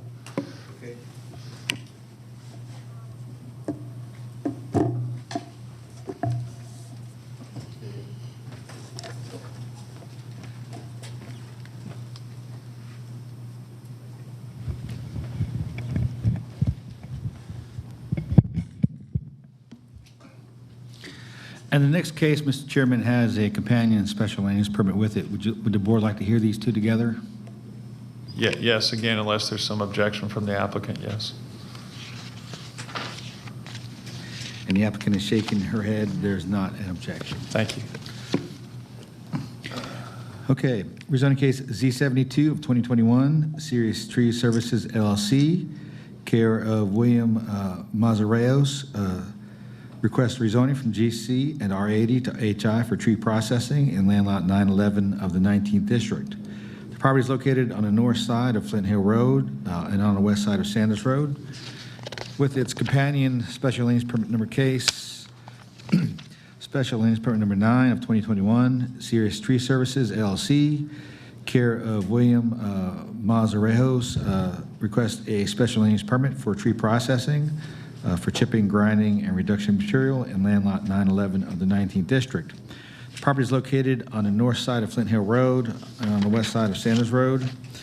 The applicant is present. Is there anyone here opposed to rezoning case Z72? Mr. Chairman, Board, there are two people here in person opposed to rezoning case Z72 and SLUP 9, and virtually there is one person opposed to rezoning case Z72. All those wishing to address the board, please come forward to be sworn in.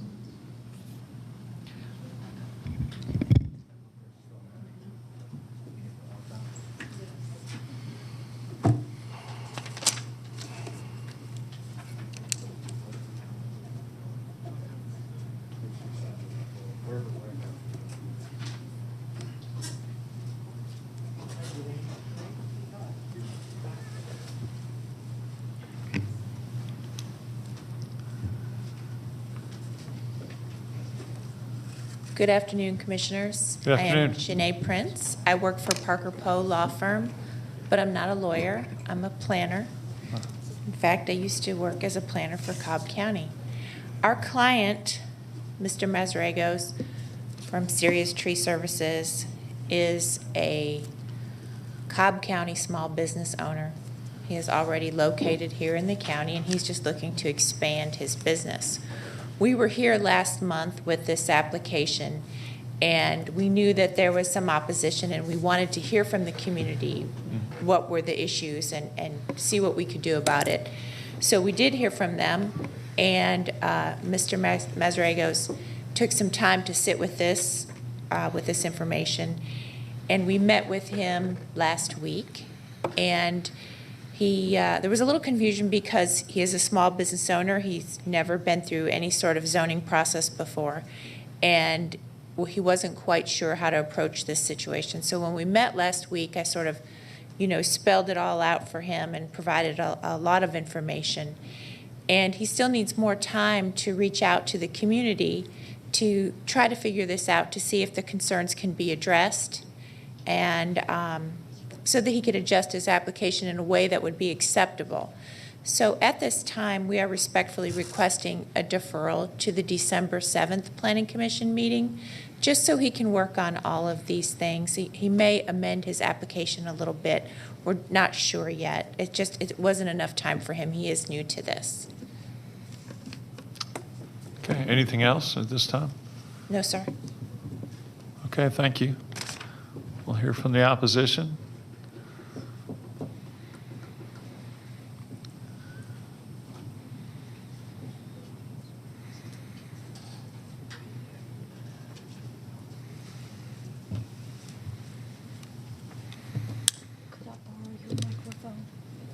Thank you.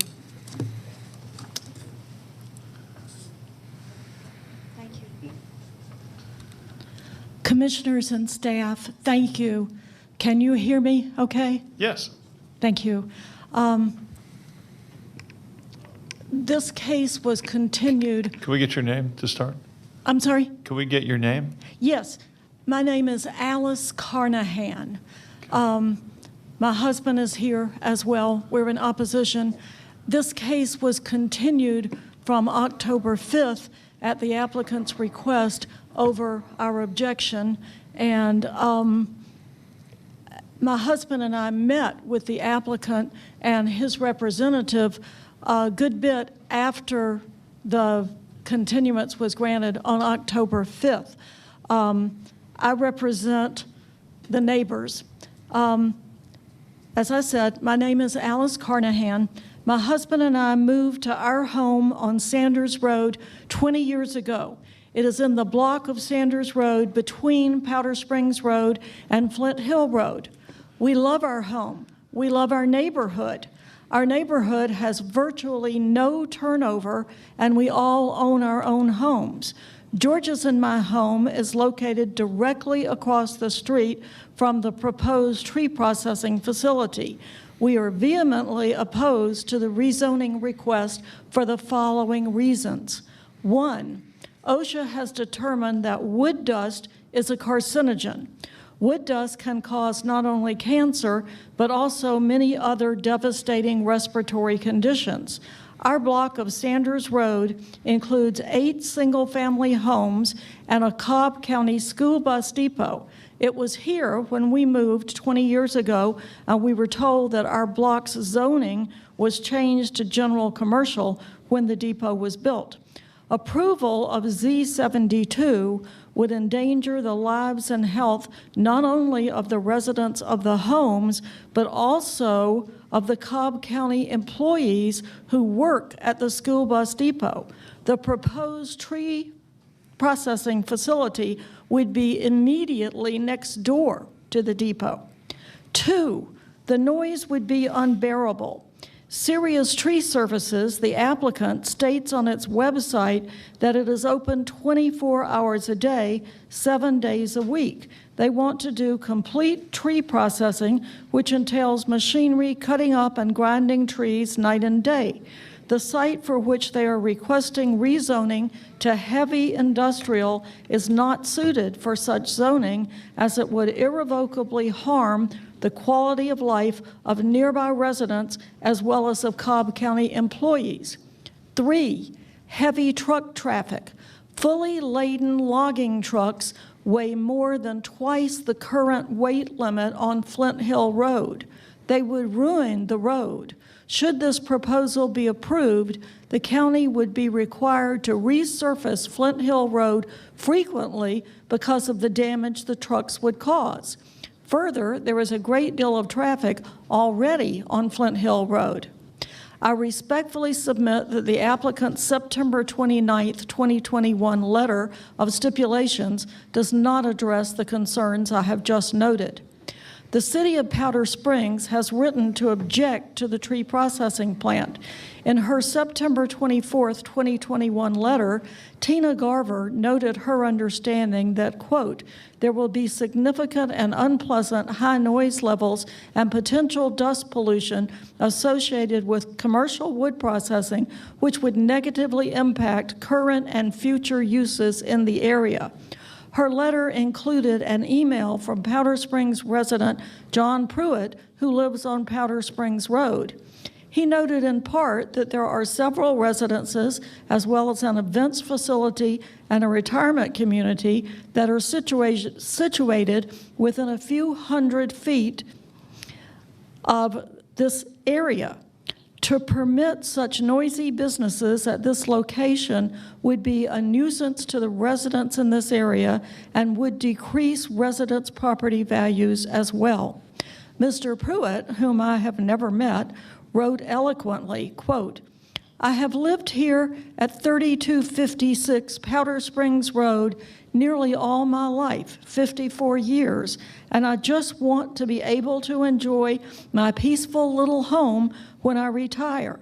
That is what my husband and our neighbors want as well. Your own staff has recommended denial of this zoning change.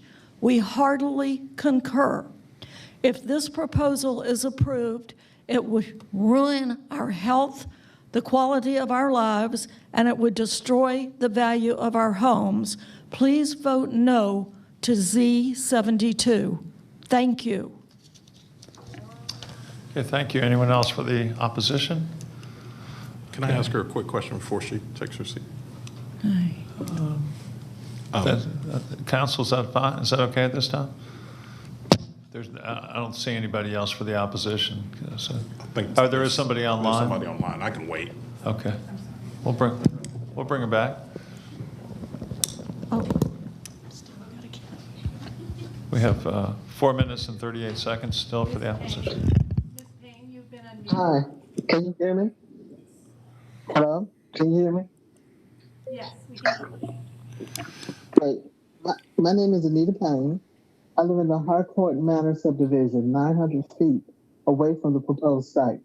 I'm here on behalf of my neighbors in Harcourt Manor, as well as those on Flint Hill Road and Clay Road, to oppose the approval of Z72 2021 and SLUP 9.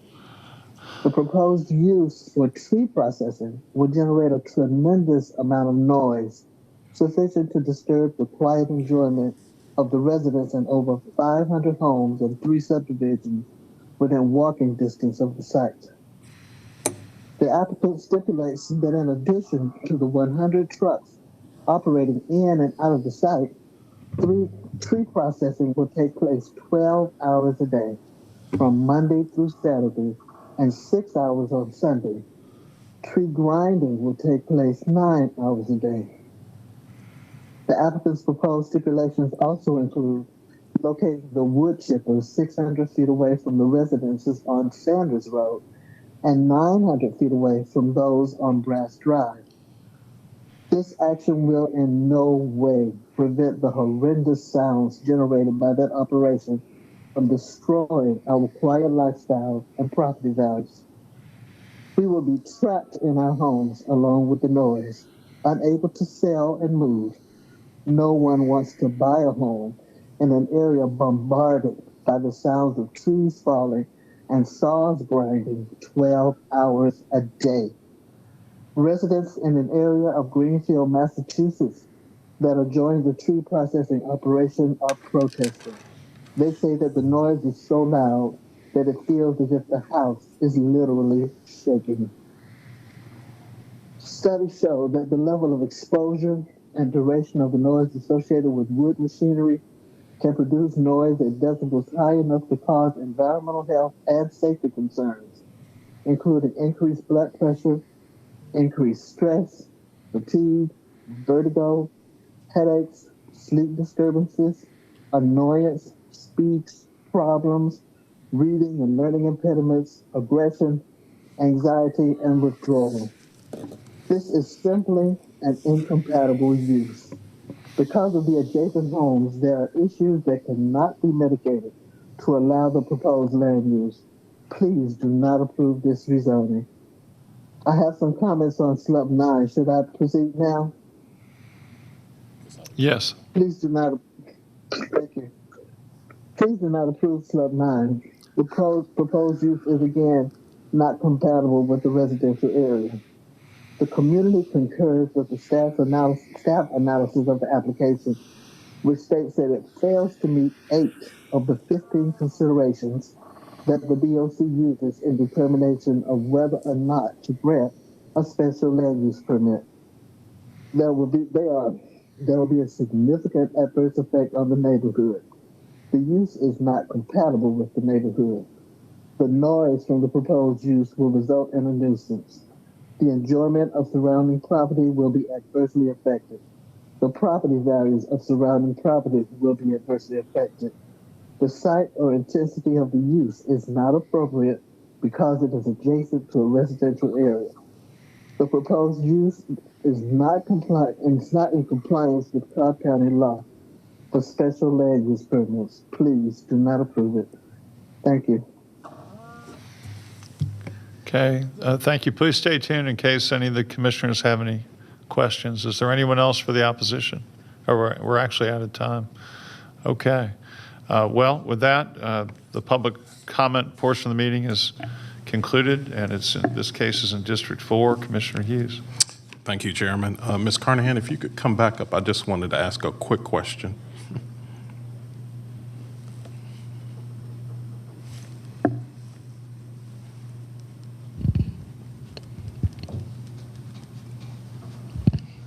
Yes, sir. Thank you for your time being here today. I know it's been a long day. I was just curious. I know you live on Sanders Road. Are you able to point out exactly where you live on? Is it on the screen here? I'm just curious.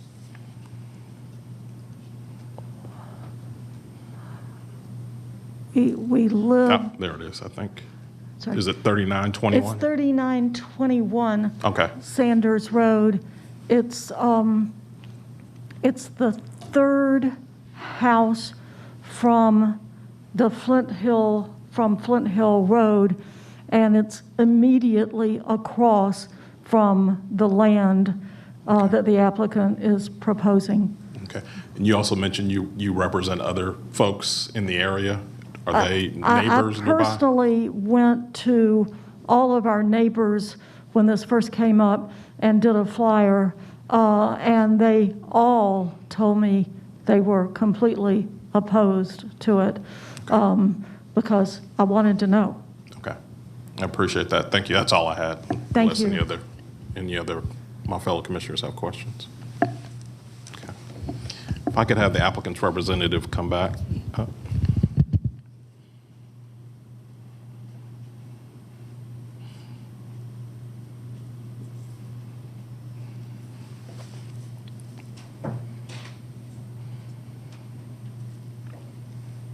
So I know we continued this to give the applicant some time to meet with the community property owners that are impacted by what's proposed.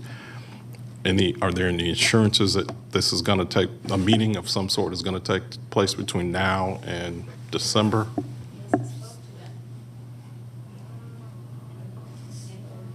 Okay. I spoke to them this morning, and they have something set up for Friday. Okay. All right. Thank you. Anybody have any other questions? Given the concerns voiced by the opposition, Do you have the probability of being able to come up with a series of solutions to both the noise, to successfully mitigate the noise and to successfully mitigate the dust concerns that have been raised? They are contemplating not putting a chipper on the property. They're not sure right now. What they do now is they go out with a truck and chip on site. They are not a logging business. They are the people that you call to come cut the trees back from your house, occasionally take a tree out that has fallen. So they're still looking at all of the options. So what remaining uses would be proposed for the site? So there would be the office and where they would park their vehicles. And remember that this is a 17-acre site. There is a stream that cuts through it with full stream buffers and a lot of forested area that they are not going to disturb. They really don't need this much land, but they like the property and they have purchased it. Okay. So you're saying you're contemplating a use that would not include trees being hauled back here and processed in any way? That's right. Okay, thank you. And while you're there, I'm sorry, just real quick, do you contemplate submitting a letter of stipulations, assuming you come to agreement with your client and then also the community? That Yes, sir, absolutely. Okay, thank you.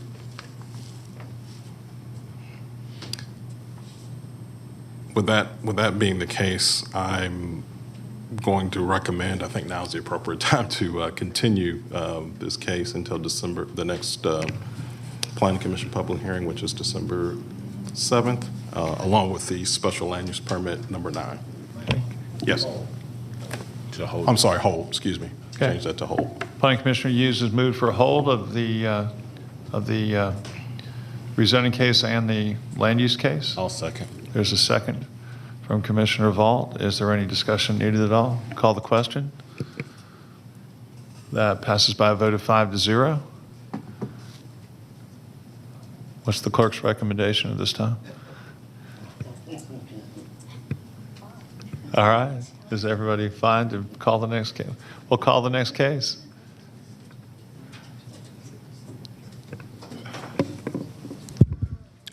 Rezoning case Z73, in Group 3, LLC requests a rezoning from R20 to RA4 for a single-family subdivision in land lots 626 and 627 of the 16th District. The property is located on the east side of Marneal Drive, south of Post Road. Is the applicant present? Is there anyone here opposed to rezoning case Z73? Mr. Chairman, Board, the applicant has let us know that they're not in attendance today. I think we did get a letter of opposition last night that Commissioner Dance has. Okay. Commissioner Dance, what would you like to do? What was your representation about the applicant? Pardon me? What was your representation about the applicant? Are they present? He let us know that he's not going to be here today. A few minutes ago. Is that an implied request for a continuance? No? He didn't ask for a continuance. I believe he wanted to let us know what happened today. Okay. But this time, I'm prepared to make a motion. Okay. Based upon staff's recommendation and my review of the materials as well, there is a October 29th letter dated that was received at the hearing today in opposition. And actually, if I could summarize it, or I could ask Mr. Peterson to do so, if the board would like to hear that. You can summarize it. That's fine. Okay, and this individual represents that she was the original owner of the property and sold it, believing that it would be single-family residence as well. She raises points of, her name is Cassandra McGraw. She raises concerns about the impact on drainage, existing utilities, crowding and reduced privacy, a buffer zone and a wall that are non-existent in the plan, wildlife and property value decrease. It's obvious from review of the neighboring properties, that this is an inconsistent use, and in the absence of the applicant, I would therefore recommend denial. Second.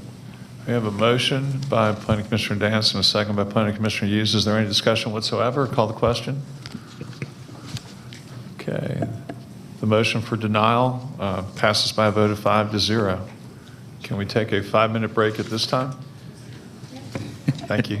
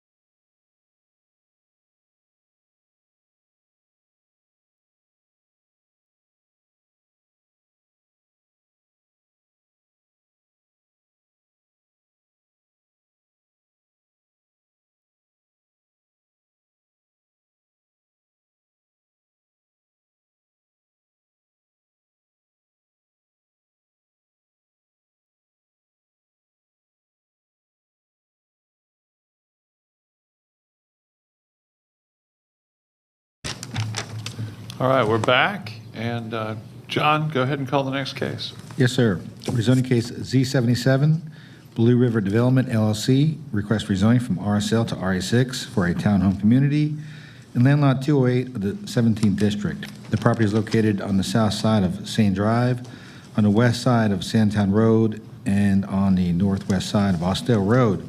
The applicant is present. Is there anyone here opposed to rezoning case Z77? Let the record show there's no one opposed, either in person or online. You said there's nobody on the... No one on the internet, no one in person. No one in the... Okay, thank you very much. For the applicant, Mr. Moore.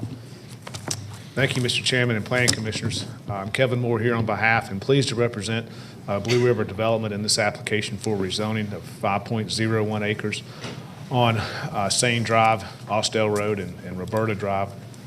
I want to just kind of highlight something I think is pretty neat about this little corner of the world and why I think this application continues to, if approved, continue what I think is an outstanding trend for this area. This is the aerial zoning and area map. Our property is this 5-acre tract here that's shown in the dark brown that's zoned RSL. It was part of a larger assemblage here of RSL properties that was never built, approved for about a 240-something unit senior independent living community that was part of that. It never came to fruition. So our 5 acres is this tract here. You'll notice the city of Marietta comes up and almost envelops this tract. You might wonder why not be a candidate for city annexation. You'll see this RM12 piece here. That RM12 is in the county. Annexation would create an unincorporated island. So I just want to go ahead and answer that question for you as to what would occur there with that RM12 piece. But again, that RM12 piece it's called Stone Creek Condominiums. It's actually done as apartments. Those are individually and grouped owned and leased as apartments. So let me give you kind of what was and what's now become. So you can see where this property is located. This is Sandtown Road heading towards Marietta, Austell Road running east-west, and Sane Drive here. So in this area is a large multifamily apartment community located off Roberta. This is a large rental apartment and townhome community here. This is Dunleith Elementary School.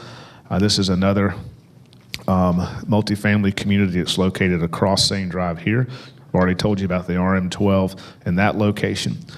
What you see then just there, and then if you continue on past Sandtown, you see the RM12 located here and here.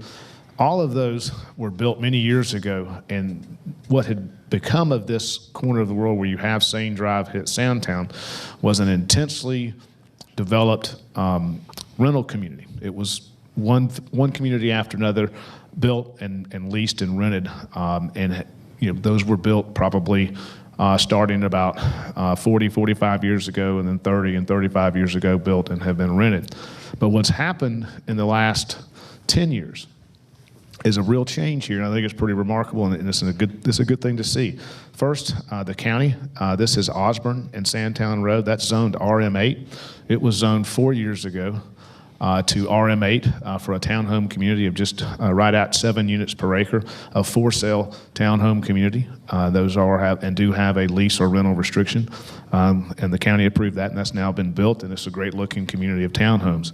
This large RM20 piece here now has been rezoned, and it's under construction now for townhomes, again with a lease restriction. Those will be for home ownership.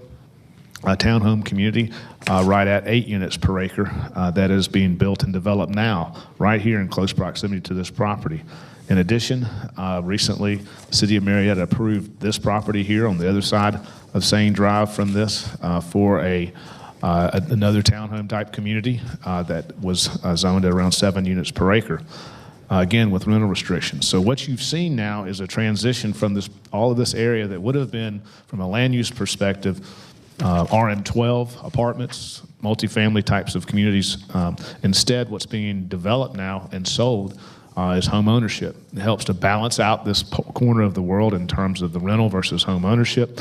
Again, that's a great thing to have, is that balance, and it's really good to see both from the county side and the city side a shared vision for land use in this particular area.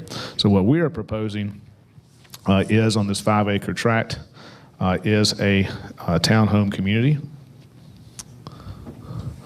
This proposal is for a total of 27 homes at 5.3 units per acre. This is Sane Drive, and you can see it's a smaller townhome community, but again, in close proximity to others.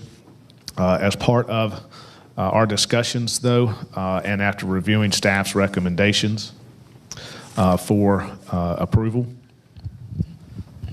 staff did recommend a reduction to 5 units per acre. We've had some additional conversations. That would reduce our total number from 27 proposed homes to 25.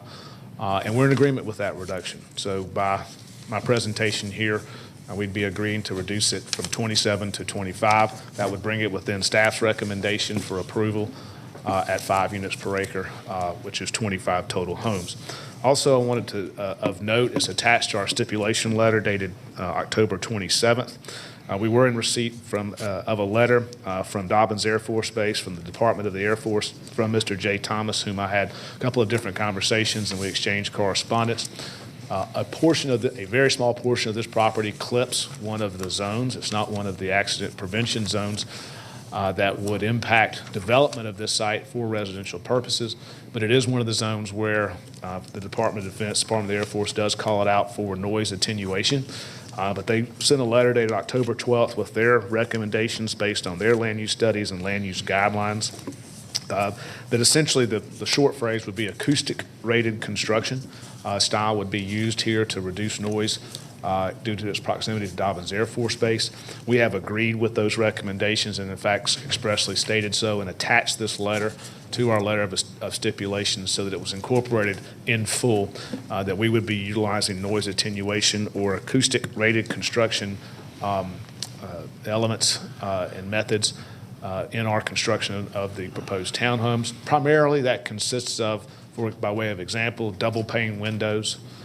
Consists of, instead of spray installation, you use heavier foam installation throughout, as well as in some of the walls and things like that. There's a number of different things that you can do associated with that, such as industry standards for earthcraft or LEED construction, and we've agreed to incorporate that here and provide for that as part of the construction of these homes, being respectful to Dobbins and its land use guidelines and incorporating that letter in its entirety.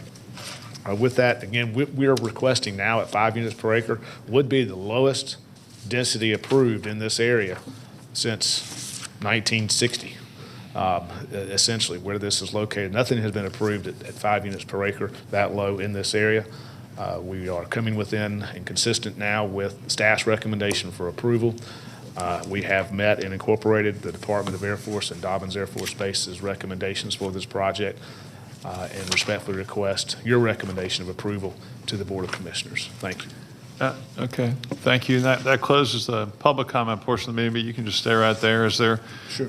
Did you have a stipulation regarding the number of rental units allowed in here?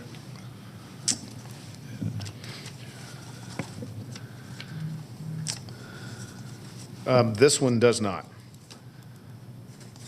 I thought it might be in there, but no, it has not, but we can agree to the 10% rental restriction that would be included in the Declaration of Covenants. Okay.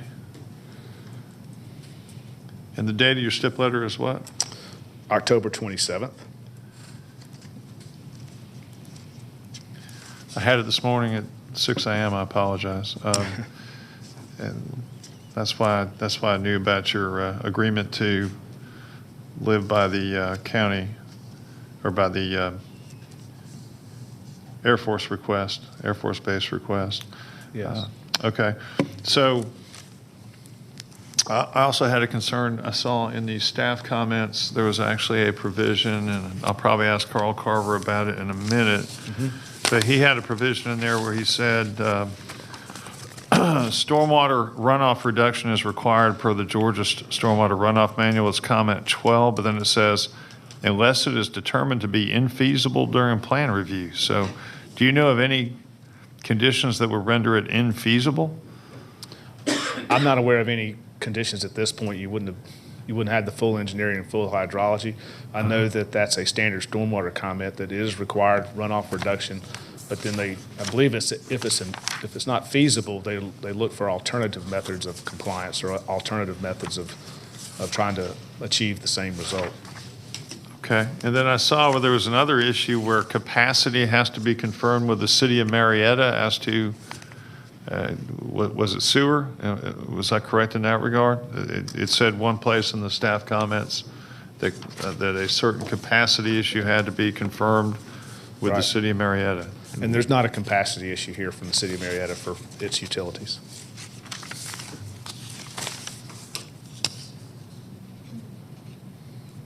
I can confirm that, but it'll be confirmed separately during plan review, but I can confirm that myself. Okay. I know that to be true. All right, then I went back online as to my favorite subject matter, sound attenuation. I'm kidding, of course, but I do find it interesting. There was a discussion at one website for a company called AcoustiGuard of sound transmission classes. And I do recall having read something about this a couple of years ago. It actually talked about, I'm just raising this so mostly so you folks can consider this for the benefit of your purchasers, but it talks about, and I was going to ask this of Mr. Thomas if he came this afternoon, but I don't see him here.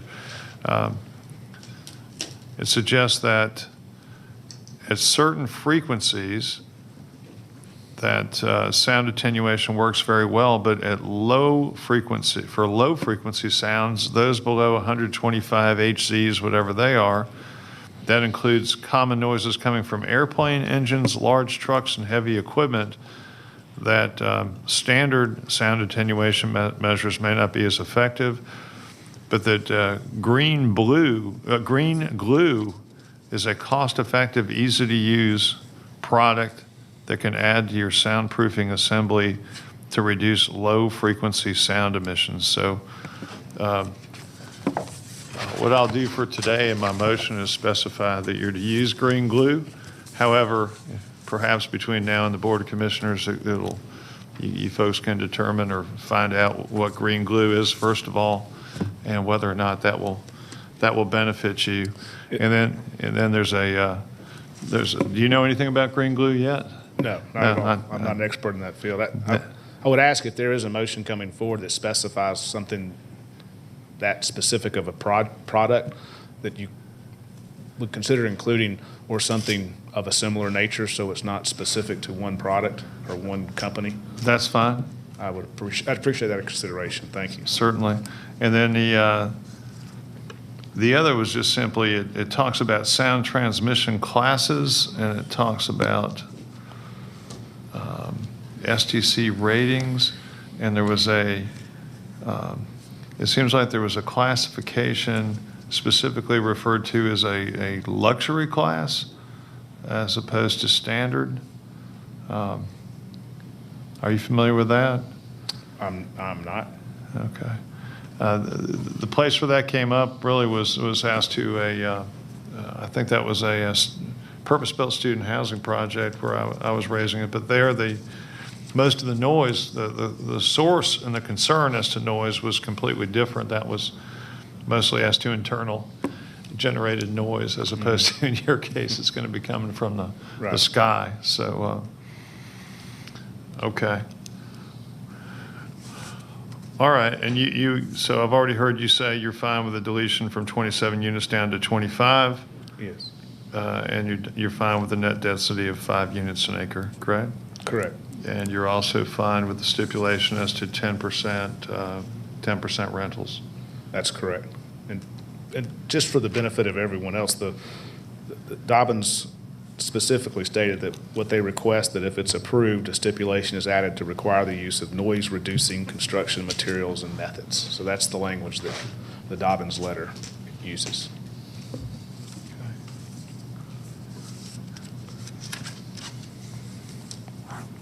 Okay, thank you.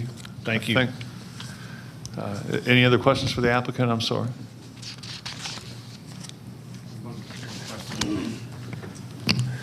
just to clarify, is in the STIP letter, is this, this would be subject to the Austell Road design guidelines?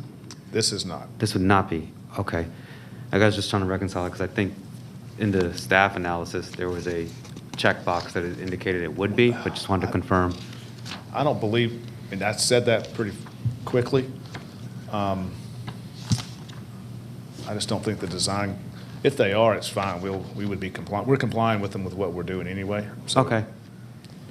Just wanted to confirm that. And then, I just didn't think it came to this spot, but that's, if staff says it is, then I'll go with staff. okay, great. And then, is it, just want to make sure I had the math right, I guess, on the site plan for the parking calculations, and there was, all of the units are going to have, in terms of the typical width of the units, I think half of them were going to be, what are the width ranges of the units? Are they all? 24 feet. 24 feet? Yes. Okay. So 20 feet for the driveway, 2 cars, and then 4 foot on the entrance on the sides, usually? That's correct. Okay. Got it. Because I think it might have just been something where I was looking at a different site plan where there was a split between units that required 2 parking spaces versus ones that required half a parking space. Yeah. But these are generally, are there, all of the units at the same lot width? in this Yes. case? Okay. And it'll have minimum driveway lengths to meet the standard for providing guest parking at the rate of 0.5 per unit. So these will have 13, guest parking spaces. Okay. All right. That helps. Thank you for clarifying that. It's just, Certainly. yeah, they had 27 units requiring 2 spaces per unit and 27 units requiring half a space per unit on the site plan. So just wanted to make sure I got the right unit counts. Thank you. Thank you. Anyone else with any questions of the applicant, or any other comments, or should I move forward with a motion at this time? I'll move forward with my motion at this time. And John, can you just advise whether or not you believe that this is within the Austell Road guideline area? It is in the area. Okay, that's fine. All right, so the motion would be for the deletion of this application from an RA6 request to approval as an RA5. And that would be further subject to all staff comments. It would also be subject to all stipulations contained in the agreed stipulation letter from council dated October 27, 2021, as amended and containing further stipulations from the applicant that not more than 10% of the units be rentals, and that the units be deed restricted or otherwise restricted by covenant so as to so provide. Additionally, as to the noise reduction construction materials, that they be earthcraft and/or that earthcraft and LEED standards be met for acoustical rated construction. In addition, that more specific noise attenuation be conducted and noise reduction be conducted by use of green glue and/or other similar products so as to attempt to best block low frequency sounds as may be emitted by certain aircraft. Additionally, that this project shall comply with Austell Road guidelines. So that would be my motion for, and if I haven't already said so, that would be subject to all other staff comments, but Could you also add that to the consent agenda for the oh, BOC? certainly. You know, I apologize for forgetting that, yes. Thank you. This can go on the consent agenda at the, be placed on the consent agenda at the Board of Commissioners meeting. Thank you. So that would be the motion. Second. There's a second from Planning Commissioner Hughes. Any discussion? Okay, I call the question. Okay, that passes by a vote of 5-0. Thank you. Moving into temporary land use permits on the agenda. LUP 21, Evangelos M. and Joyce B. Domesta House request a temporary land use permit for a wedding special events facility in land lot 379 of the 16th District. The property is located on the east side of Knight Road, north of the termination of Knight Lane. The applicant is present, and there is no one here in opposition. So at this point, we ask the applicant to come forward and make his presentation.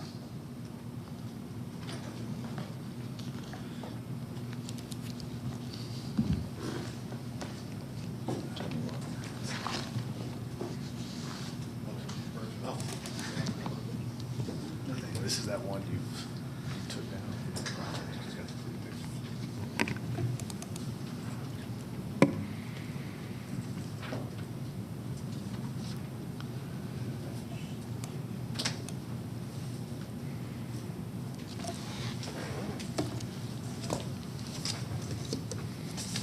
Okay, for the applicant. Yes. Again, Kevin Moore here on behalf of the applicant and owner, Dr. and Mrs. Domesta House, on their property that's located on Knight Road, which is 8.5 acres. And you need it again? You delete it? Sorry, let me grab it. He wants me to grab something real quick.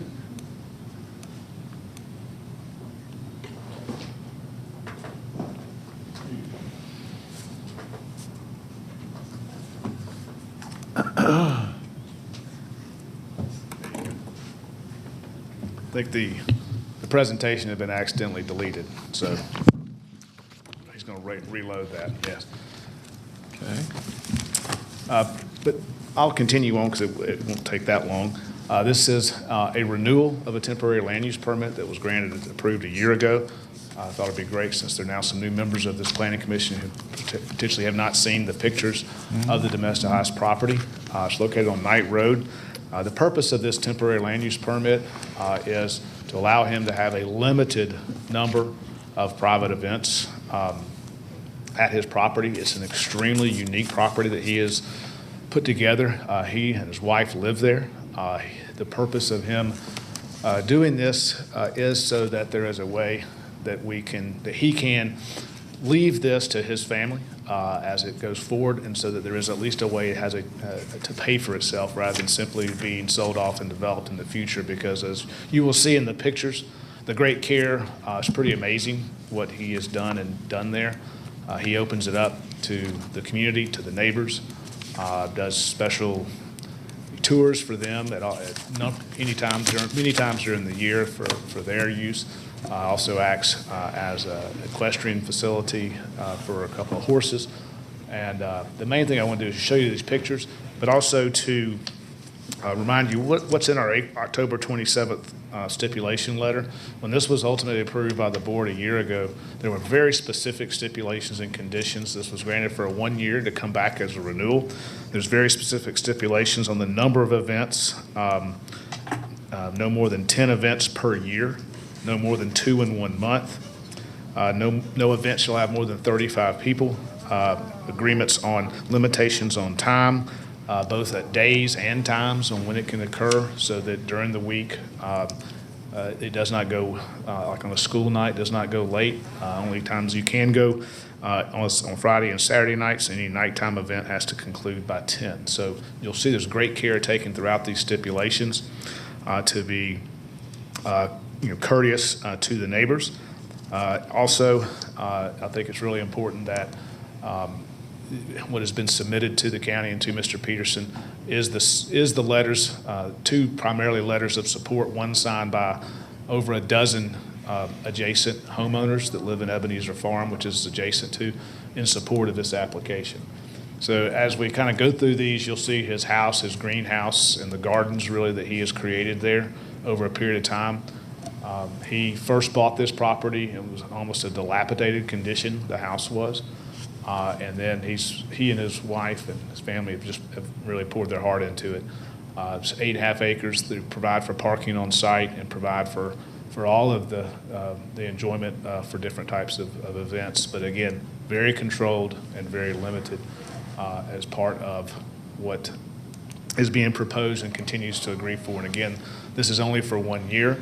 And one of the conditions is certainly it can be brought back at any point in time by the county to remove the land use permit approval in the event that there's issues or problems. So as we continue to go through the pictures, I think you'll start to see really in a sense of what it's like. And it's a pretty special place. So with that, we would ask that the land use permit application for renewal be approved and recommended for approvals for 1 year and subject to the stipulation letter that's been submitted. That's it. Yeah. Thank you. Thank you very much. That closes the, unless there's any opposition, has anybody come forward at all, online, otherwise? All right. Then that closes the public comment portion of the meeting, and unless the district lines have been redrawn, this is in District 3. Planning Commissioner Dance. I would move for approval, subject to stipulation letter and all staff comments and recommendations. We have a motion. Is there a second? Second. We have a second from Planning Commissioner Anderson. Is there any discussion? Call the question. All right, that motion carries by a vote of 5-0. That Thank you. almost concludes our business. We have one other item to take up. Yes, we do have one other business item, which is to consider to adopt the dates and time of the Planning Commission zoning hearings for the calendar year 2022.